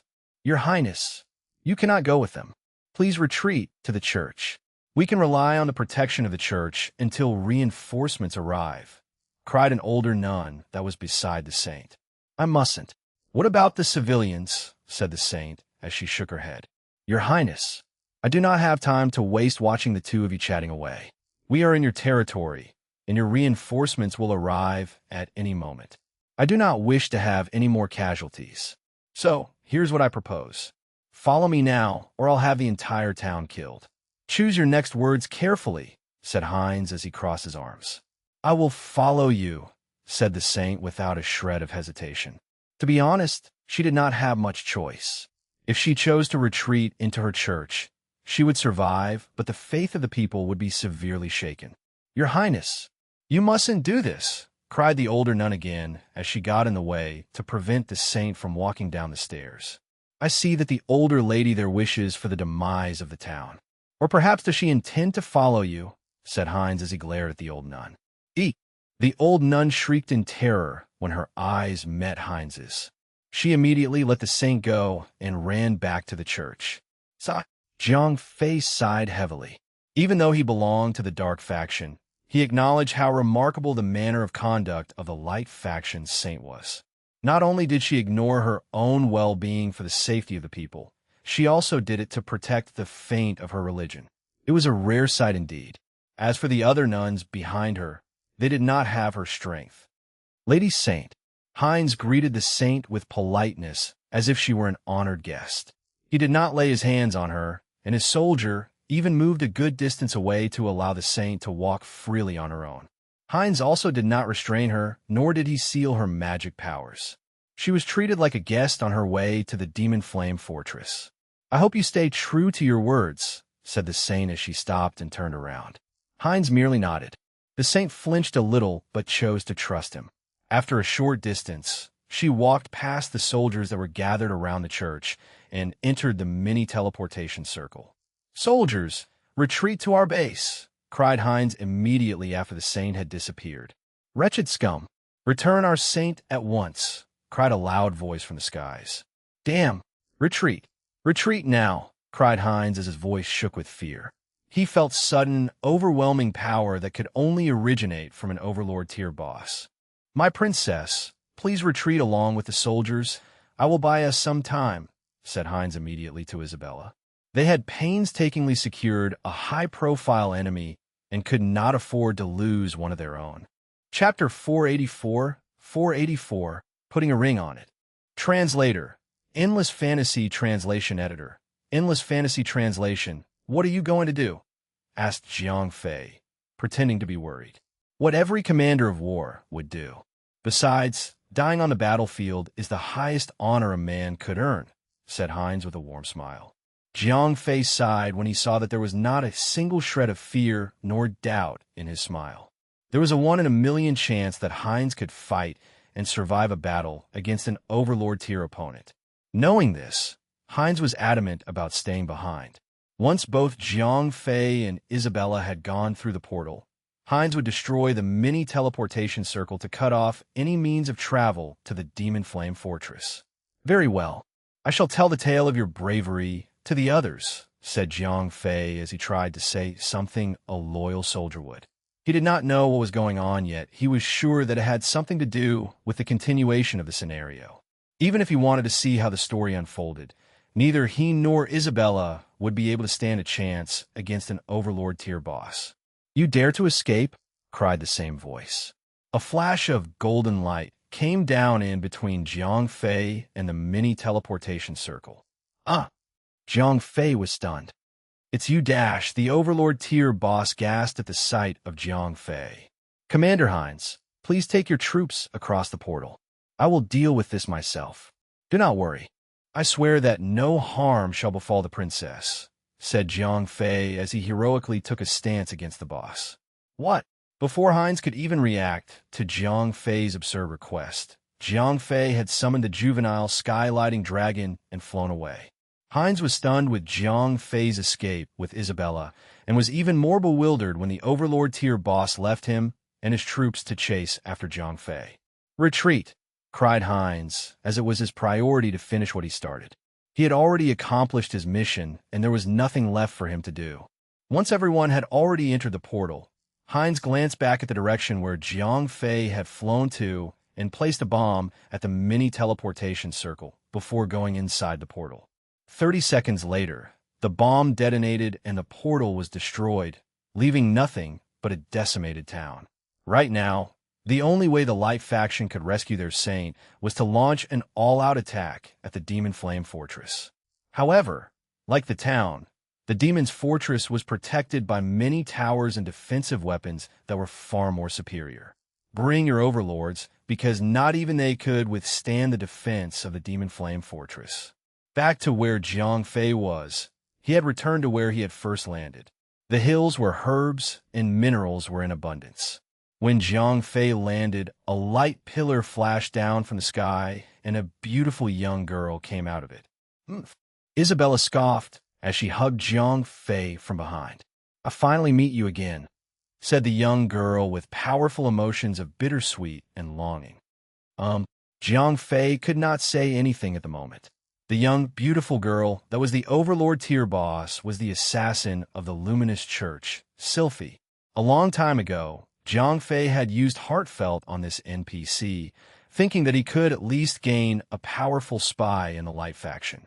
Little did he know that he had unlocked a hidden setting in the game that made an opposite-gender NPC be madly in love with him. Heartfelt was an item that would ignore all necessary requirements and increase one's relationship points to the maximum amount. Isabella scoffed again, this time even louder and more pompous. Her hands had even moved toward Jiang Fei's waist this time. It looked like she was preventing Jiang Fei from moving away from her. What are you doing here?" asked Jiang Fei shyly. He understood that he was in between two girls. In reality, he would immediately have a headache. He would never think that it would be the same in the game. "I was checking on the defensive post to the Divine Light Fortress when I heard that the Saint of the Moonlight Church was taken away. The teleportation circle was reported to be destroyed. With no reinforcements, I was forced to come here. Thank the gods for it, since I am able to see you again." While Sylphie was explaining the reason she came to the town, her complexion was rather normal. However, when she reached the last sentence, her face turned as red as a tomato, and she began to rub her fingers together whilst fidgeting like a little girl. However, she did not avert her eyes, but stared at Jiang Fei emotionally. "What a troublesome feature this is," thought Jiang Fei. At that moment, when Sylphie was bashfully confessing her affection to Jiang Fei, Isabella was hugging Jiang Fei's waist so tightly that she was practically crushing him. Even though the pain setting was set to only 10%, he could still feel it. "It's your fault. Why would you use such an item in the first place?" Isabella whispered angrily. At this point, the airhead Jiang Fei finally saw the signal. Isabella was madly jealous. What did you say about the defensive post again? Said Jiang Fei to Sylphie. In 20 days, we will start a war with the dark faction, said Sylphie. Being madly in love with Jiang Fei, she had nothing to hide from him and would not think twice about revealing top-secret military information to him. 20 days? Isn't that the day that the game developers will release a new patch? Thought Jiang Fei.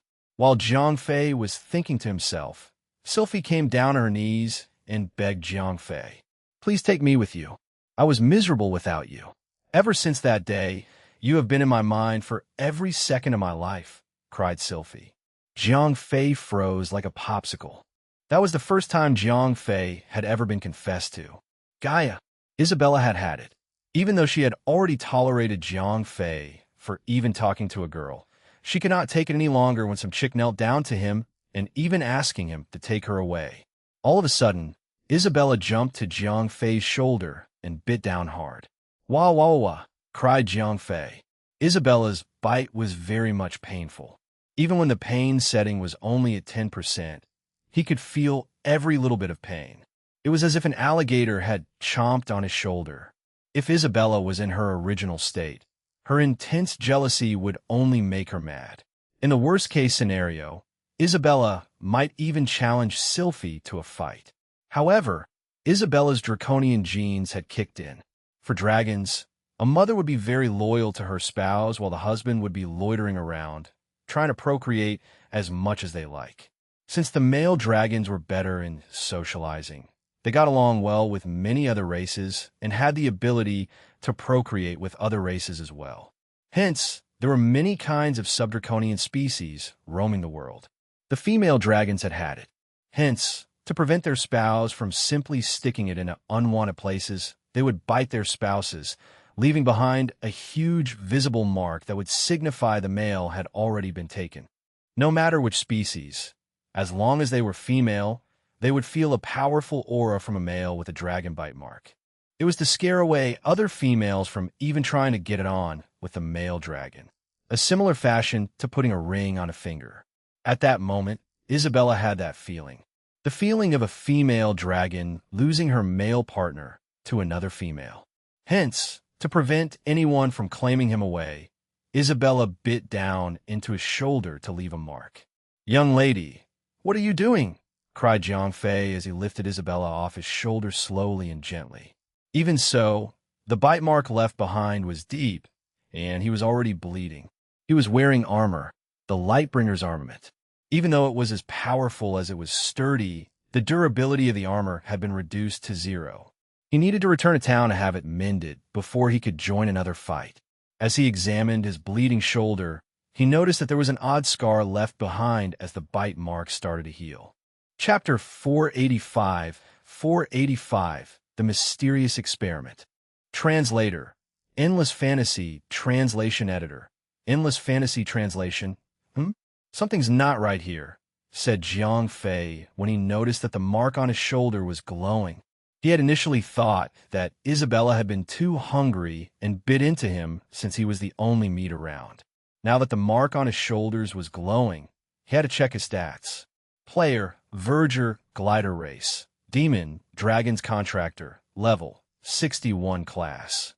Intermediate Divine Blacksmith health points, 73,240/73,240 mana points. 960/960 physical attack, 6,719 physical defense, 10,751 magic defense, 6,601 note. Contractor of a Dragon's Love. Contractor of a Dragon's Love. A Draconian has identified and claimed you as their own, allowing you to use simple Draconian support magic. At the same time, all opposite gender beings will be alerted of your lover's contracted female dragon's position. What the hell? When did I sign a contract? Cried Jiang Fei when he realized what was going on. Even though he had gained the status of being part of the dragon race, and was even able to use a few simple supporting Draconian magic, it was not practical and not powerful. Draconian magic might be rarer than forbidden spells, but his current mana points, as well as the negligible intelligence stat, would mean that his magic spells would be dealing as much damage as a pea shooter. The one thing that got Jiang Fei a little annoyed was the contract effect. Other female players would not be affected by his presence, but female NPCs were. Right in front of Jiang Fei now was a good example of the impact. Sylphie's expression was pale and scared. She had obviously received the so-called alert. Jiang Fei could imagine how other NPCs would react to him when he talked to them. King Hell. Thank God this effect is not felt by players, or else I would be screwed, said Jiang Fei as he sulked. He turned around and glared at Isabella. While he was not enjoying this moment, Isabella puffed out her chest as if she was blatantly admitting that she was jealous and had done something about it. Jiang Fei turned around to face Sylphie and noted that the longing expression on her face was still there. Even though she was threatened by the sudden female dragon aura, she was still clearly infatuated with Jiang Fei. It was obvious that the effect of heartfelt was not as easy to dispel. The truth was Sylphie was not intimidated by Isabella. Even though she was a powerful dragon, she was still no match for her, as she was of Overlord tier. Sylphie was afraid of the existence of the skill. The Contractor the Dragon's Love was not a skill that just belonged to Isabella alone, but it belonged to all female dragons. Anyone that dared to go against anyone with this skill active would be going against not the Contractor, but the entire female dragon race. Even though Sylphie might be the beloved apprentice of the Moon God with grace and protection of the Moon God, there was no way a battle between the Moon God and all of the female dragons would go unnoticed. Bella, there's nothing between me and her. I don't have that sort of feelings for her, Jiang Fei whispered to Isabella. Not realizing it himself, Jiang Fei subconsciously liked Isabella the most. To be fair, Isabella was not human to begin with. It was the one thing that he kept on repeating to himself to make himself remain in reality. Now, even when he did not make any move on Isabella, he would never make a move on Sylphie as well. Isabella remained cool, but the expression on her face betrayed her. She could not help smiling. However, when she noticed that she was smiling, she quickly turned around and gave Jiang Fei a nod, indicating that he could do whatever he wanted as long as it does not involve getting too intimate with that vixen. Sylphie, you said you were checking on the defense post of the Divine Light Fortress. How did it go? Asked Jiang Fei as he returned to Sylphie. His goal was clear. He wanted to know and understand how the enemy would prepare their defenses. If he understood everything, he could lead an army of players from the Dark faction to decimate the Light faction. The defenses are almost prepared. Here, this is the formation. Please take a look, cried Sylphie. The madly in love damsel was completely unguarded. She had completely forgotten that she was one of Light faction and also the disciple of the Moon God. If Jiang Fei was truly able to completely destroy the Light faction defenses, Sylphie would undoubtedly be the main accomplice. That's great. Thanks, Sylphie, said Jiang Fei. He then made a copy of the drawing and returned the original to Sylphie. When Sylphie reached out her hand to take the drawing, she held on to Jiang Fei's hands and begged Jiang Fei again. Would you not take me with you? Now's not a good time, said Jiang Fei.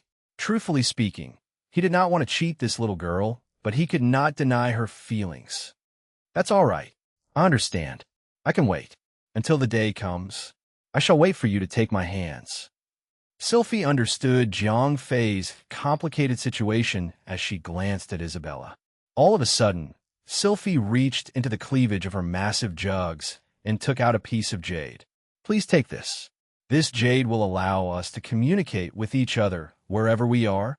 Just think of me and I shall answer your call, said Sylphie as she placed the piece of jade on Jiang Fei's palm. That little gesture did not go unnoticed by Isabella. Jiang Fei flinched upon hearing Isabella's pretend cough and immediately withdrew his hand from Sylphie's. Isabella was being nice enough by simply pretending to cough. It was to give face to Jiang Fei. I need to go now. I have taken too long a time. My people will start to suspect something is wrong. I will inform you if something comes up. Please wait for me, said Sylphie before she turned away. Jiang Fei would have sworn that he saw a glitter of tears roll down her flawless skin. Right after that, she summoned a beam of light and flew across the skies. Why are you still looking at her? Do you really want her? Said Isabella, as she clicked her tongue disgruntledly. Of course not, said Jiang Fei as he frowned and sighed heavily. Lately, Isabella's emotions were running rampant. Unbeknownst to Jiang Fei, it was Isabella's artificial intelligence evolving. Specifically, the human emotion part. Artificial intelligence was very intelligent. However, unlike humans, they could never replicate emotions. They did not possess personality. Just like 0541. It might have the superior calculating ability as well as intelligence, but it would immediately break when it came to human emotions. To be frank, it all boiled down to programming. While Jiang Fei and Isabella were having their lovers spat, something else was happening at the same time. In an underground facility several hundred kilometers away from where Jiang Fei currently was, a few developers and researchers were discussing. Something is going on with number 15 and number 19's human personality experimental program. It's evolving faster, especially number 15. It's almost reaching the benchmark. Let me see, said another researcher as he opened up a console in the air. You're right. Do you think that it was due to increased interaction with players? Or is due to that player called Verger Glider? Verger Glider is just a single digit in the hundreds of millions of players. I think it's just a coincidence. Artificial intelligence and artificial human personality require human interaction at an intimate level. We might not properly understand the concept of emotion or even love, but there's a chance that the program might have picked up something on its own, said the first researcher. How about we load a few other experimental programs? The ones that allow them to interact with players more intimately. You know, you might be onto something there. Nice. I'll report this to the higher-ups. If this plan works, we might be famous sooner than we think. Chapter 486, worthy of a name. Translator, Endless Fantasy Translation Editor. Endless Fantasy Translation. Naturally, Jiang Fei did not know anything about the experimental program. After consoling Isabella, he summoned the juvenile sky-gliding dragon and flew toward the Demon Flame Fortress. There was still one thing left to do. Once he reached the demon's fortress, he went inside and talked to the NPC quartermaster. That man was just an NPC shop that sold potions as well as repair equipment. Before attacking the Moonlight Church, Jiang Fei had used his guild to claim a fortress. Since it was just a while ago, he had yet to send anything to build any structure. The reason he came to the Demon Flame Fortress was to hire NPC builders to build necessary buildings to properly claim the fortress as the territory of Imperial Dragon. Dealing with unintelligent NPCs was easy since there was no need for conversation. All Jiang Fei had to do was select what he needed from a pop-up window and submit the money required. After paying a large amount of gold coins, the NPC quartermaster then sent out a total of 3,000 buildings from the Demon Flame Fortress to the ruins of the fortress that Jiang Fei wanted to claim. 200,000 gold coins were not that big of a sum, to be honest, but it was still more than what Jiang Fei had used in Dawnlight City when he paid for claiming land in the swamp. Today, Jiang Fei was much richer than he was when he built up the territory in the swamp. Under the care of Rosette Rose, Imperial Dragon was growing fast and strong. The guild accounts had registered a total of 500,000 gold coins in their daily transactions. 200,000 gold coins were truly nothing when compared to the guild's coffers. At first, when Rosette Rose heard that Jiang Fei had spent 200,000 gold coins, she was furious. However, after Jiang Fei explained that the money was used to build up another territory in a new map, her attitude took a 180-degree turn. Immediately, she asked Jiang Fei whether or not 200,000 gold coins were enough, and even wanted to transfer him another 200,000 gold coins just in case he needed more. If he wanted, Rosette Rose could even arrange for 1 million gold coins in 1 week. It had been established that Rosette Rose was the manager of the guild and would not want to meddle in other business. With Jiang Fei's absolute trust and cooperation, she had grown to be like an elder sister to him. Hence, when Jiang Fei did anything or planned to improve the guild, she would naturally support his decision. Even though the faction map had been open to the world, No one could yet set foot in the map for their level was too low. Hence, Jiang Fei was not afraid of his territory being trashed by anyone. Not to mention that the Saint of the Light faction was being held captive in the Demon Flame Fortress. Clearly, no one of the Light faction would waste their time to destroy a small, unknown fortress. To be frank, it was the perfect time for Jiang Fei to further enhance and build the territory. Once the NPC builder arrived at the fortress, Jiang Fei was satisfied at what he had accomplished today. He looked at the time, and it was already almost time to log out. He flew back to the Demon Flame Fortress and accompanied Isabella to talk to other commanders in the fortress. Sharp, the game froze, and everyone was logged out automatically. Once Jiang Fei was awake, he immediately called for 0541. "Is my chest armor ready?" asked Jiang Fei, excited. It had been over 48 hours since the production of the armor he ordered. "Captain, the ability armor has been completed." A translucent armor materialized in front of Jiang Fei. "Heck yeah, let's try it on," said Jiang Fei happily. As soon as he put the armor on, it seeped into Jiang Fei's body and disappeared without a trace. Like other previous equipment that he had made or taken out of the game, it was invisible or appeared as a piece of inconspicuous clothing. However, that piece of inconspicuous clothing would greatly increase Jiang Fei's ability. Wave Force Battle Armor Physical Defense plus 1,120 Magical Defense plus 1,135 Strength plus 70 Vitality plus 80 Equip. Grants an additional 20% water damage in all attacks. Equip grants the skill Wave Barrier. Creates a water barrier that absorbs damage. Lasts for 30 seconds. 1 minute cooldown time. That was a stat in the game, but in reality, the armor had only enhanced Jiang Fei's defense. Technically speaking, Jiang Fei's entire body was strengthened in terms of defense.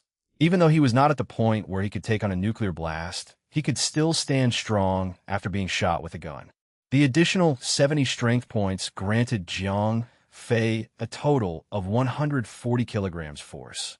It was a kind of brute force that would improve his overall damage output. 80 vitality points will improve Jiang Fei's general physique.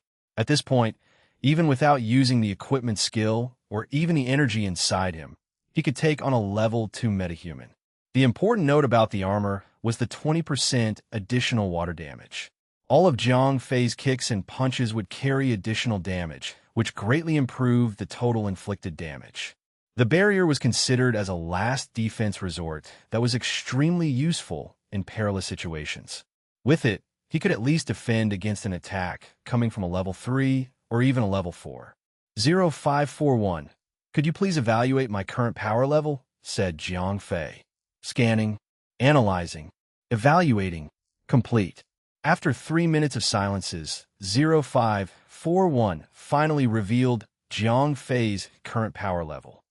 "Captain, after excluding personal battle experience, as well as martial skills, your own physique has reached the peak of level 3. Perhaps even the beginner stage of a level 4. Nice. I can finally be worthy of the name," cried Jiang Fei with joy. "Captain, this is but a rough evaluation. I have not factored in your battle experience as well as martial skills. Hence, even though you have a strength of a level 4, I must advise you against fighting one." "Understand. Thanks for the advice," said Jiang Fei. He understood himself better than anyone else. In Sun Tzu's words, "Know thyself and others, and you will survive 100 battles." He understood that he had little battle experience, and even his own mental state was still too naive. Even though he would like to improve that aspect, it took time to nurture something like that. One could not rush mental growth. After thinking for a bit, Jiang Fei thought that he should really fight other level 3 fighters and avoid level 4s at all cost. I should go out and try my new ability. After obtaining the new armor, he knew that he could lift an additional 140 kilograms.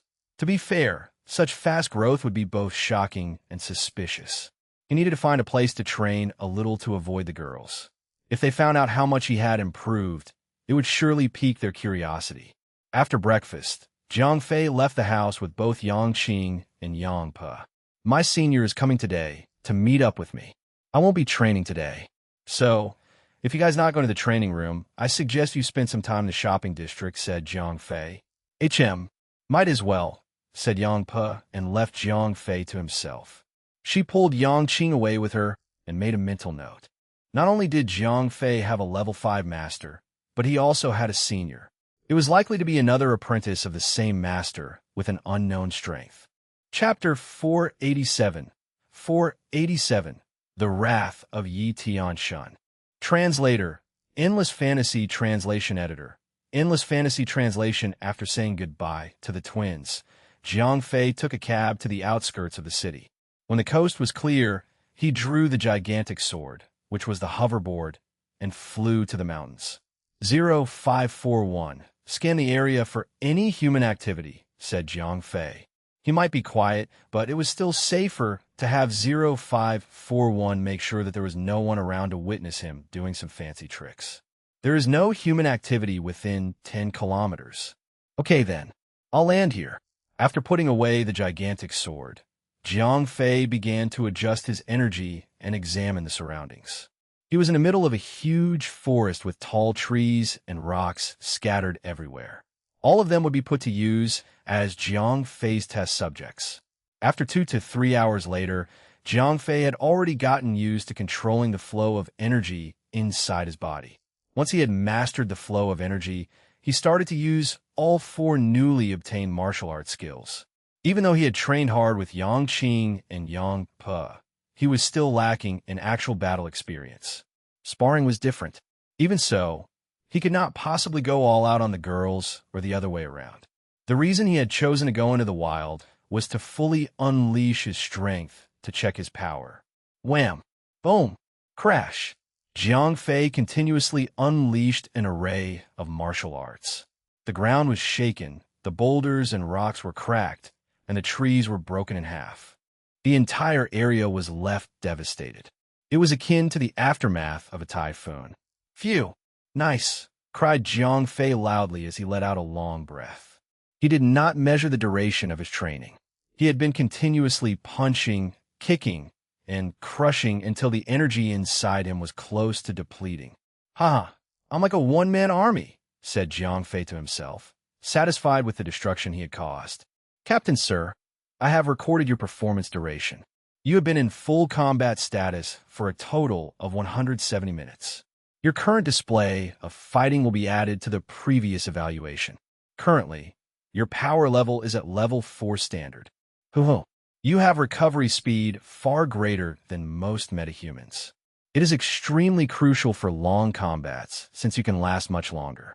Does that mean that I can now fight a level 4 metahuman?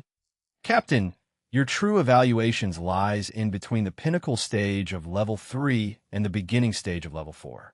However, I have factored in your battle ability as well as combat duration into the equation. As of now, it would be completely normal for you to be defeated by a fighter at the beginning stage of level 3. I understand. Jiang Fei was not satisfied with that answer, but understood the reason behind it. He had never underestimated any metahuman, especially the ones in the Chinese Martial Arts Alliance. He had spent long hours with Yang Pe to understand that. Even though she was quiet most of the time, she had informed Jiang Fei many things about the Alliance. A few in the sect had martial skills that were devised not to incapacitate, but to kill. They even had skills that could be used during fatal moments to turn the tide around. If Jiang Fei lowered his guard for even a second, he could be defeated by an opponent that was already on the verge of death. The sky was dark. Jiang Fei sat down for a while to catch his breath before heading to the closest village. There, he was lucky enough to catch a cab that was heading to the city. When he was about to enter Manda Square, he received a call with no caller ID. "Hello, who's this?" said Jiang Fei. "Fei, it's me," cried a familiar voice. "Oh, what's up? You're in trouble." "It's not me. It's you," said Han Tianyu worriedly. "Huh? I'm in trouble? What did I do?" "Do you know where is Yi Zhangfa?" asked Han Tianyu sternly. "Oh, I know that one. He's dead," said Jiang Fei straightforwardly. "Arg, I knew it.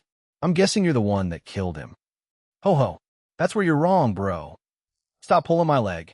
Do you know how serious is this? Said Han Tianyu angrily. I'm telling the truth. It's not me, said Jiang Fei calmly. Really? Oh, thank God.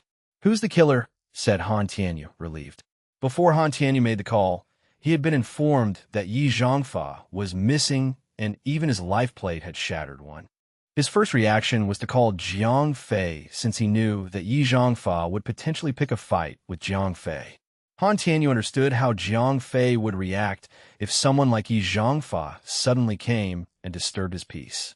If Jiang Fei got agitated, he might actually kill the poor bastard. Concurrently, the entire Soaring Cloud sect was rattled. The Grand Elder, Yi Tianshun, was fuming with rage. Regardless of the rumor that Yi Zhangfa was the actual son of Yi Tianshun, the man was furious beyond reasoning. He had immediately placed an order to kill the one who did the same to Yi Zhangfa. That was the reason why Han Tianyu had called Jiang Fei. He wanted Jiang Fei to run to his level 5 master and hide. It would be even better if Jiang Fei could get his master to calm the situation down.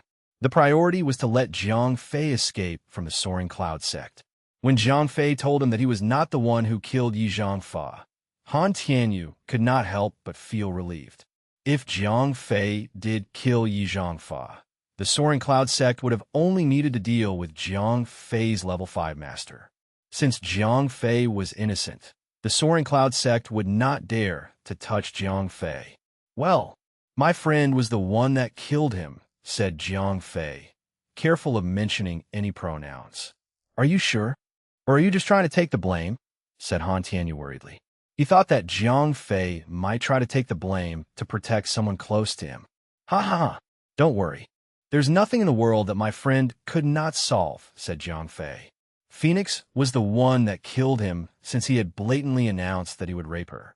Even if the reason for his death was unreasonable, what could the Soaring Cloud sect do to the level 5 Omega level being? All right then, that's good. That's good. Han Tianyu could finally relax after he had understood that Jiang Fei had nothing to do with the death of Yi Zhangfa.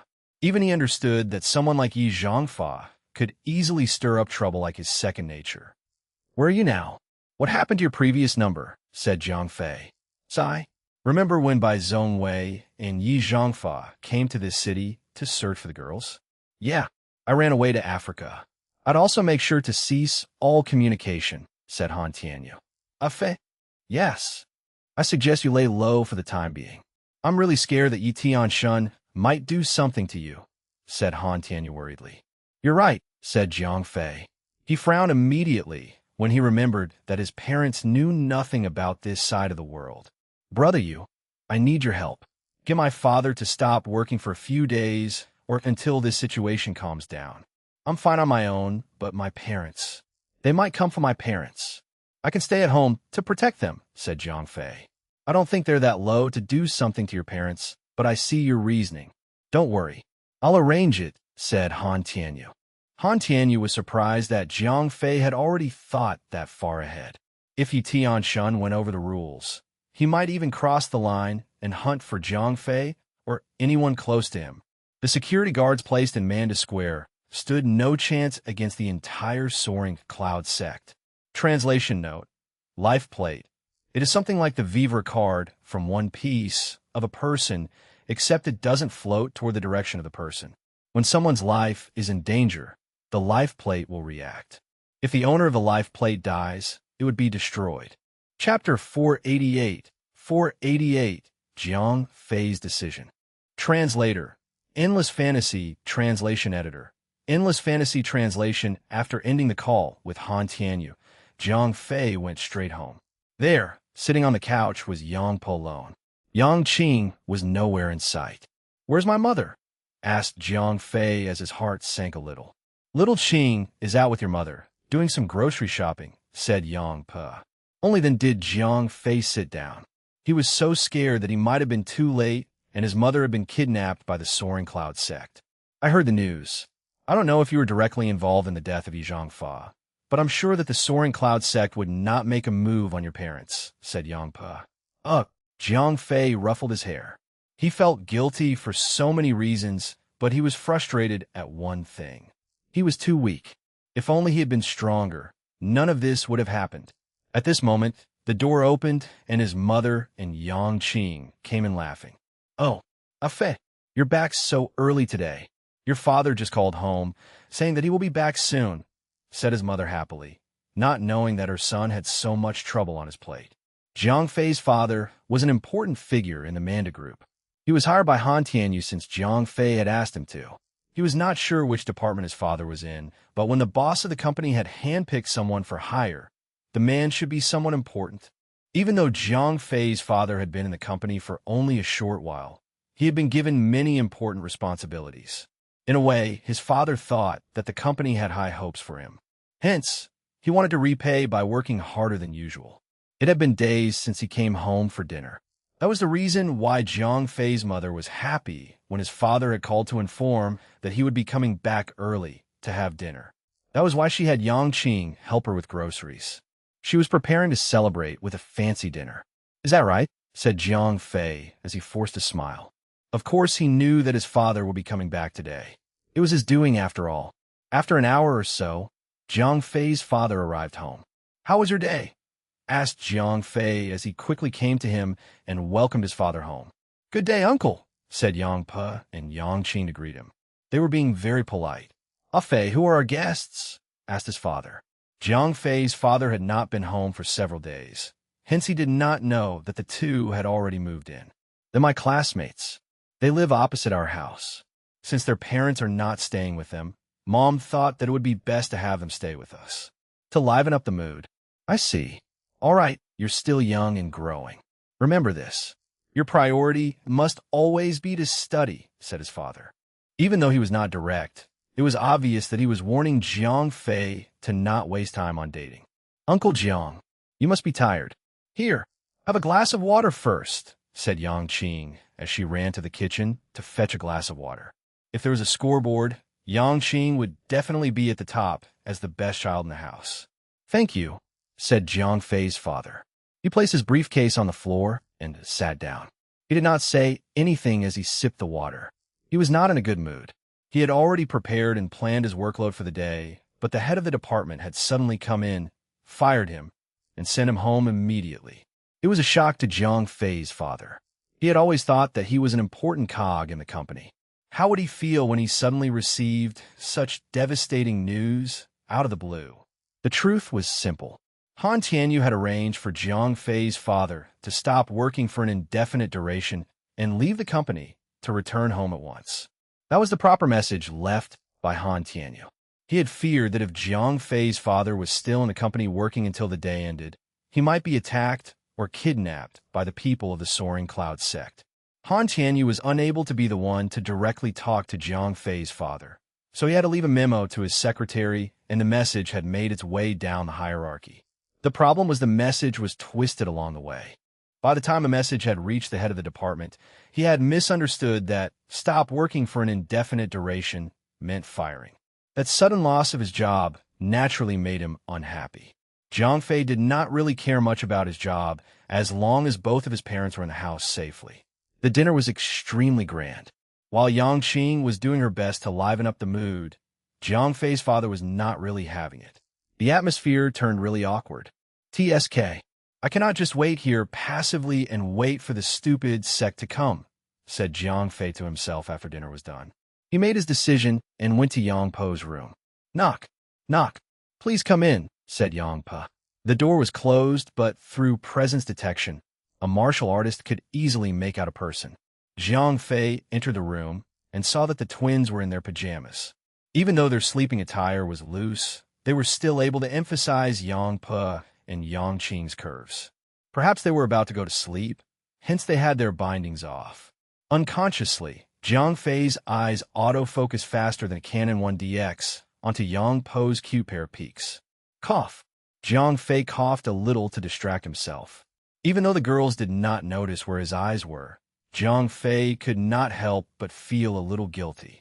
Even so, the manly instinct in him made the guilt subside. He had even managed to glance at Yang Po's perky peaks once more. "Big brother Jiang Fei, are you okay? Why is your face flushed?" said Yang Qing as she leaped over bed and stood in front of Jiang Fei. "Ugh, Due to their massive height difference, Jiang Fei only needed to lower his head to see the plains of the mountains.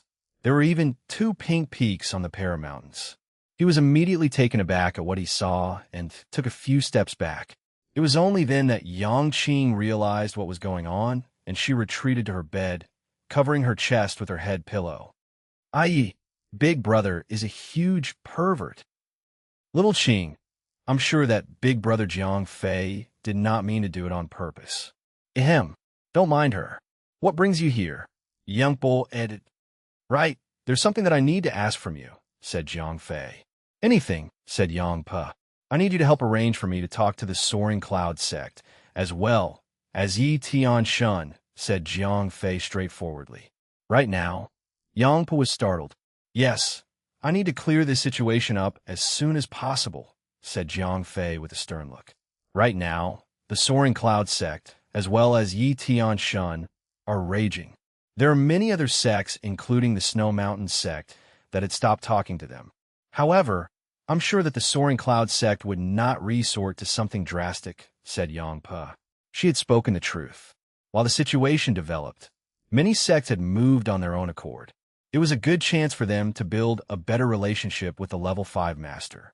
Even if that cannot be done, it was still a good chance to gain more Grand Restoration pills as well as the Evil Purging pills.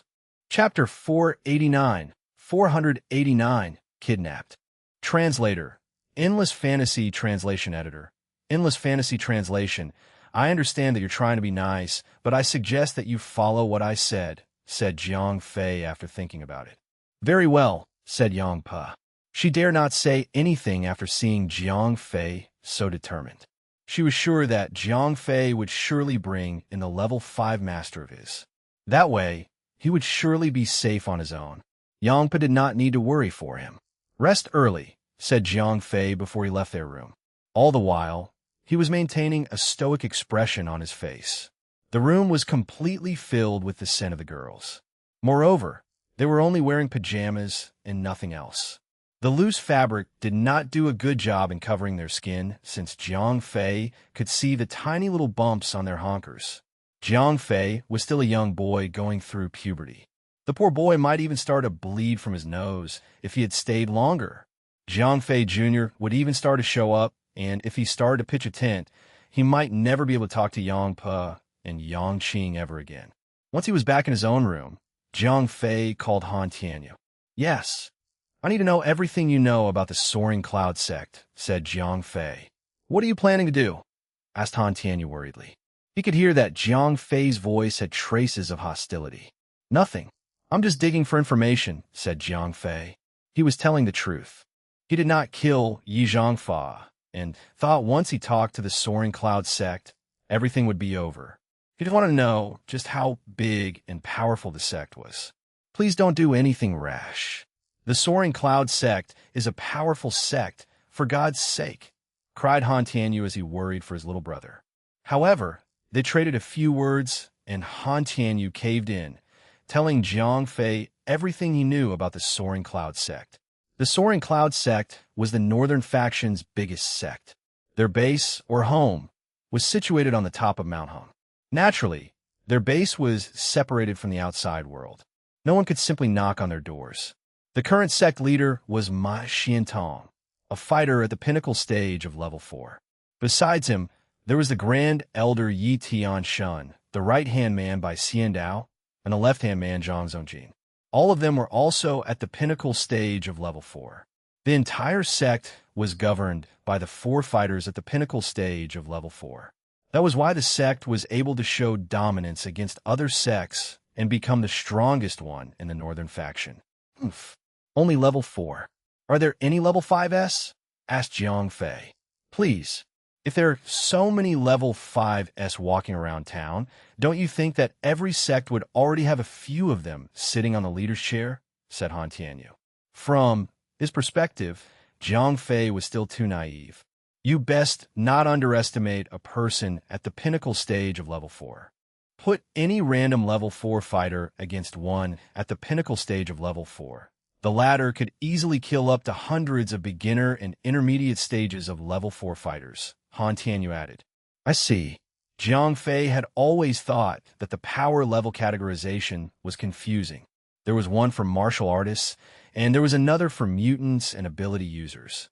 The one used in judging mutants were not as strict as the one used for martial artists. Mutants under level 4 were rather straightforward, and anyone who was at level 5 would be practically unstoppable. The gap between level 4 and level 5 was just too much. In the same way as martial artists, level 4 mutants could single-handedly defeat several hundred other level 4 mutants. Jiang Fei had understood Han Tianyu's explanation that the Soaring Cloud sect had 20 fighters at level 4 and up to hundreds of level 3 fighters. From there, he understood why the Soaring Cloud sect was considered to be the strongest sect among the sects in the Alliance and was able to make such a huge impact. Listen, I just got the news that the Soaring Cloud sect is being adamant about their decision. They had rejected peace advice from other sect leaders. They will come for you, cried Han Tianyu. Even though Yi Zhangfa was not killed by Jiang Fei, they did not the truth. All signs and evidence had indicated that Yi Zhangfa had indeed been trailing Jiang Fei and had confronted him. After that, he had gone missing. Not much later, Yi Zhangfa's life plate had shattered, indicating that his life was gone. From the perspective of the Soaring Cloud sect, as well as other sect leaders, Yi Zhangfa was killed by Jiang Fei. What do they plan to do? I don't know. All I know is that Yi Tianshun is mad at the death of Yi Zhangfa. I cannot even promise you that he will not do anything irrational. You best be careful now, said Han Tianyu. Yeah, I will, said Jiang Fei quietly. I will go back to China as soon as I can, but I have to say my influence in the Alliance is close to nothing. At most, I can help you a little by giving some people my advice. Han Tianyu had steeled his stance to side with Jiang Fei. His own master had told him to wait until the storm had brewed over. He would not allow Han Tianyu to interfere with this conflict. Han Tianyu's master dared not wrong anyone else, be a level 5 master or the Soaring Cloud sect. F*CK the Soaring Cloud, always bringing me trouble. Jiang Fei ranted to himself after Han Tianyu had hung up the phone. He wanted to pull some strings at the Aquamoon Heavenly Palace and explain what had happened directly to the Soaring Cloud, hoping that things will calm down. However, it looked like his hopes had been dashed. To be honest, Jiang Fei did not want to pick a fight with the Soaring Cloud sect. Even if they painted him as the villain through any dirty method, he would not want to cross the Soaring Cloud sect. He knew his place well. He knew that his parents were vulnerable. He knew that he was still weak. If the Soaring Cloud sect came to attack, Jiang Fei, who had just reached the level 4 realm, would not be able to stand against the whole lot of Soaring Cloud sect. Crash! At that moment, Jiang Fei heard the sound of broken glass and the scream of his mother as he ran across the walkway toward his parents' room. Without even opening the door, Jiang Fei crashed through the room and found nothing besides shattered glass and an empty bed. F***CK. F***CK. Jiang Fei cried from the top of his lungs. He was devastated, helpless, and worst of all, angry. Just you wait, Yi Tianshun. You and your bloody sect will be gone when I'm done with you. With rage boiling to the maximum point, Jiang Fei punched the ground with his fist to vent his anger, instantly cracking the walls and even the ceilings. Brother Jiang Fei, what happened? Cried Yang Pa as both the sisters just arrived at the scene. Yi Tianshun happened, said Jiang Fei as he glared at Yang Pa with eyes that was bursting with killing intent. Brother Jiang Fei, there was nothing that Yang Qing could have done then. Brother Jiang Fei, what are you going to do? Yang Pa asked after she felt the bloodlust in his voice. You tell me, if my parents have so much as a scratch on them, I will flatten the entire Soaring Cloud sect to the ground, said Jiang Fei. The killing intent in him was boiling so much that there was a faint aura around him. The Soaring Cloud sect had crossed the final line. Brother Jiang Fei, please calm down and think this through. I will contact my people and sort this thing out peacefully, said Yang Pa. You do what you can. I want some time alone to myself, said Jiang Fei. His mind was a storm of emotions right then. He could not think straight as he had briefly allowed his rage to take over him. After Yang Qing and Yang Pa had left, Jiang Fei went out of his parents' room and sat down on the couch in the living room. The open window had let in a draft, and it was cold. Jiang Fei did not bother to even close the window as he needed to cool himself down. He could still feel his pulse all across his body. He thought that he had taken steps to prevent his parents from harm. However, it was obvious that he had not done enough. The last thing Jiang Fei wanted in the world was to have his parents dragged into the world of metahumans. He had already tried his best, but his best was not good enough. If fear and name-pulling weren't enough, I shall let them see red to know who they are messing with, said Jiang Fei to himself. His heart beat faster and faster. His eyes were becoming redder by the second. All the veins on his hands started to surface. What was flowing inside was not just blood at the moment. There were rage, wrath, resentment, vengeance, and bloodlust. Chapter 490, Modifying the Giant Flying Sword. Translator, Endless Fantasy Translation Editor, Endless Fantasy Translation, 0541. Analyze this situation, said Jiang Fei. He had sat down on the living room couch for half the night.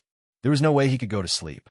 At last, he thought of something and asked the ring to help him. Based on the data collected, the situation is not leaning to your side. You might not survive, said 0541. Survive? I don't care about that now. I want my parents back. Tell me if I can save my parents, said Jiang Fei. There's a 40% chance of success, said the ring.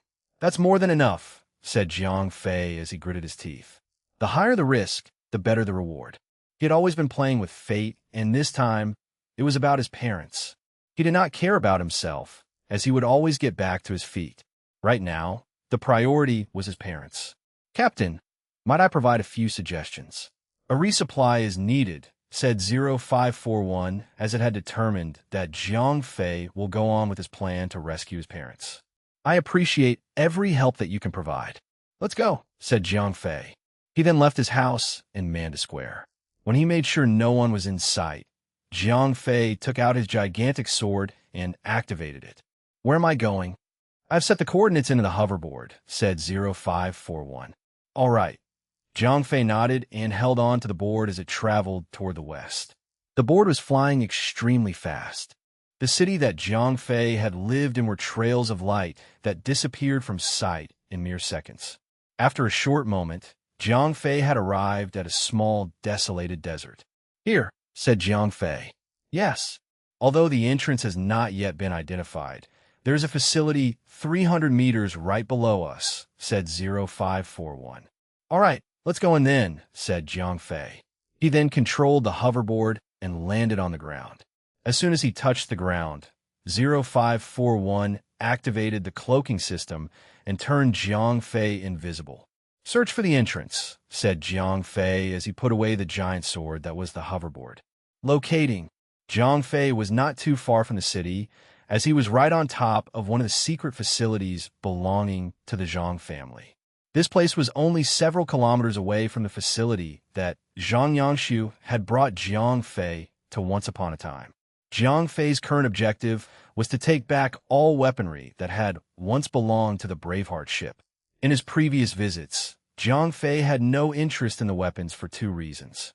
The first being 0541 had been in a hibernation state, and the second was the fact that he was only interested in ship factories, ship fragments, and energy sources.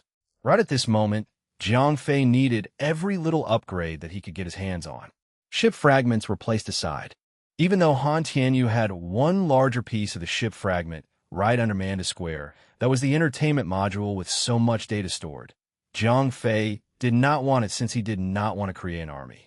Currently, the one that the Zhang family had was the military standard weaponry, the one that Jiang Fei needed right now. The entrance has been located, said 0541 after 5 minutes. The ring then fed the information to Jiang Fei telepathically and led him toward the side of a tiny hill measuring at only 2 to 3 meters tall. If one did not look hard enough, one would not be able to find the door since it was well camouflaged. Break in, said Jiang Fei. The security console on the side of the entrance was no match for 0541's hacking capability. In less than a second, the security was overridden and the door was opened. After Jiang Fei entered, 0541 closed the door behind him to prevent anyone from noticing their presence. Since Jiang Fei was cloaking, the security cameras in the entrance could not detect anything. The Zhang family were no one when compared to the metahuman society. The family had only very few weak metahumans hired as their muscle, and their security personnel were all normal humans. The technology they possessed, even at their best, were nothing but human-designed. Only their weapons were stronger since they were copies of the ship's weaponry. Jiang Fei followed 0541's directions and walked through several dark corridors before reaching the main weapon storage facility. That's a lot of weapons, said Jiang Fei as he saw just how many weapons the Zhang family had produced. Even though he had seen the weapons that Zhang Yangshu had showed him, it was not of alien tech. They were numerous. However, upon closer inspection, Jiang Fei was glad that the Zhang family had only managed to start learning about making clones of the alien weapons. The Zhang family had only managed to grasp the technology behind the simple sidearms. Heavy artillery was still far from being analyzed and reverse-engineered. The main problem they had always faced was the power supply as well as the stronger parts, said 0541. The situation was as follows. The Zhang family was only able to make lower-quality duplicates of the alien weapons. Many parts of the gun could not sustain the massive firepower. Hence, to match the building quality of the firearm, they had to increase the size of the weapons whilst reducing the output power. Many of the larger heavy artillery were unable to be reproduced due to the sheer power output, as well as materials needed were not available at current times. Their greatest accomplishments were only the rifle and the gun. There were other smaller weapons, such as portable cannons and short-round bazookas. They were alien technologies and could not yet be analyzed. Only after they had made a breakthrough in higher efficient power supplies would they be able to make copies of the aforementioned weapons. This armory has an array of personal weapons: armor-piercing light cannons, energy pulse cannons, high-energy laser guns. 0541 sounded surprised, or rather impressed. Take the heavy artillery and leave the smaller weapons to the Zhangs, said Jiang Fei after he had a good look at the weapons. 0541 then proceeded to store the weapons that matched Jiang Fei's orders. Even though they were called heavy artillery, they were not bigger than women's lipstick. That was how advanced the technologies of planet Namek and how overwhelming the Zhang family was. As soon as Jiang Fei had finished loading up the weapons, the alarm blared. The entire storage room started flashing in red. Even though Jiang Fei had always been cloaking, the removal of the heavy artillery had triggered a change in movement which tripped the alarm. "Time to disappear," said Jiang Fei as he hastened. He had no beef with the Zhang family, but he really needed to use the weapons. The previous trouble that the Zhang family had caused on his family was settled with Zhang Yangshu himself. That was why Jiang Fei did not want them to know that it was him who had stolen the weapons. He did not want bloodshed, even if he really wanted to see red right now. In no time at all, Jiang Fei had taken all the heavy artillery and ran out of the weapons storage. "What's going on?" "Not sure. From what I can see, the alien weapons are gone. Send someone to check. There's no way the weapons could just disappear into thin air." The men in charge panicked. It was only natural. If the weapons were really gone, it would be on their heads. While the storage workers were busy searching, Jiang Fei had left the facility. There were no powerful martial artists, nor sensitive metahumans, or biologically modified beings that could detect his presence. With 0541's cloaking tech, Jiang Fei had become a true ghost, coming in and out without a trail. With the weapons in hand, Jiang Fei flew across the sky with the hoverboard and landed somewhere without a soul in sight. "Start what you need to do," said Jiang Fei. "Yes, sir. Modification in progress." "Of 4 hours," said 0541. Everything that Jiang Fei had just done a few moments was suggested by 0541. It had suggested to Jiang Fei to upgrade the hoverboard to install weapons. To do that, Jiang Fei would need to locate Namek's weaponry to be installed on the sword. Right now, 0541 could not produce any military-grade construct without the weapons factory part of the ship. At most, he could combine and modify existing products. Chapter 491, 491. Alone against the soaring cloud sect. Translator. Endless Fantasy Translation Editor. Endless Fantasy Translation. While the gigantic sword was being upgraded, Jiang Fei had lost his one and only transport. 4 hours was not long, but to Jiang Fei, it felt like an eternity. He needed to find the people who took his parents. Aimless, Jiang Fei decided it was best to just calm down and revise his plans. 0541. Do you have my parents' location? Said Jiang Fei. I'm still tracking their coordinates. They are currently being transported at very high speed. I cannot pinpoint their exact location. Jiang Fei did not chase after them at the moment, because he was not fast enough. The person who had kidnapped Jiang Fei's parents was surely someone stronger than level 4. With high mastery of Qigong, they could easily leap off buildings and glide on the ground faster than a speeding train. Unless Jiang Fei had taken out the sword and used it to chase, there was no other way to go after the perpetrator. The main problem with using the sword in public was the potential revelation of Zhuge Shanjin's identity. The complications that he could potentially cause was immense. Without the protection of his so-called level 5 master, Jiang Fei would be incredibly vulnerable. He had so many secrets and treasures with him. It would be extremely tough for him to save himself, much less his parents. Even if he could chase after the perpetrator, what could he do? The person was most likely someone much stronger than Jiang Fei. If he simply tried to make a move, his parents might be harmed. If that happened, not even Jiang Fei knew what he would do. Please inform me once you have their location, said Jiang Fei. Scanning a large area and tracking constantly consumed a large amount of energy. However, Jiang Fei did not care about that. He would do whatever it took to rescue his parents. After 4 hours, the sword materialized into reality. There were almost no changes to its appearance, but the hoverboard was no longer classified as a civilian-class transport. Tell me, what can this do? Said Jiang Fei as he stood on the sword. Armor-piercing cannon has the same firepower as an intermediate level 4 metahuman. However, each shot takes 1 minute to recharge. Any firing in between would result in catastrophic failure, which in turn would result in a tremendous explosion. The energy cannon would have the same firepower of a beginner level 4 metahuman. It can fire 1 round every 5 seconds. High-energy laser has the highest firepower, which is equal to the pinnacle stage of a level 4 metahuman. It takes 5 minutes to recharge, and there's a limit to every shot. Please remember that each shot will deplete the power supply. Do conserve your ammunition, said 0541.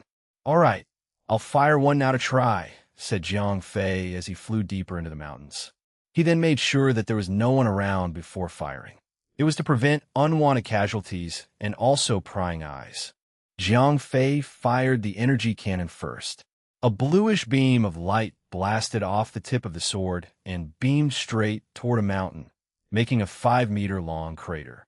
Jiang Fei fired another shot. This time, it was the armor-piercing cannon. Similarly, a blue light blasted off the tip of the sword. However, when the laser hit the side of the mountain, it did not explode. It went straight through like a hot knife through butter. There was no noise, only falling rocks. Instead of a crater, the armor-piercing cannon had left a 2-meter-wide hole that was 20 meters deep. From there on, Jiang Fei understood how weak the energy cannon was when compared to the armor-piercing cannon. Even though the difference in firepower was beginner and intermediate, it was several times stronger. Captain, the high-energy laser will consume a large amount of energy. Please do not simply fire in random directions, as it would attract the attention of the military base nearby, said 0541 before Jiang Fei fired the 3rd shot. The hypercompressed laser had a powerful energy that might be detected by radar and satellite. I understand. After 0541's warning, Jiang Fei decided not to try the high-energy laser. Even so, he had rough estimations of all 3 weapons. Even though he had not seen the power of the high-energy laser, he was sure that it would be several times stronger than the armor-piercing cannon. It would be sufficient for what he was about to do. Have you tracked down my parents? Not yet. The targets are still moving at high speed, said 0541. Arg. F***CK it. If I cannot chase that pig, I'll just go to his sty, said Jiang Fei as he cracked his knuckles, ready to deliver some pain.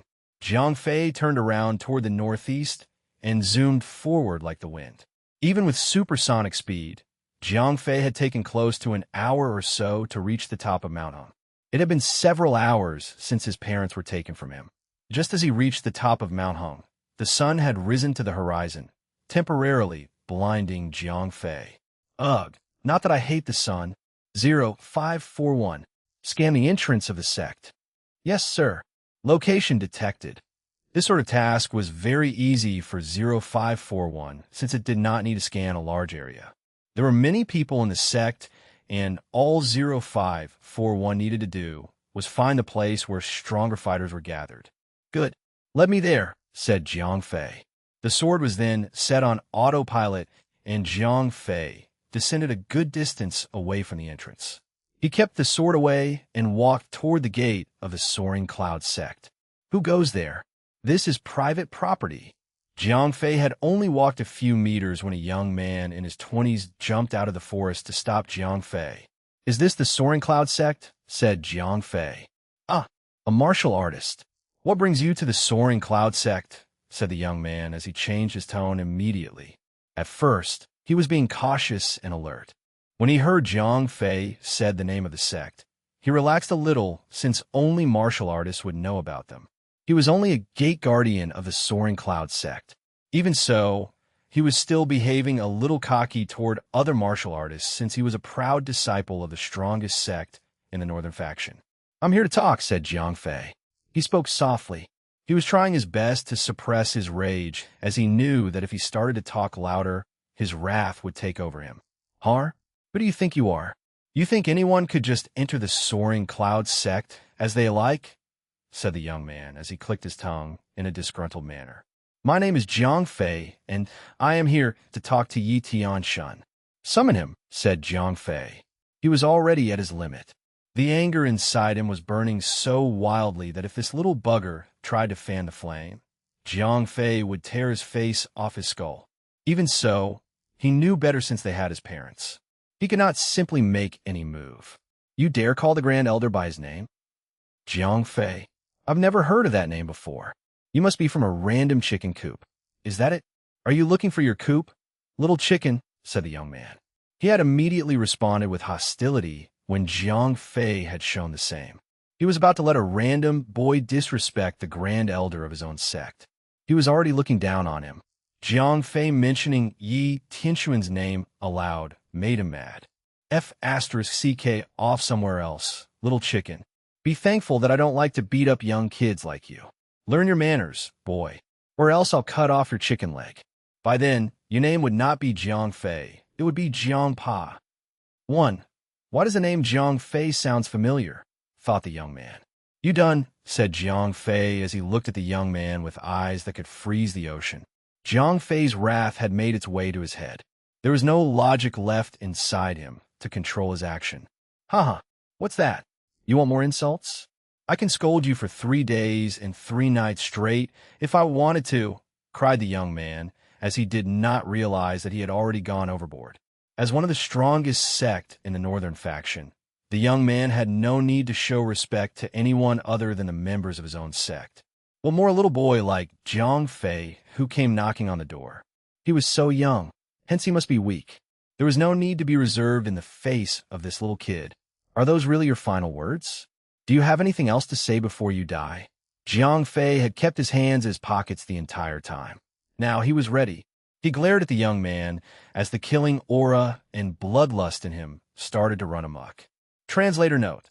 The second character in Jiang Fei's name means fly, while Pa means crawl. The man insulted Jiang Fei as Jiang Pa, meaning he would beat his leg till Jiang Fei would only be able to crawl when he was done with him. Chapter 492 Ye Tiansun. Translator. Endless Fantasy Translation Editor. Endless Fantasy Translation, while what?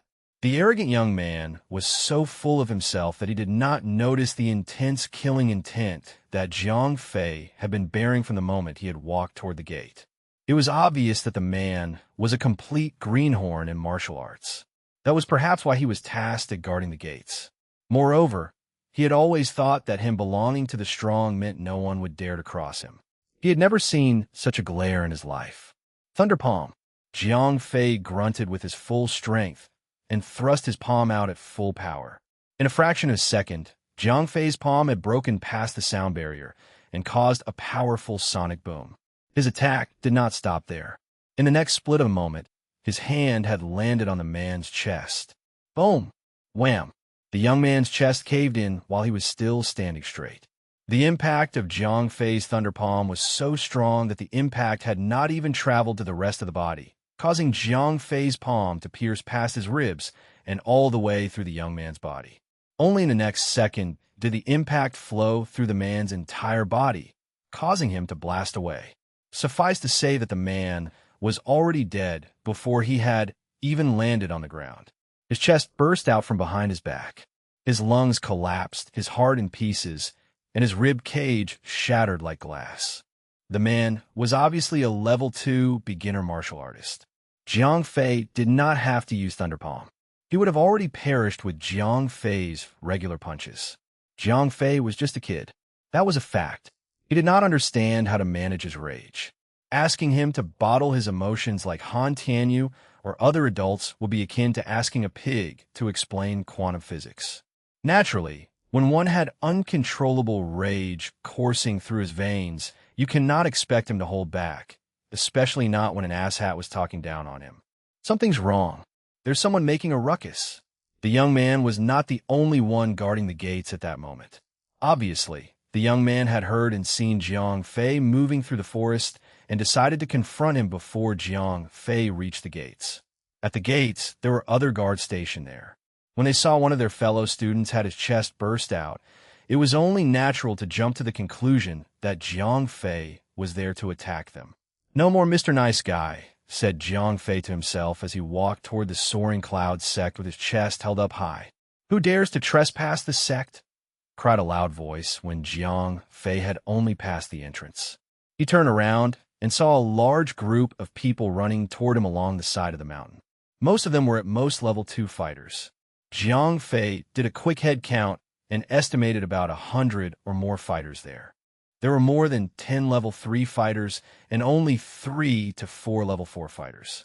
0541, those 3 at the back, were their power levels. Jiang Fei's true power level was only an intermediate level 3. He dare not fight more than 1 level 4 fighter at a time. There are 3 level 4 fighters. 2 of them are a beginner, and 1 of them is an intermediate. State your name. Intruder. Have you gone mad? Do you know who you're messing with? "We are the soaring cloud sect," said one of the beginner level 4 fighters. Jiang Fei turned around and walked out of the gate. He removed his hands from his pockets and glared at the one who talked to him. "Call Yi Tianshan out," said Jiang Fei. Who are you?" said the beginner level 4 fighter. He was startled by the sheer killing intent that Jiang Fei was emitting. He thought Jiang Fei was very young and could not possibly harbor such malicious killing intent. The man had not a shred of fear in his eyes. He had even dared to call out the name of the Grand Elder, as if he had no respect for the man. Only the strong could do that. So this boy must be undoubtedly strong. "My name is Jiang Fei. I'm only going to say this one last time. Bring Yi Tianshan out," said Jiang Fei. The hundreds of level 2 fighters did not understand why their senior did not attack the boy. Only the level 4 fighter understood Jiang Fei's latent power and dared not make a move against him. All he could do was nod. The name Jiang Fei was familiar. He understood that Jiang Fei could only be so dominating because his level 5 master had his back. "Jiang Fei, do you think that you can do anything you want just because you have a level 5 master? You're clearly at fault here. You came uninvited and had even killed one of our brothers. This crime cannot go unpunished," cried the intermediate level 4 fighter.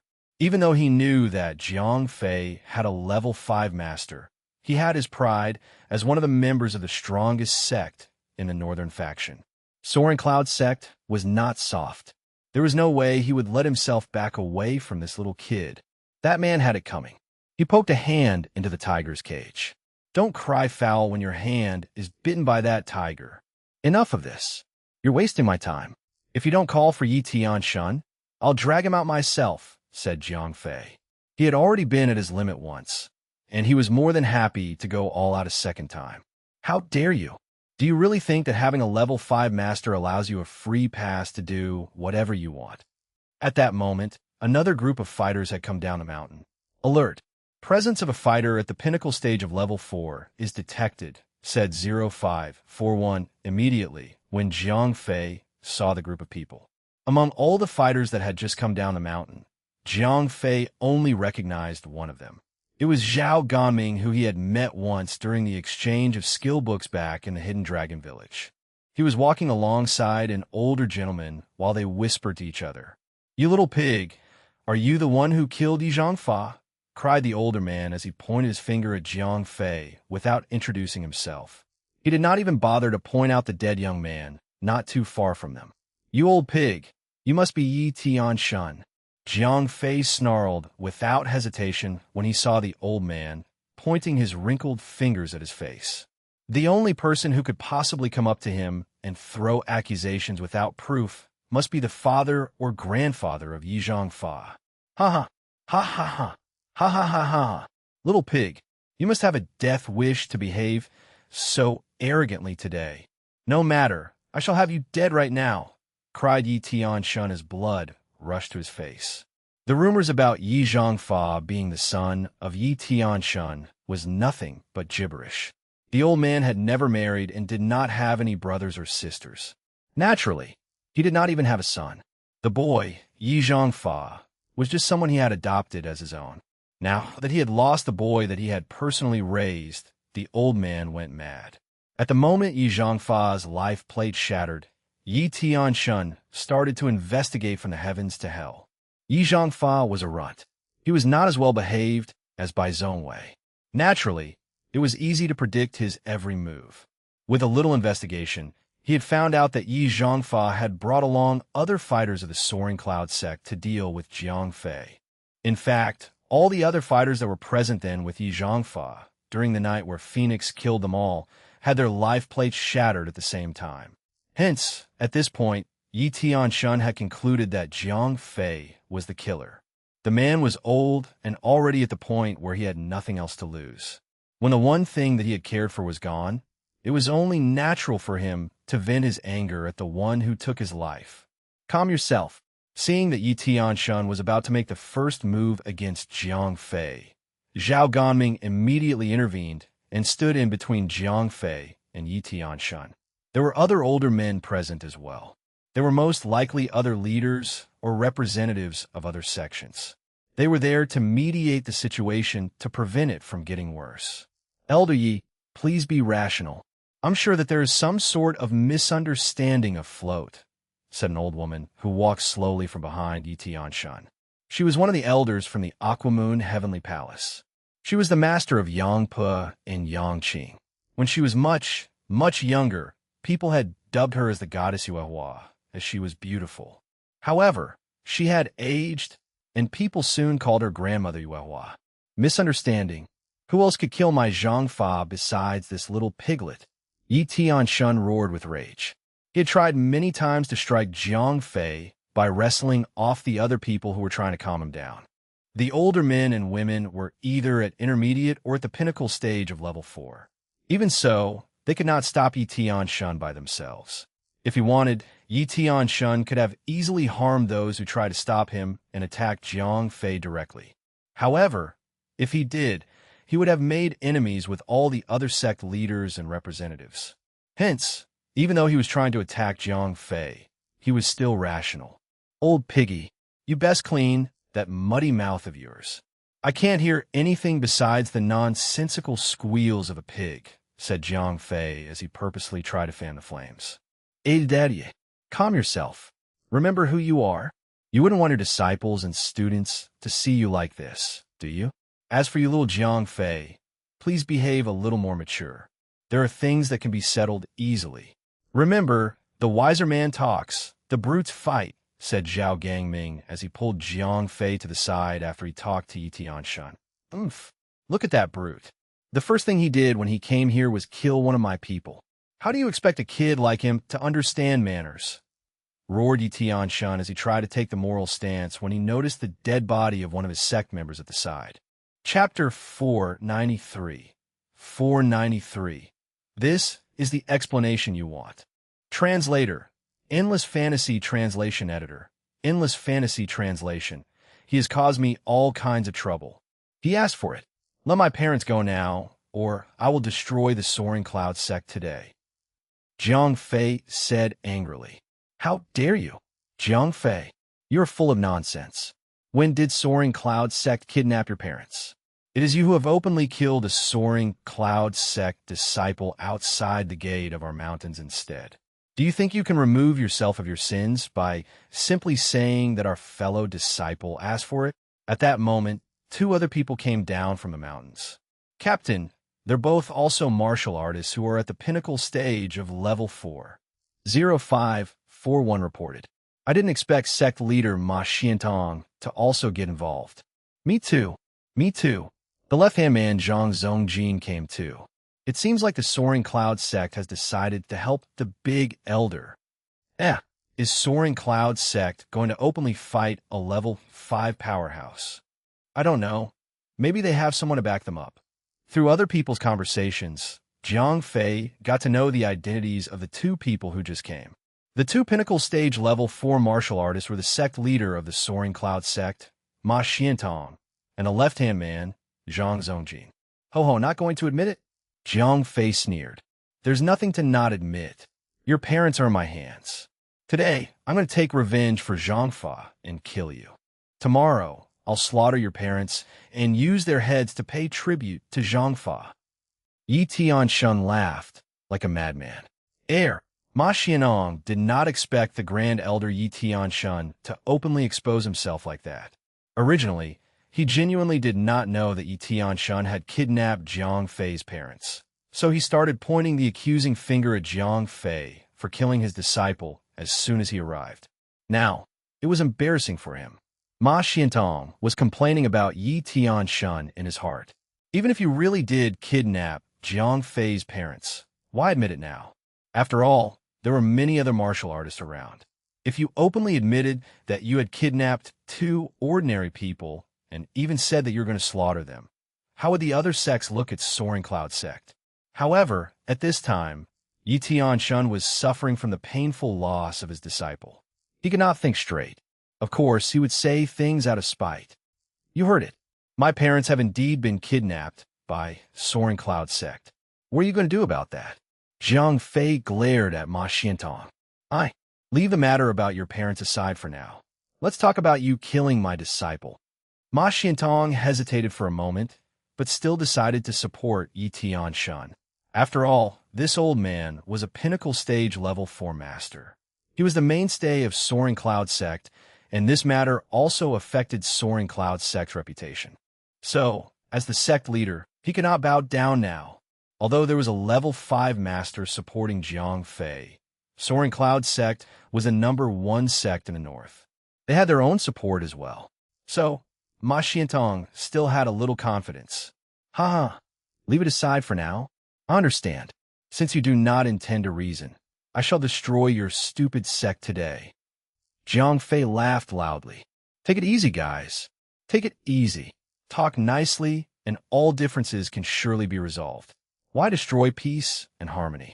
Zhao Ganming hurried forward. The 2 sides were about to start fighting.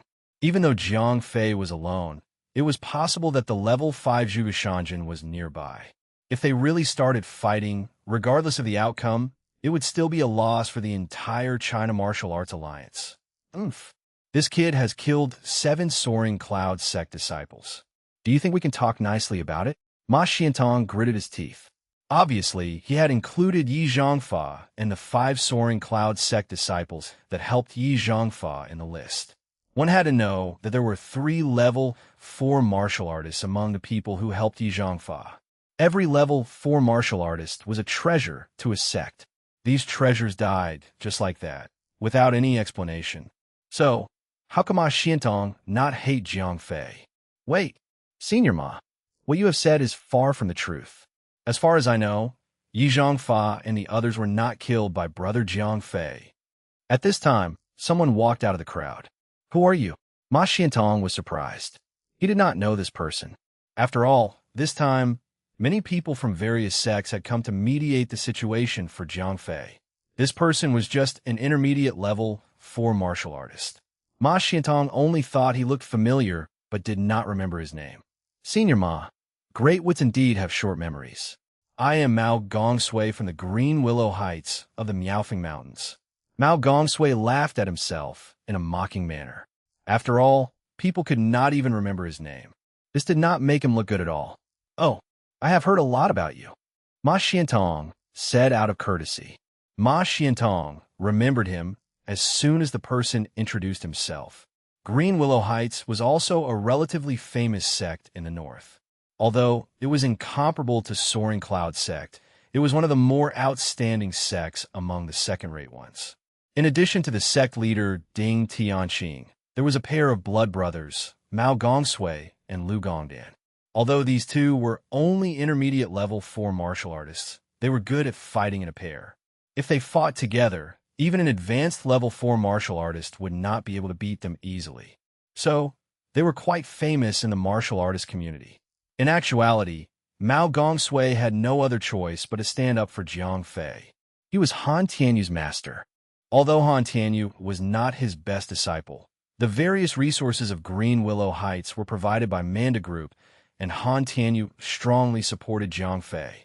So, as Han Tianyu's master, he naturally could not ignore the situation in front of him. Moreover, Han Tianyu was the one who told him that Yi Zhangfa and the others were not killed by Jiang Fei. Junior Mao, did you say that our disciples were not killed by Jiang Fei? Is that true? Ma Xiantong asked. All previous evidence indicated that they were killed by Jiang Fei. So, in order to protect Soaring Cloud sect's reputation, he had to get even with Jiang Fei, even if he had to fight a level 5 powerhouse. If Jiang Fei really did not do such a thing, then he was not willing to confront a level 5 powerhouse.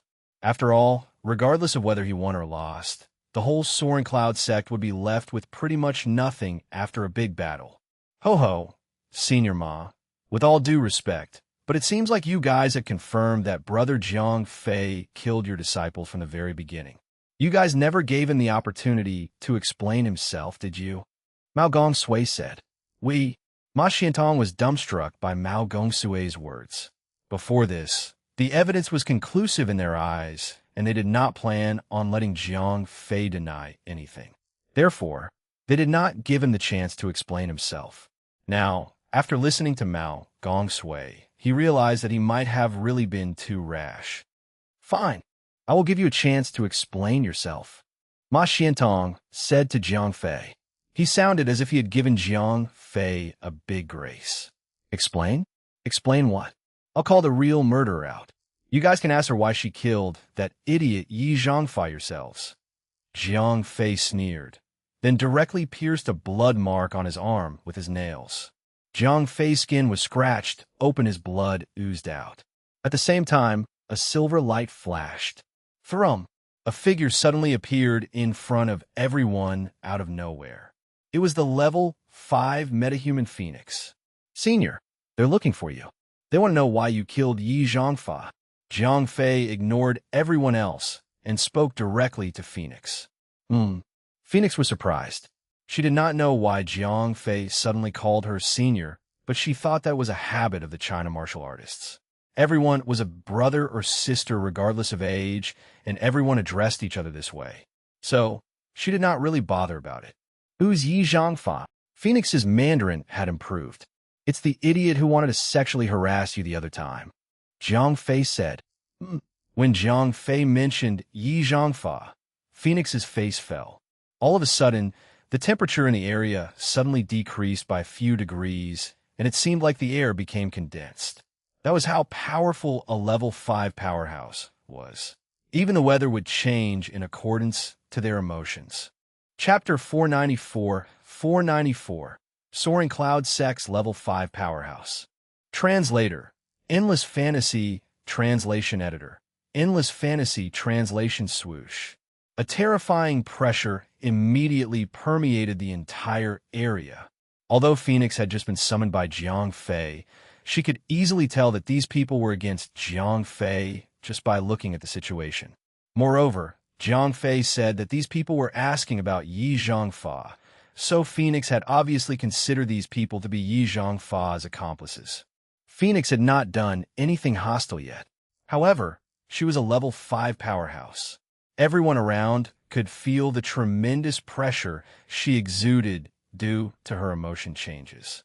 At that moment, the level 2 martial artists were already trembling with fear. Nobody knew how long more the Soaring Cloud sect could hold on. If the hundreds of Soaring Cloud sect disciples all bowed down, their sect would become a huge joke. What's going on? Another level 5 powerhouse. All the martial artists who were present were shocked. Isn't Zhuge Shanjin the only one supporting Jiang Fei? Who is this blonde girl? I heard that kid Jiang Fei call this young girl senior just now. Could it be that she's also a disciple of Zhuge Shanjin? These martial artists began making assumptions.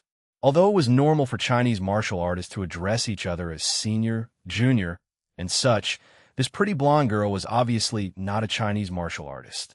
So, it was interesting that Jiang Fei addressed her as senior. Ma Xiantong was really frustrated.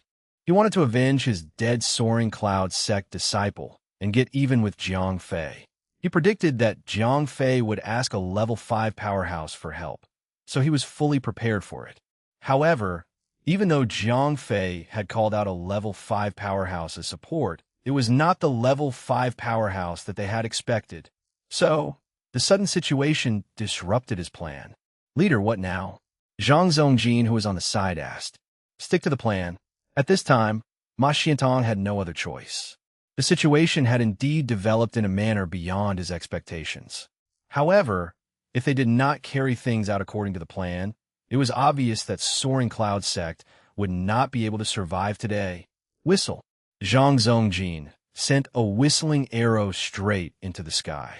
At this time, Soaring Cloud sect's right-hand man, Bai Xiandao, was seen kneeling in front of the entrance of a secluded cave located on top of a mountain far behind. Honored ancestor, I, Bai Xiandao, Soaring Cloud sect's right-hand man disciple, have something to report. Every time Bai Xiandao shouted, he kowtowed 3 times. After he had shouted 7 or 8 times in a row, a voice came from within the cave. Say no more. I can already feel her presence. I will deal with this matter.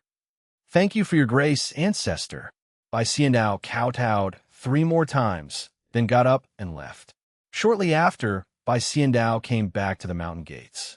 Then, he whispered to Ma Xiantong. The ancestor has agreed to deal with the matter. Ma Xiantong nodded, but he did not feel happy at all. Indeed, as Soaring Cloud sect was the strongest sect in the north, there was definitely a level 5 powerhouse supporting them. Although even Ma Xiantong, who was the sect leader, had never seen this ancestor before, he knew that he would definitely appear when the sect encountered a crisis.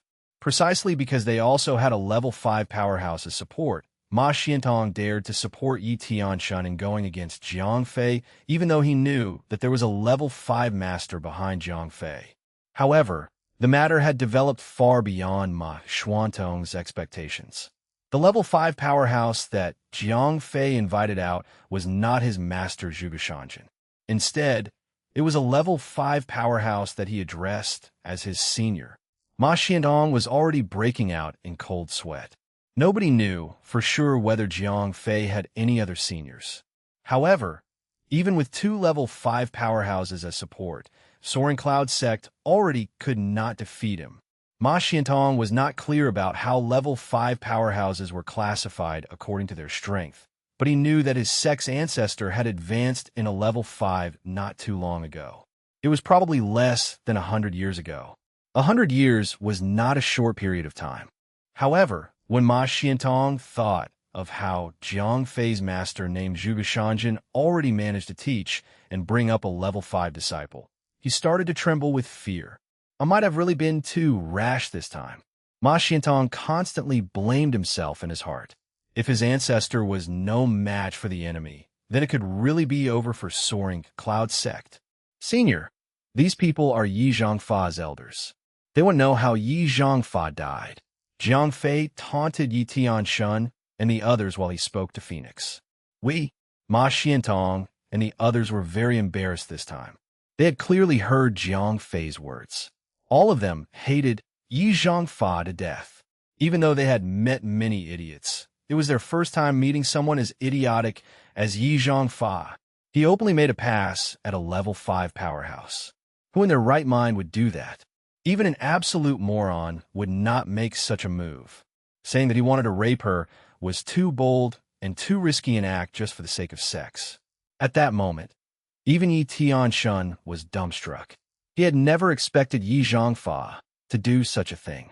Why would he openly tell everyone that he wanted to rape a level 5 powerhouse? Even if he wanted to commit King suicide, there were other ways. Nobody present doubted Jiang Fei's words, including Yi Tianshun. The reason was simple. A level 5 powerhouse like Phoenix would not team up with someone and tell lies. To people like her, a pinnacle stage level 4 martial artist was just a nobody. If they killed one, they killed one. There was no need to explain themselves by lying. Since you're already here, why are you still hiding? Phoenix swept her eyes over these people, ignoring all of them. Instead, she turned and said those words to the air. Her eyes that were completely white stared at a certain something in midair. I already understand the whole situation. Although those dead disciples were under my control, they indeed deserve more than death for the crimes they have committed. I apologize to you on behalf of the entire Soaring Cloud sect. As I have not been strict enough, they have gone down the wrong path. Soaring Cloud sect will no longer pursue the death of these disciples. About this kid who came to stir up trouble today, I will also let it go. A voice came from the sky. At the beginning, it sounded like it was coming from a few kilometers away. However, when the voice fell, a man appeared in front of everyone. Jiang Fei fixed his eyes on the old man who appeared, evaluating him. The old man had poise and grace. He looked like a neighboring grandfather. Judging by his appearance, this old man was probably around 80 or 90 years old. However, Jiang Fei knew that once metahumans reached level 5, there was no limit as to how long they could live. So, he could not tell for sure how old this old man was. Previously, while Phoenix was talking to the sky, 0541 had already warned him. So, Jiang Fei knew very well that this old man was also a level 5 powerhouse. Very well. It is best if misunderstandings can be clarified. Phoenix nodded. Since the old man was polite, she also had to behave respectfully, being a fellow level 5 powerhouse. Chapter 495 Rescue. Translator, Endless Fantasy Translation Editor. Endless Fantasy Translation. As Jiang Fei listened to the two of them talk, he furrowed his eyebrows because they did not mention anything about his parents. What about my parents you guys have kidnapped? Jiang Fei could not help but say. How dare you? Soaring Cloud Sect's level 5 powerhouse glared at Jiang Fei, and 2 beams of cold light were shot directly at him. Even Ma Xiantong, who is the Soaring Cloud Sect's leader, did not dare to speak. So, it was obvious that Jiang Fei's sudden words were regarded as disrespectful toward a level 5 powerhouse. Swoosh! 0541 was ready to block the attack for Jiang Fei at the expense of consuming a lot of energy. However, before the attack landed, Phoenix waved her hand lightly, and the 2 beams of cold light dissipated into thin air. The kid is not sensible enough. I apologize for the disrespect on his behalf, but I still hope that you can give an explanation in regards to the kidnapping of his parents, Phoenix said to Soaring Cloud Sect's level 5 powerhouse. She had once promised to help Jiang Fei twice. So, since Jiang Fei used one mark to summon her this time, she naturally had to speak up for him. Ho, let the younger generation solve their own problems. Now, I'm more interested in having a duel with you. It was obvious what the old man meant. If she won, she would have the final say. If not, Jiang Fei's parents would be at Yi Tianxuan's disposal. After saying that, the old man turned around and went up into the sky like a bolt of lightning. Although he was Soaring Cloud Sect's ancestor, this level 5 powerhouse had lived in seclusion for many years, so he had not heard of Jiang Fei's so-called level 5 master. In his opinion, Phoenix was probably Jiang Fei's support. Phoenix's strength was similar to his. as Chinese martial artists naturally had strong combat power. While this old man could not say for sure that he could beat Phoenix, he definitely would not lose to her. So, there was naturally no need to give in to Jiang Fei. Since things had already developed to this point, who was right and who was wrong no longer mattered. Soaring Cloud Sect's reputation was the priority. So what if they had wronged Jiang Fei? The strongest one had the final say. If they let Jiang Fei's parents go free just like that, it would seem like Soaring Cloud Sect was weak and easy to bully. Their disciples had been killed, but they apologized instead. The other sects would look down on them. How are they going to continue identifying themselves as the top sect in the north? So, even if they were being unreasonable now, Soaring Cloud Sect had to preserve their prestige. I'll be back shortly. Wait for me here. After Phoenix spoke to Jiang Fei, she disappeared into thin air. 0541. Start the follow-up plan. Although Jiang Fei was still young and inexperienced, his mentality had matured quite a bit after his parents were kidnapped. He no longer fancied these big sections. Yes, Captain. 0541 responded. Then, Jiang Fei's figure quickly faded and a three-dimensional image of him was left in his original place. In the image, Jiang Fei appeared to be sitting on the ground with his legs crossed. It was as if he was resting. Even the aura that the image gave out was exactly the same as Jiang Fei's very own. Simply speaking, as long as no one touched him, no one would discover that it was merely a projection. As everyone present was focused on the two level 5 powerhouses, no one noticed anything strange about Jiang Fei. So, after he became invisible, he quietly left the Soaring Cloud Sect. After getting away from the Soaring Cloud Sect's mountain gate, Jiang Fei summoned the gigantic sword. 0541. Have you determined my parents' location? Jiang Fei asked. Yes.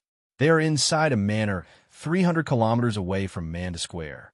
0541 projected a map before Jiang Fei.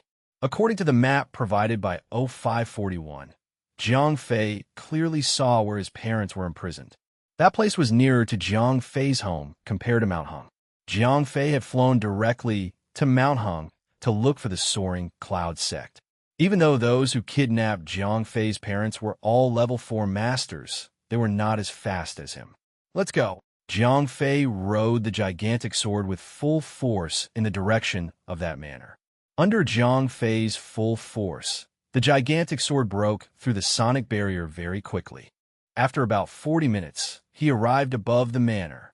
Come on, let's do it according to the plan, Jiang Fei said while he took out the Zhuge Shanjin outfit set. After he applied makeup, Jiang Fei's face was full of wrinkles. His hair was all white. He wore an ancient crown on his head and a purple dress while he stood on a cloud. He held a fly whisk in his hand and carried a sword on his back. He genuinely looked like a real Taoist.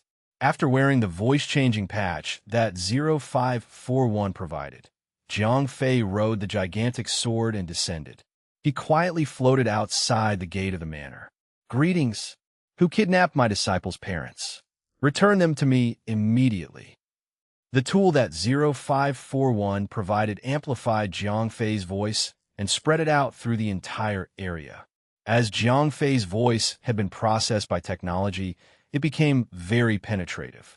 Although it was not very loud, it could still be heard clearly even after passing through several walls.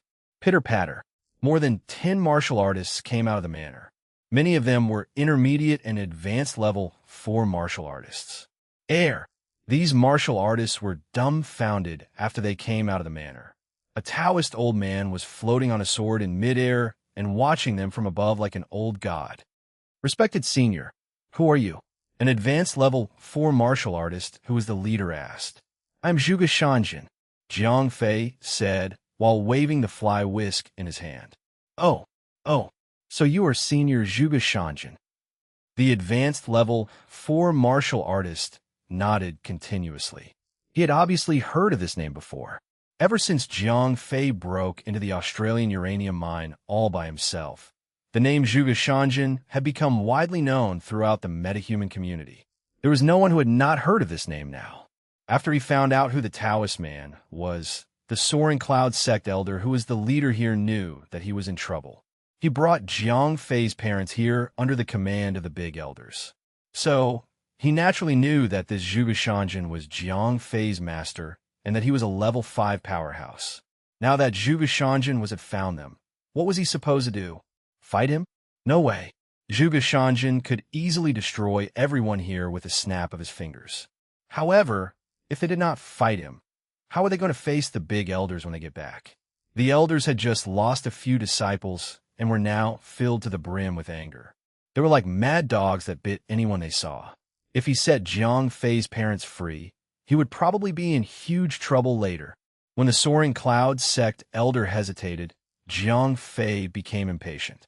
He lightly pressed the gigantic sword with his left foot, and an energy cluster bomb was fired. Boom! A sword light flashed, and the gate of the manor, not far from these martial artists, was blown up. Forgive me, senior. We will return Jiang Fei's parents to you unscathed. The Soaring Cloud sect elder was shocked by Jiang Fei's move. He did not expect this kind-looking old man to have such a bad temper. He only hesitated for a short moment, and the old man had already threatened him. If he delayed any longer, this old man would probably kill all of them.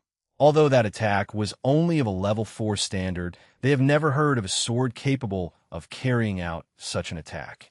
When this was paired with the fact that Zhuge Shanjin was really famous, the Soaring Cloud sect elder did not dare to go against him.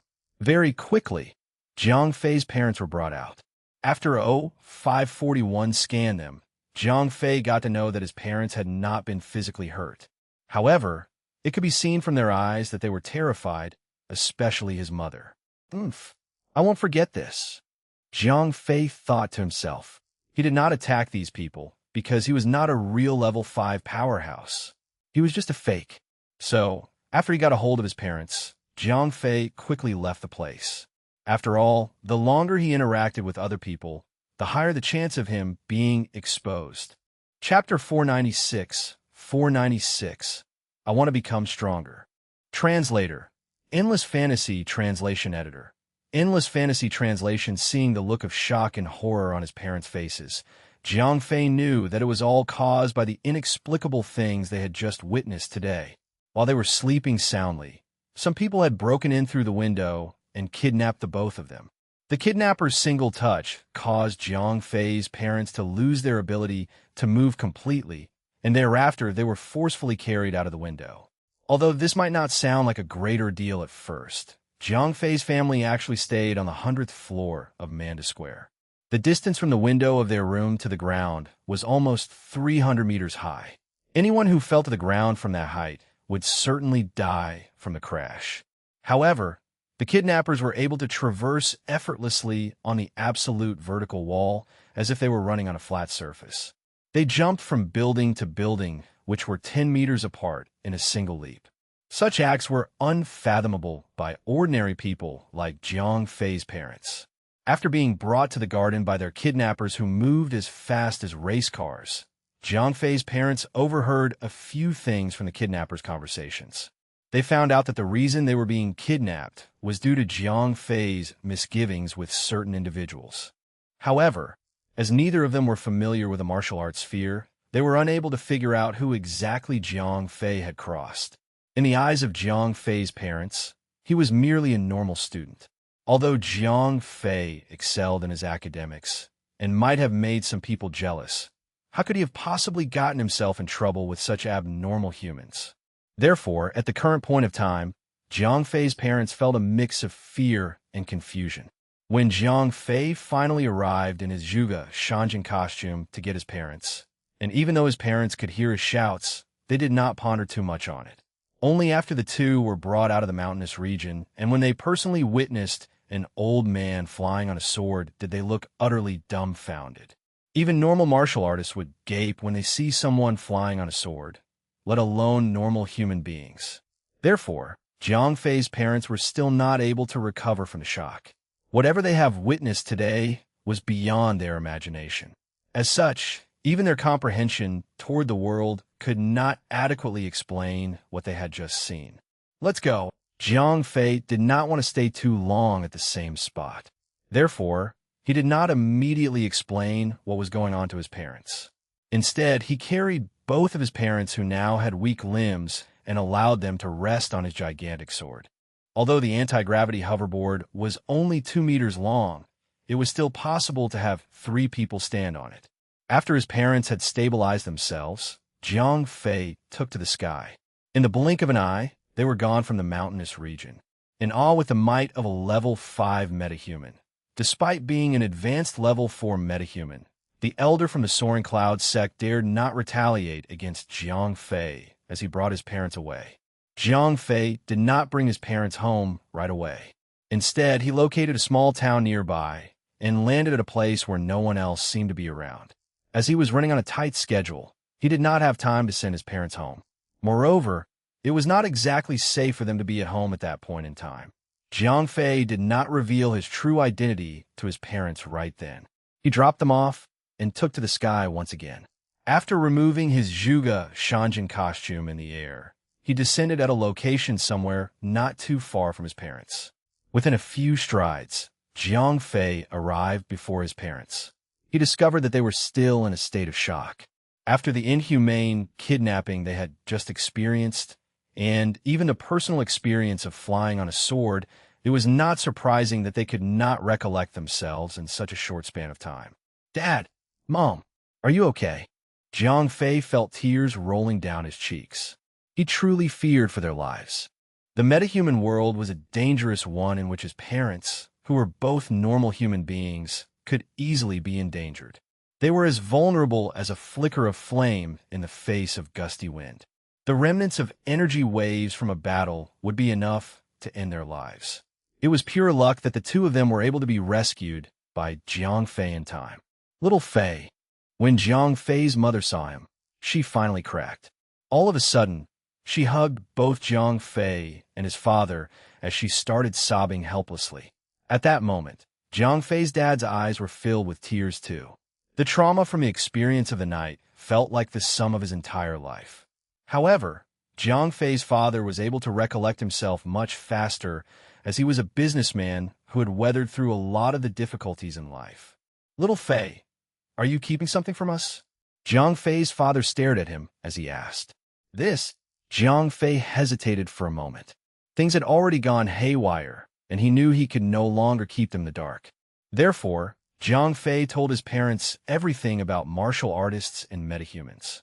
However, Jiang Fei did not mention the mysterious ring or Braveheart. He only told his parents about the China Martial Arts Alliance and the Level 5 Master, as well as the fact that he was a Level 4 expert himself. Although Jiang Fei's parents could not fully comprehend the amount of information he was sharing in that instant, they knew that their son had stepped foot on a path that was completely different from the life they were familiar with. Since Jiang Fei's parents had already been roped into the metahuman world, Jiang Fei braced himself as he asked his parents, "Dad, Mom, I'm able to get some potions and treasures from my master to increase a human's capabilities rapidly. Would you like to obtain special abilities like us?" Jiang Fei felt as if he did not have a choice. He could not possibly protect his parents 24 hours a day. Just as what had happened today, his parents could potentially be kidnapped again despite them being in such close proximity to Jiang Fei. Therefore, Jiang Fei hoped to equip his parents with the ability to defend themselves through the armors and potions 0541 produced. "There's no need, little Fei. Your mother and I are used to the normal human being's way of life. A life of fighting and killing is not for us," Jiang Fei's father said as he shook his head. "That's right, little Fei. I like to go shopping, buy groceries, and cook every day like every other normal person. Your father and I are far too old to live the life of martial arts novels." Jiang Fei did not expect his parents to reject his suggestion so decisively. They did not seem to be interested at all in metahuman strengths and abilities. Sigh. All right. After several attempts to persuade his parents, Jiang Fei finally gave up as they had both made up their minds. "If that's the case, the only way to protect my parents is to make sure I become strong enough to fend off any potential threat," Jiang Fei thought to himself while looking for a hotel in the small town for his parents. Right then, Jiang Fei felt a pressure that he had never experienced before. He had never wanted to become more powerful as much as he did now. Although he could rely on his made-up master and his ability to summon Phoenix once more to solve a lot of problems, the Soaring Cloud sect taught him an invaluable lesson today. Jiang Fei was not the only one who had the backing of a level 5 metahuman. If someone else who had the support of a level 5 metahuman decided to go against Jiang Fei, he would be helpless in protecting himself and his family. I must become stronger. External strength is still external after all. There will come a day when that cannot be relied upon. If I have level 5 metahuman powers, or even greater than that, who would dare to touch my family? Jiang Fei mumbled to himself. Captain, if you want to obtain powers, the fastest way to do so is to collect the missing Braveheart's fragments. 0541 interrupted Jiang Fei's thoughts. I know. Jiang Fei nodded to himself. He was far too lax in his efforts in the past, and always relied on emergency plans. Although he had the target of becoming stronger, he did not have any pressure to do so. Now that he had experienced both of his parents getting kidnapped, Jiang Fei became much more determined. He knew that he must become stronger as soon as possible to protect himself and the people who mattered to him the most. Chapter 497, Feng Tianqi. Translator, Endless Fantasy Translation Editor. Endless Fantasy Translation. After making sure his parents had settled down all right, Jiang Fei had to leave. Although he wanted to accompany them for a little while longer, he did not have the luxury of time. After all, he had only left his mirror image behind at the Soaring Cloud sect. If he did not return quickly, the mirror image could be exposed at any time. Having bid farewell to his parents, Jiang Fei found an isolated place to summon his gigantic sword and thereafter sped toward the direction of the Soaring Cloud sect. Although Jiang Fei's parents were unwilling to see him go, and were also worried about his safety, they understood that their son was on a different path in life from theirs. Although they did not want to become humans with special abilities, they did not want to stop their son from progressing on his own path. With Jiang Fei going at full speed, the gigantic sword had nearly reached its limit. After about an hour, he finally arrived at the bottom of the mountain. Having landed quietly, Jiang Fei sneaked back to the Soaring Cloud sect, which was not too far from the mountain's entrance, with the invisibility effect by 0541. Right then, the martial artists who gathered in front of the Soaring Cloud sect's mountainous entrance had not left yet. The mirror image left behind by Jiang Fei still sat cross-legged in the original spot. It seemed as if nobody had noticed anything suspicious about it. Somewhere far in the sky, streams of light were flashing brightly. People who did not know what was going on might even assume those were soundless streaks of thunder. However, the martial artists present all focused their gazes in hopes of catching a glimpse of the exciting fight between level 5 metahumans. Jiang Fei had been gone for nearly 3 hours, but the battle in the sky still persisted on. Neither Phoenix nor the Elder from Soaring Cloud sect could defeat each other. Jiang Fei lurked in the dark as he observed the audience's facial expressions. Most of them were focused on observing the battle between level 5 metahumans. However, the sect master Ma Xiantong and the first elder Yi Tianshun looked very displeased. Moreover, they frequently glanced over at Jiang Fei's mirror image. 0541. Find an opportunity for me to switch places with the mirror image, Jiang Fei said to 0541. Captain, I prepared everything. You may do so anytime. 0541 answered. With 0541's signal, Jiang Fei walked over to the mirror image and sat down next to it with his legs crossed. As 0541 provided Jiang Fei with the invisibility effect, nobody noticed anything odd going on. After Jiang Fei sat down comfortably, 0541 canceled Jiang Fei's invisibility effect, as well as the mirror image projection simultaneously. After the mirror image disappeared, the person that everyone saw sitting on the ground was the real Jiang Fei. Ma Xiantong looked dumbfounded. As he had been observing Jiang Fei continuously, he noticed Jiang Fei's shadow quivered slightly. However, after a longer period of observation, he did not notice anything out of place. Ma Xiantong and Yi Tianshun were both paying attention to Jiang Fei because of a message they received an hour ago. They found out that Jiang Fei's parents had been taken away by Zhuge Shanjin. In regards to Jiang Fei's parents being taken away, Yi Tianshun regretted not giving the order to kill them on the spot. However, Ma Xiantong did not care about the lives or deaths of Jiang Fei's parents. Instead, he was concerned with Zhuge Shanjin's attitude. When Phoenix first appeared, Ma Xiantong already felt troubled. The original plan was based on the assumption that Jiang Fei only had the backing of one level 5 metahuman. That was the only reason the Soaring Cloud sect dared to confront Jiang Fei and even threaten Zhuge Shanjin, so that he would give up some high-tier potions or other resources. All this would have been done on the basis of Jiang Fei having killed their disciples. However, things had gone out of hand. Instead of one, there were now 2 level 5 metahumans supporting Jiang Fei. Although Zhuge Shanjin did not show up, the thought of him still put Ma Xiantong on high alert. Now that Zhuge Shanjin had shown himself a few hundred kilometers away by escorting Jiang Fei's parents, Ma Xiantong still felt pressured despite him not coming to the Soaring Cloud sect with Phoenix. From Jiang Fei's conversation with Phoenix, Ma Xiantong overheard Jiang Fei calling the golden-haired lady his senior disciple. Therefore, Ma Xiantong naturally associated Phoenix as a disciple to Zhuge Shanjin as well. If the Soaring Cloud sect's elder could not defeat Zhuge Shanjin's disciple, how could they possibly defend themselves if Zhuge Shanjin came in person? Shuffle, shuffle. Right then, 2 beams of light came to a halt in front of Jiang Fei and the rest.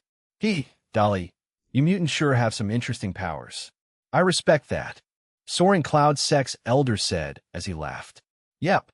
Phoenix nodded gently without saying anything else.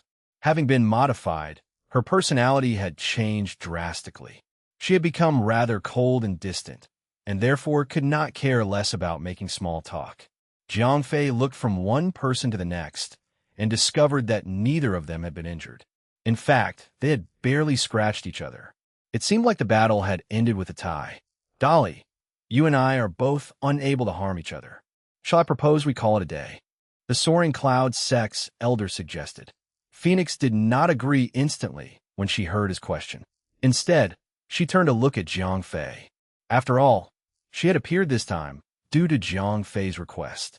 Naturally, she had to take into account his opinion as well. Call it a day? The Soaring Cloud sect kidnapped my parents. How about we just let that slide? That's out of the question. Jiang Fei snorted coolly. Since he had taken on a fake persona, he could not back down even if he was facing a strong martial artist. Young fellow, how dare you speak so rudely? Dissatisfied by how a young man had spoken disrespectfully to him, the Soaring Cloud sect's elder became angered instantly. Please calm down, elder. Ma Xiantong hurried over to the elder and whispered into his ears. Indeed. After Ma Xiantong had finished his sentence, the Soaring Cloud sect's elder started frowning. Zhuge Shanjin? Feng Tianqi, have been on this path for over 200 years. Yet, I have never heard of this name before. The Soaring Cloud sect's elder mumbled to himself. What? Feng Tianqi? Hadn't this old fellow died already? Feng Baldi is still alive. Sure. Do you want to die? He is a level 5 expert now. If he hears you calling him by his nickname, do you think he would let you live? I can't believe it. Soaring Cloud sect kept the secret really well. The Soaring Cloud sect's elder's words stirred up a conversation among the martial artists from other sections. Unlike the Zhuge Shanjin made up by Jiang Fei, Feng Tianqi was a famous figure in the China Martial Art Alliance back in the day. When the fellow first started his martial arts training, he used to train by pouring oil over his head. Therefore, he had never been able to keep any hair on his head, which also explained why people called him Feng Baldi. After he became stronger, he managed to grow some hair at last. However, the nickname still stuck. Therefore, although he was not happy about it, there was not much he could do about it. After the fellow reached 100 years old, he gradually moved out of the limelight and kept things low-key. Most people thought he had died of old age. However, nobody expected him to break through to the level 5 state and even become the Soaring Cloud sect's guardian. Right then, Feng Tianqi was feeling equally surprised. He had never heard of anyone named Zhuge Shanjin in the past. Despite that, Ma Xiantong had only just informed him that the golden-haired lady was merely Zhuge Shanjin's disciple. Zhuge Shanjin, according to Ma Xiantong, was capable of flying on a sword and emptying an entire mining area with a single wave of his hand. Such capabilities were incredible even to Feng Tianqi, who had the powers of a level 5 metahuman. Flying on a sword isn't difficult. I can fly even without a sword. The sword could either be his weapon or merely a prop. That's not extraordinary. However, emptying an entire mining area with a single wave of his hand? That doesn't sound like something a level 5 metahuman should be capable of. Feng Tianqi felt chills going down his spine as he pondered further. Chapter 498, Reaching an Agreement. Translator, Endless Fantasy Translation Editor. Endless Fantasy Translation. The longer Feng Tianqi could not figure out Zhuge Shanjin's identity, the more troubled he felt. There was a general consensus that a level 5 metahuman was the strongest tier in the metahuman circle. A level 6 metahuman was only supposed to exist in theory, but not in reality. As level 5 metahumans were strong enough to go against the laws of nature, they would naturally have differences in strength among the same tier. However, it was impossible for level 5 metahumans to kill each other. Consequently, a strange phenomenon whereby none of them feared each other existed. The more someone was like Feng Tianqi, a level 5 metahuman with huge influences, the less likely they would dare to fight against other experts. The reason was simple. What was the point of winning? A great example was the battle between Feng Tianqi and Phoenix. Feng Tianqi was by all means more powerful than Phoenix, but he still did not dare to overpower her. After 3 hours of fighting, he maintained a draw. That was because Feng Tianqi was afraid that Phoenix would retaliate against the Soaring Cloud sect if she felt embarrassed from being defeated. Phoenix only had Jiang Fei around. If she truly decided to retaliate against the Soaring Sound sect, all Feng Tianqi could do was kill Jiang Fei since he could not actually kill her. However, that would not solve his problem. The Soaring Cloud sect would still be done for. Due to such odd relations, Feng Tianqi only dared to maintain a draw against Phoenix. However, he was panicking now. From the way Ma Xiantong described Zhuge Shanjin, it seemed his powers had already exceeded the capabilities of what a level 5 metahuman should have. In other words, the theory that level 6 metahumans did not exist in reality would no longer ring true. If a level 6 metahuman truly existed, then the law of nature that level 5 metahumans could not die would also be invalid. A higher-ranked person would normally fear death more than those below him. This applied to Feng Tianqi as well. For someone starving or in poverty, he may not mind losing his life. However, for someone who lived comfortably with all the riches in the world, he would not want to give up his life. This was even more so for Feng Tianqi, who had reached the peak of human existence. After much consideration, Feng Tianqi decided not to get himself into trouble before he figured out more information about Zhuge Shanjin. He did not want to cause any unnecessary trouble to the Soaring Cloud sect or himself. I heard from Xiantong that they have released the people they kidnapped to you. Isn't that the case? Let's call this off. We looked at Jiang Fei again. Feng Tianqi's tone became much gentler. All right, I will let you off the hook this time. If anyone dares to do anything to my parents again, I will destroy the Soaring Cloud sect. Jiang Fei said as he stared into Yi Tianxuan's eyes. After the whole ordeal, Jiang Fei had become much more mature. He had learned how to hold back when needed. After all, Zhuge Shanjin was all made up, and he only had one last opportunity to summon Phoenix. If he pressured the Soaring Cloud sect too much, he may not be able to deal with them if things went south. Therefore, against a level 5 metahuman like Feng Tianqi, Jiang Fei had no choice but to give in somewhat. Don't you worry. If anyone from the Soaring Cloud sect dares to touch your parents again, I will personally kill them without needing your senior or master's intervention. Moreover, if other metahumans touch your parents, that would be an open declaration of war against the Soaring Cloud sect. Feng Tianqi said. Jiang Fei was glad when he heard what Feng Tianqi said. After all, Jiang Fei's earlier speech was merely directed at Yi Tianshan. However, that would have left a huge gap in his defense. According to Jiang Fei, if anyone tried to hurt his parents, there was no reason for the Soaring Cloud sect to be dragged into the mess. Therefore, although Feng Tianqi offered support to Jiang Fei superficially, he also put the Soaring Cloud sect on the line by mentioning they would offer Jiang Fei their full backing. Great! Jiang Fei was able to detect Feng Tianqi's implicit intentions. It was a great benefit to Jiang Fei as it prevented other people from hurting his parents in order to stifle the relationship between himself and the Soaring Cloud sect. Moreover, with Feng Tianqi's promise, Jiang Fei's parents had an additional line of defense. After all, although a level 5 metahuman was strong, his power was still not as effective as the greatest sect in North. Seeing that Jiang Fei and Feng Tianqi reached an agreement, the surrounding martial artists from other sects all sighed in relief. If the two Chinese forces that had level 5 metahumans truly fought against each other, the entire China Martial Art Alliance would be greatly affected regardless of the outcome. All right, it's all sorted then. Let's leave. Yi Tianshan, come with me. Feng Tianqi waved to the surrounding people as he disappeared with Yi Tianshan. Yi Tianshan wanted to exact revenge on Jiang Fei on behalf of Yi Zhongfa. In Feng Tianqi's eyes, there was nothing wrong with that. The only reason that held Yi Tianshan back was his limited capabilities. Therefore, he had no choice but to give up for now. However, Yi Tianshan was still holding on to the grudge.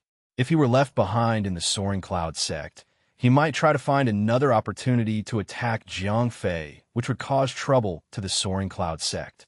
Therefore, Feng Tianqi decided to take him away on the pretense of locking him up. In truth, he wanted to personally guide Yi Tianshan to progress toward the level 5 tier through hard work. When that was achieved, Yi Tianshan would be able to revenge against Jiang Fei. Besides, it would be a great benefit to the Soaring Cloud sect regardless. Jiang Fei, the issue is resolved. I am leaving.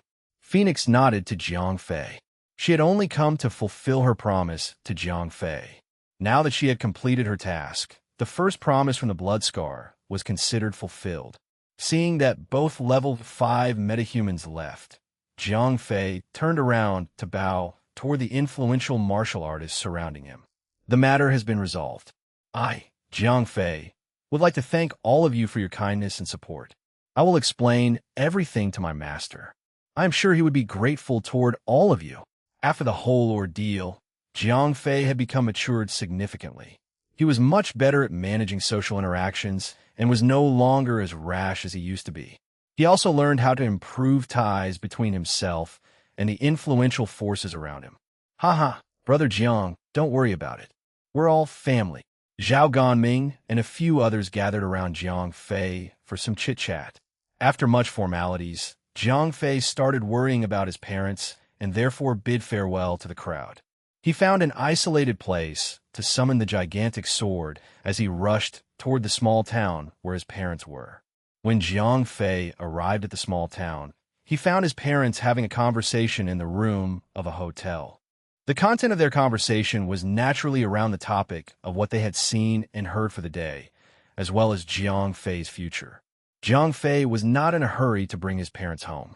Instead, he decided to rest in the small town for the night. After all, the entire day had been too much of an adventure for his parents. They needed some time to digest what had happened. During dinner, Jiang Fei and his parents had another long-drawn conversation. He briefly explained the world of the metahumans to his parents. He intentionally made things sound much less dangerous than the reality in the metahuman world. However, Jiang Fei's dad was an experienced businessman and therefore could see through the facade. After the day's experience, he knew that the metahuman world was not as peaceful as the normal human world. Seeing that his son had decided on the pathway of his liking, he would not stop him. Chapter 499, 499, Subsequent Quest. Translator, Endless Fantasy Translation Editor. Endless Fantasy Translation. Jiang Fei's parents had hit the hay right after dinner. They were very tired, and Jiang Fei did not want to disturb their rest. They had been put in a stressful situation for a long duration. Psychologically and physically, they were tired. Now that everything was over and it was safe and sound, fatigue kicked in hard and the two went to bed. Jiang Fei had gotten a room right beside his parents. After he was sure that both his parents were asleep, he went to his own room and rested on the bed. He was tired as well. Even though everything had gone smoothly, he could not deny that he had the luck of the devil. A single mistake would kill him, or worse, his parents. Today he had taken a leap of faith and made his way to rescue his parents with the identity of Zhuge Shanjin. A single mistake would expose his identity, leading to further problems. Even though he had a full set of protective gear, he might not be able to defeat what was to come to him, especially since it was his protective gear that they would want. I need to get stronger faster, said Jiang Fei to himself. Captain, I have detected abnormal neural patterns in your brain, said 0541 all of a sudden. Jiang Fei panicked immediately. Even though he did not understand what 0541 was saying, he could still understand the words abnormal and brain. Captain, there's no need to get so worked up. You have been through a lot today. Psychologically speaking, you are greatly stressed. Please conduct any activity to ease your mind, or your body will be affected by the negative emotions in your body. I see. I'm stressed, said Jiang Fei as he relaxed. He wholeheartedly agreed with 0541. He was indeed stressed. I think I can play the game to ease myself. Does it count? Asked Jiang Fei. Very much so, Captain. The game is very special. It was almost the same as what Namek used to have, but not a perfect clone. Playing games has always been good to relieve mental stress, said 0541. Better than nothing, am I right? Said Jiang Fei as he laid in bed, trying to go to sleep. As he did, he talked to 0541 about mental health, and when the clock struck 10, Jiang Fei entered the game. Verger or Glider, are you all right? Asked Isabella as soon as Jiang Fei appeared in the game. She sounded frustrated and worried. Sorry, I had some trouble back in my world, said Jiang Fei apologetically. He felt guilty toward Isabella since he had not logged in the night before.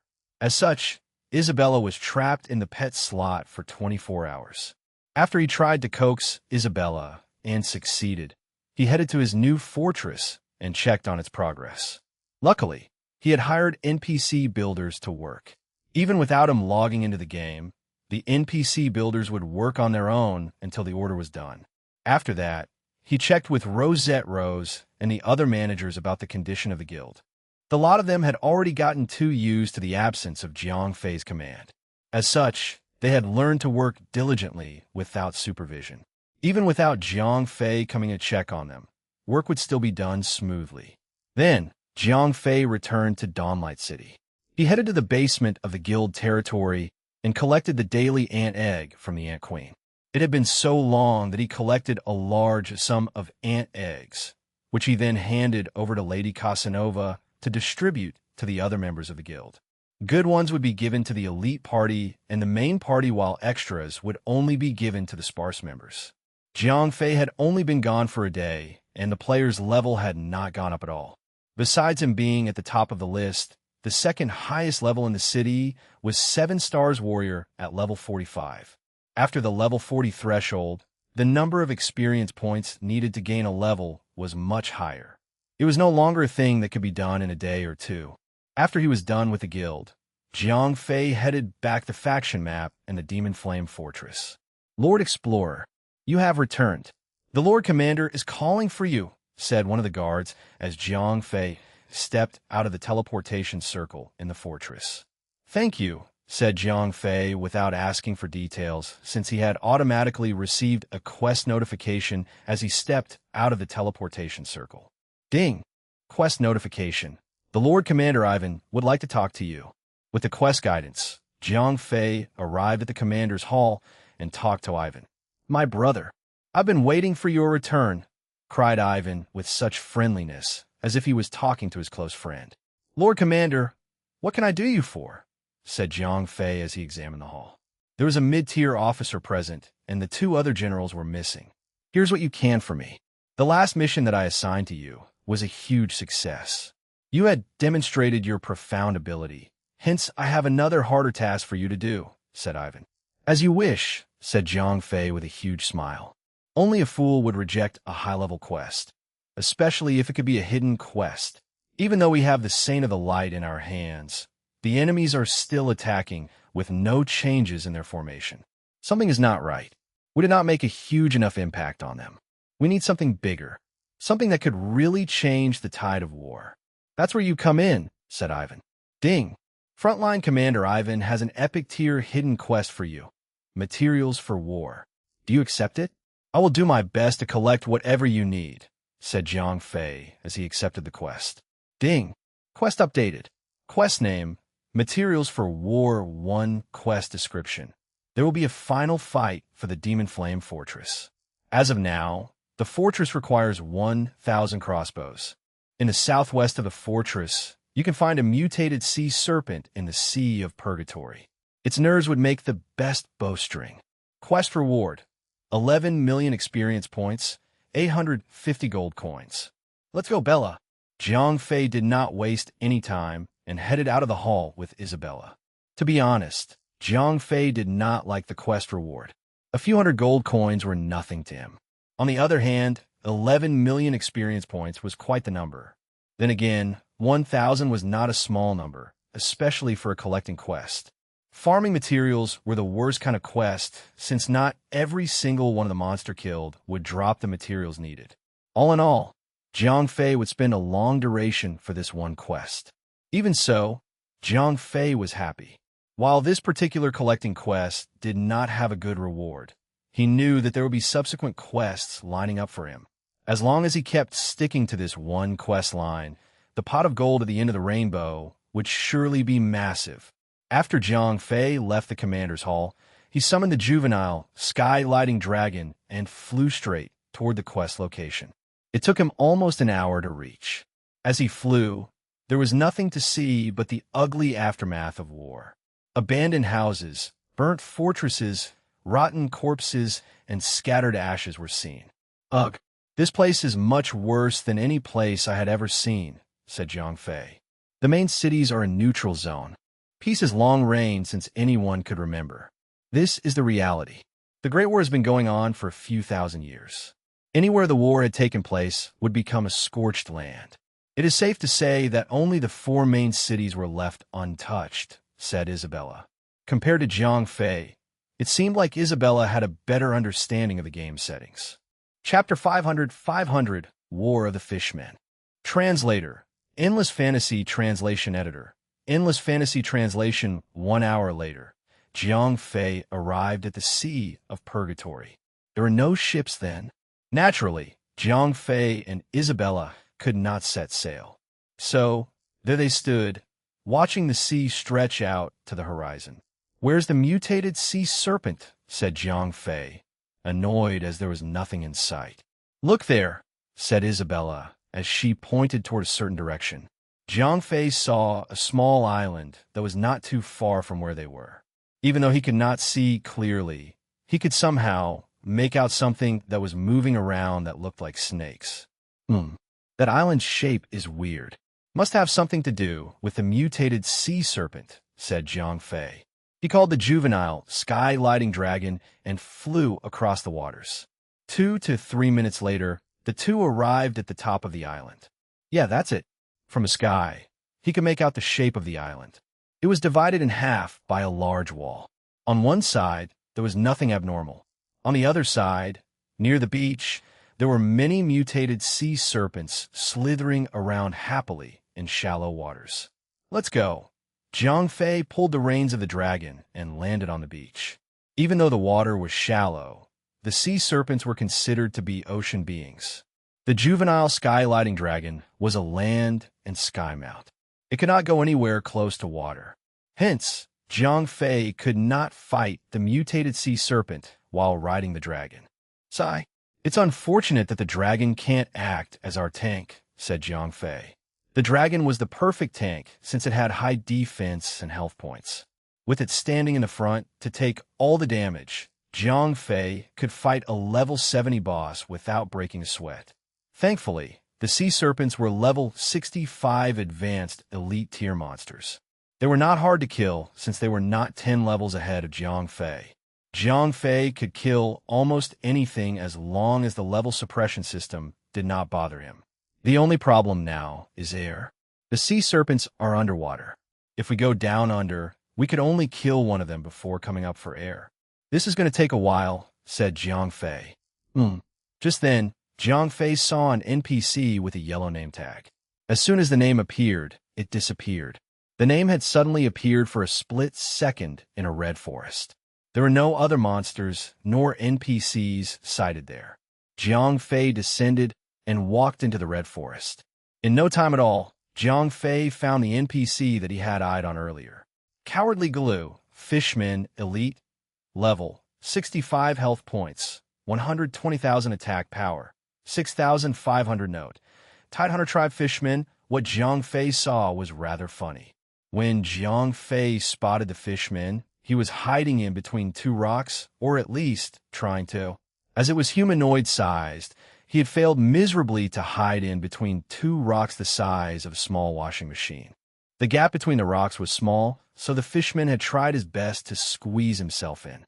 His rear was pointed up and his feet were pushing against the ground, trying to push himself into the gap, even though it was obvious that he could not do it. When Jiang Fei and Isabella got closer, the little Fishman was praying furiously, "Don't eat me. Don't eat me. Galoo is not tasty. Galoo will give you a stomachache. Galoo is bony. Galoo is hard to chew." "Hey!" cried Jiang Fei as he kicked the little Fishman. He had no intention to attack this Fishman. There was no reason to anyway. Jiang Fei had only come to talk to this NPC since his name was yellow in color. There was a chance that he might issue a quest. On the other hand, he was too funny to be killed. "Jaya, don't eat me!" cried the little Fishman louder than before.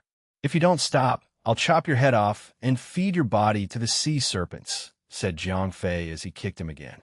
"Wah! All right, cried the little Fishman. The name Cowardly Galoo fitted this NPC perfectly, since after he had kicked him harder, Galoo immediately turned around to face Jiang Fei. "What are you doing?" said Jiang Fei. The Fishman named Galoo had the head of a fish and a humanoid lower half with fish scales that grew all over his body. His legs were that of a fin of a frog.